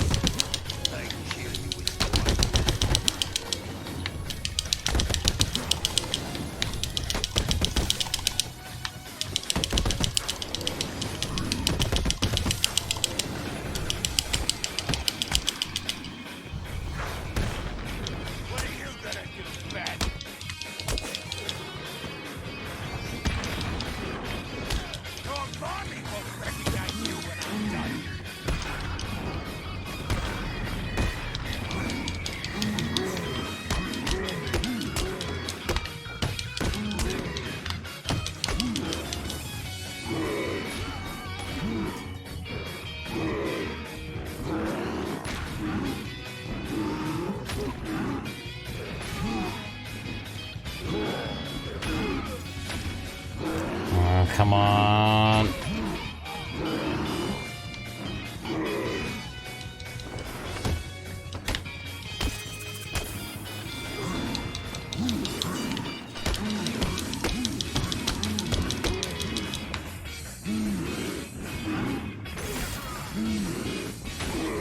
Yeah, the bat swarm is it's pretty OP. It is probably a good thing they removed it in Night.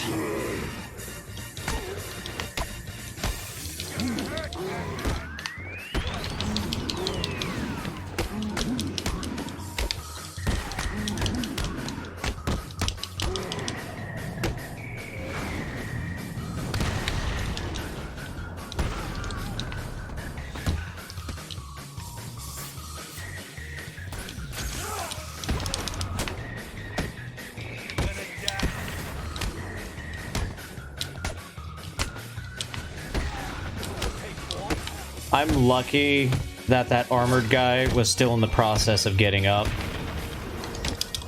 because my combo would have totally broken otherwise.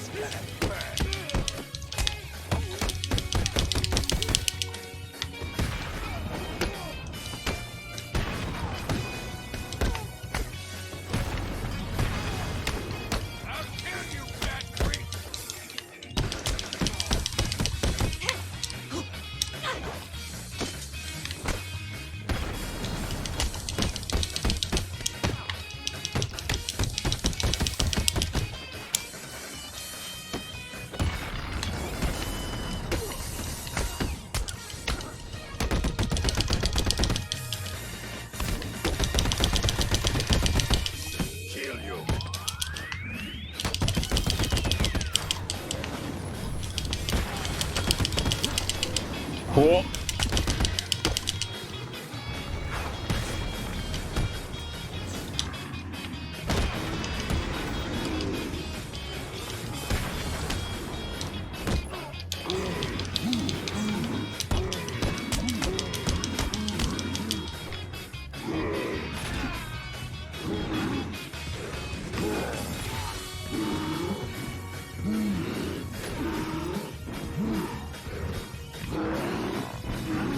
I'm basically keeping an eye on that shield right now.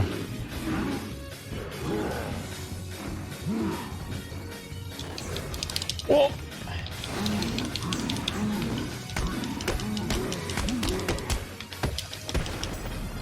Oh, combo gone. But I managed to get a bank anyway, so all these hits don't really matter because I managed to keep the points. Woo!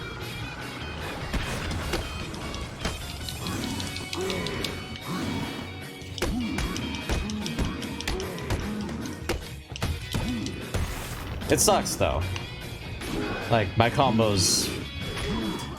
could have been some legendary stuff right there.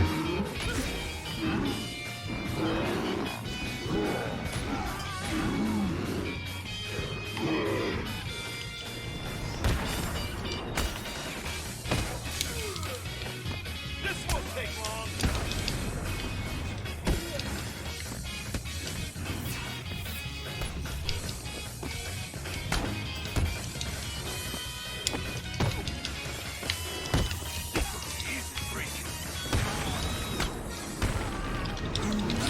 Wow. Okay.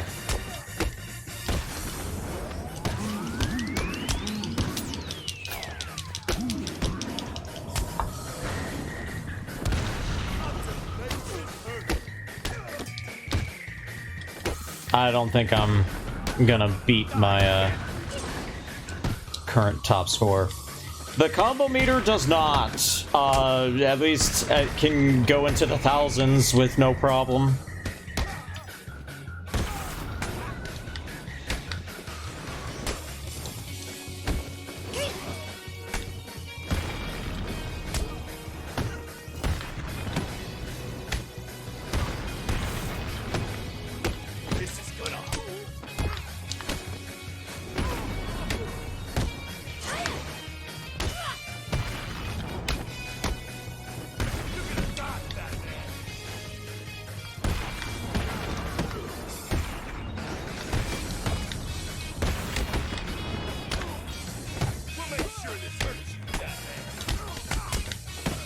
At this point, I'm really just trying to build a combo meter back up with criticals.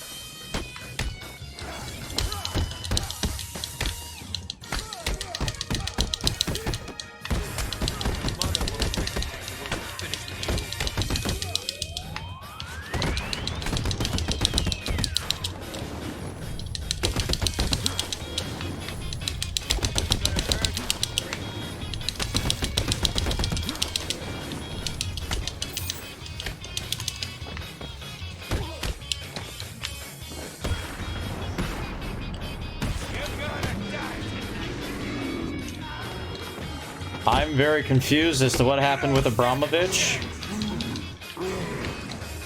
I guess he's just stuck there now.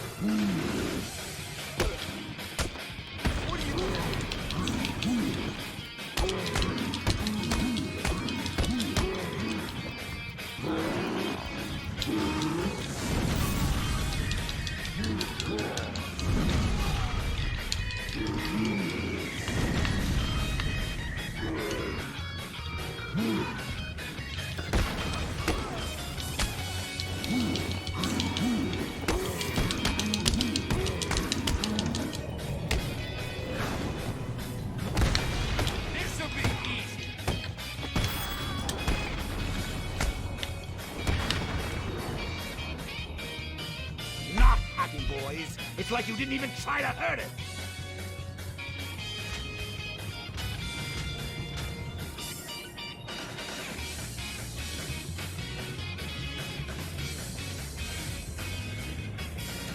Not too shabby.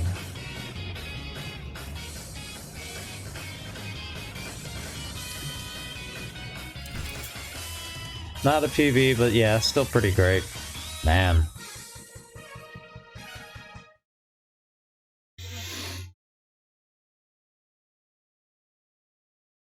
If I hadn't gotten hit, I definitely would have broken my PB if I hadn't gotten hit. I mean, I suppose that's obvious. If I hadn't gotten hit and I was able to get more points, I'd be able to break my PB because in all my PBs I get hit. But yeah, I'm pretty happy with that score.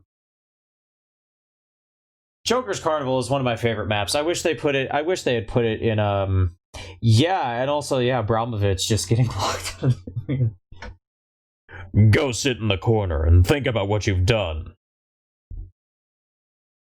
I'm tired of putting up with you and your many identical twins that keep appearing from this door. It is weird that it's Penguin's Abramovich instead of Joker's Abramovich, considering this is Joker's Carnival, but Penguin's Abramovich is more challenging because he swings the sickle in an arc instead of smashing the hammer in a single point. Ooh, game design. I wish they brought back Joker's Carnival for Night as one of the retro maps. Granted, bringing back Iceberg Lounge was cool, and making Iceberg Lounge and like giving Iceberg Lounge a cool Easter egg when you're playing as Batman. I like that they did that.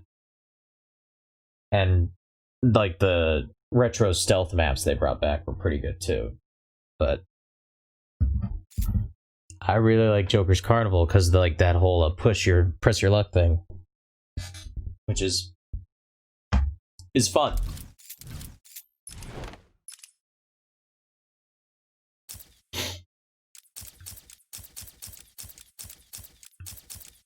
Also, this Batman Beyond suit is way better than the Batman Beyond suit that's in Night, just saying. The one in Night sucks, and I hate it. And it's dumb. And it's stupid, and it's dumb. That was some fun times. I still love these games. I wouldn't be doing a retrospective of the series as a whole if I didn't. But, you know, that video is going to be a long time in the making and a long way off. Because I really want to make it. Yeah, I want to make it good. Great. I want it to be like the best thing I ever made. You know.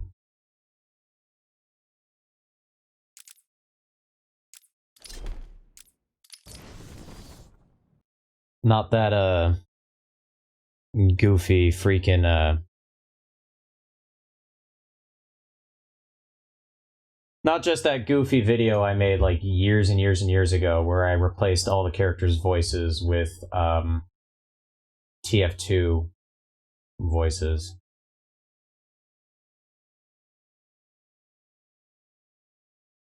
I wonder if I can figure out how to share that on the stream. I might be able to, just to close things out.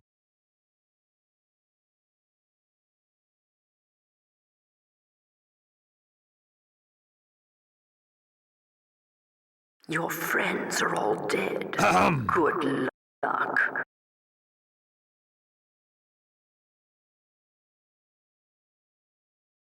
Yeah, probably browser source might work. Or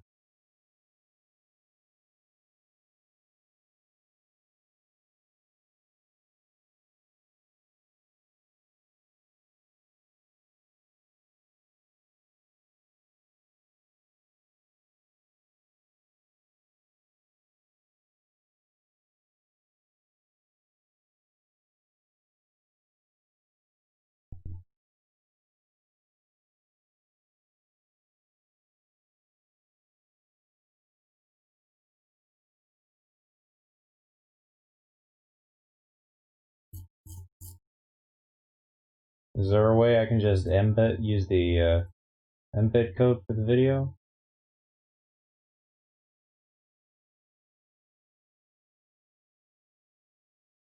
Actually, wait. Hang on. I know how to do it.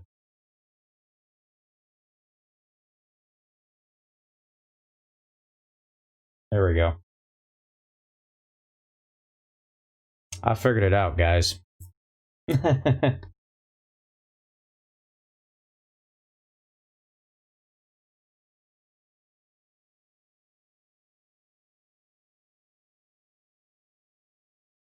Your friends are all dead. Good luck. Shall we? Help! With my apologies, here's what I have that you don't. Activate the charm. I dominate you, you sluggy simpleton.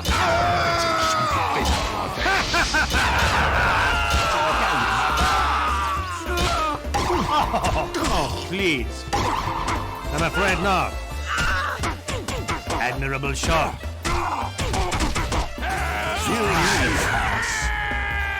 Coward.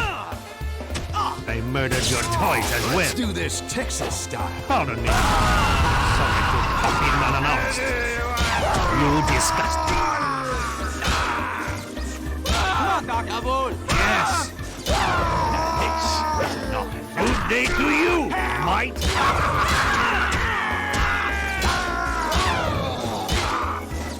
Let's go. Gentlemen. Saxton! You're it, healthy bushman. Thank you, doctor. Thank you, laborer. lord! You fight like a woman! Dominated! You mush-mouth freak! Fight like a man! No warriors, mate! Let's see how much blood's in you. Weren't you supposed to be good at dodging? The world will thank me for this, you monster! Maybe your colleagues will send a man next time. It's game time. I think not. Incoming! Nice shot.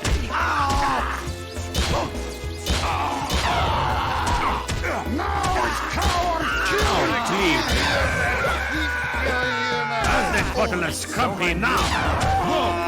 Coward.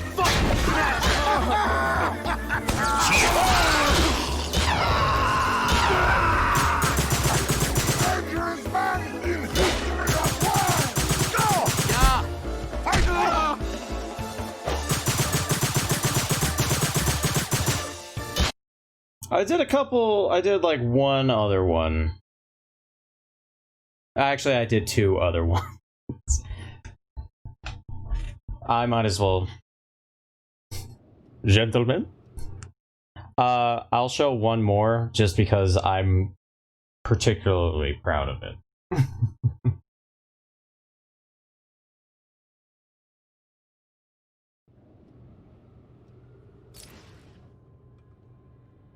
May I make a suggestion? Run. Alert! There are spies coming. You must defend our intelligence. Everybody ready? Yeah, yeah, yeah!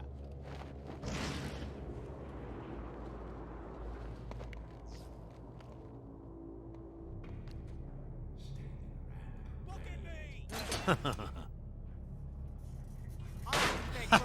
Oh, I know. Me! Don't come wide with me, you pint-sized mutt! Well now. Surprise! Help! Here we go.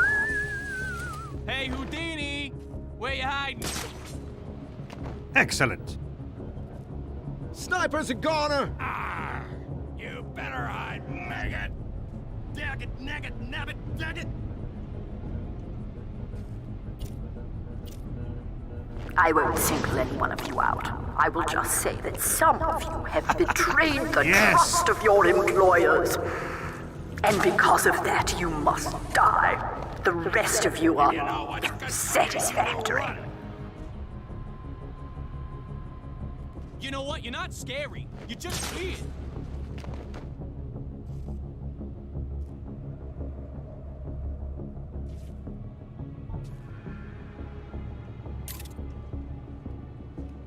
All you ever do is disappoint and betray me. Cheating, Ah, stealing, coward. friend-making. Bloody hell!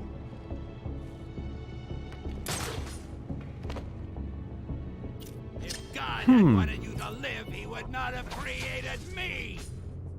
Come stand on the point. Oh, shucks. Come stand on the point, you idiot! Oh dear, I've made quite a mess. I am scared, you maggots. Engineer down. He's like a bear! He's like a big-shaped bear They're that hates beating me. us. Fight harder. This will be visited by 3 ghosts. My foot, my other foot, and a ghost. You're making me very cross! Ooh! You know, hiding won't save you. They're going to bury what's left of you in a soup can.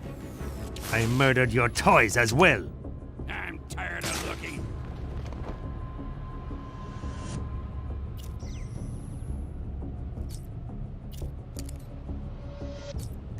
I'm running out of patience. Perhaps I should just hire them. So scared!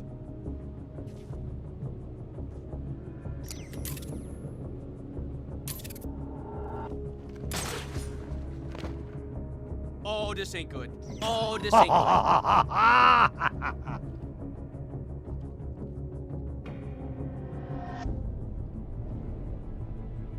You poor fools. You've doomed us all.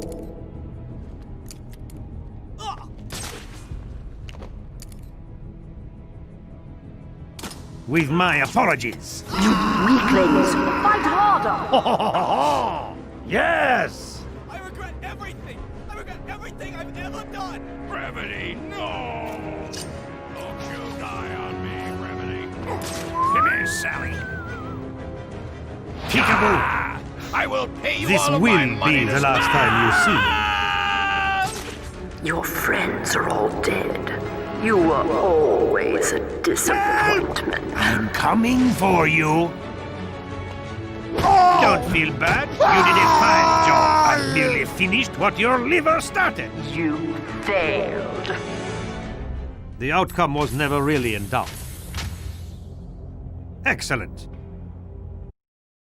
Yeah, I'm pretty proud of that one. Yeah, the music is from the museum level in City. I added it in post, along with all the voices.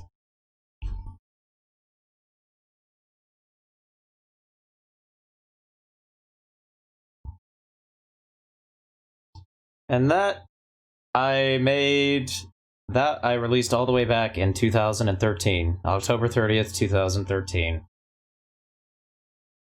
Good fucking god. Some old ass shit.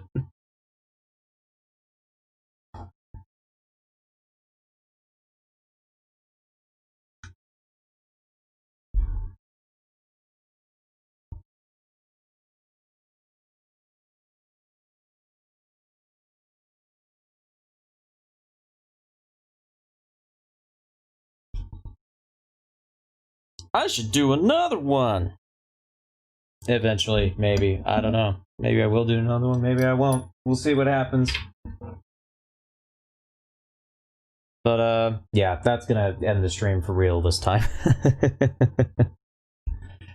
Thank y'all for joining. Hopefully you had a good time. Hopefully you enjoyed.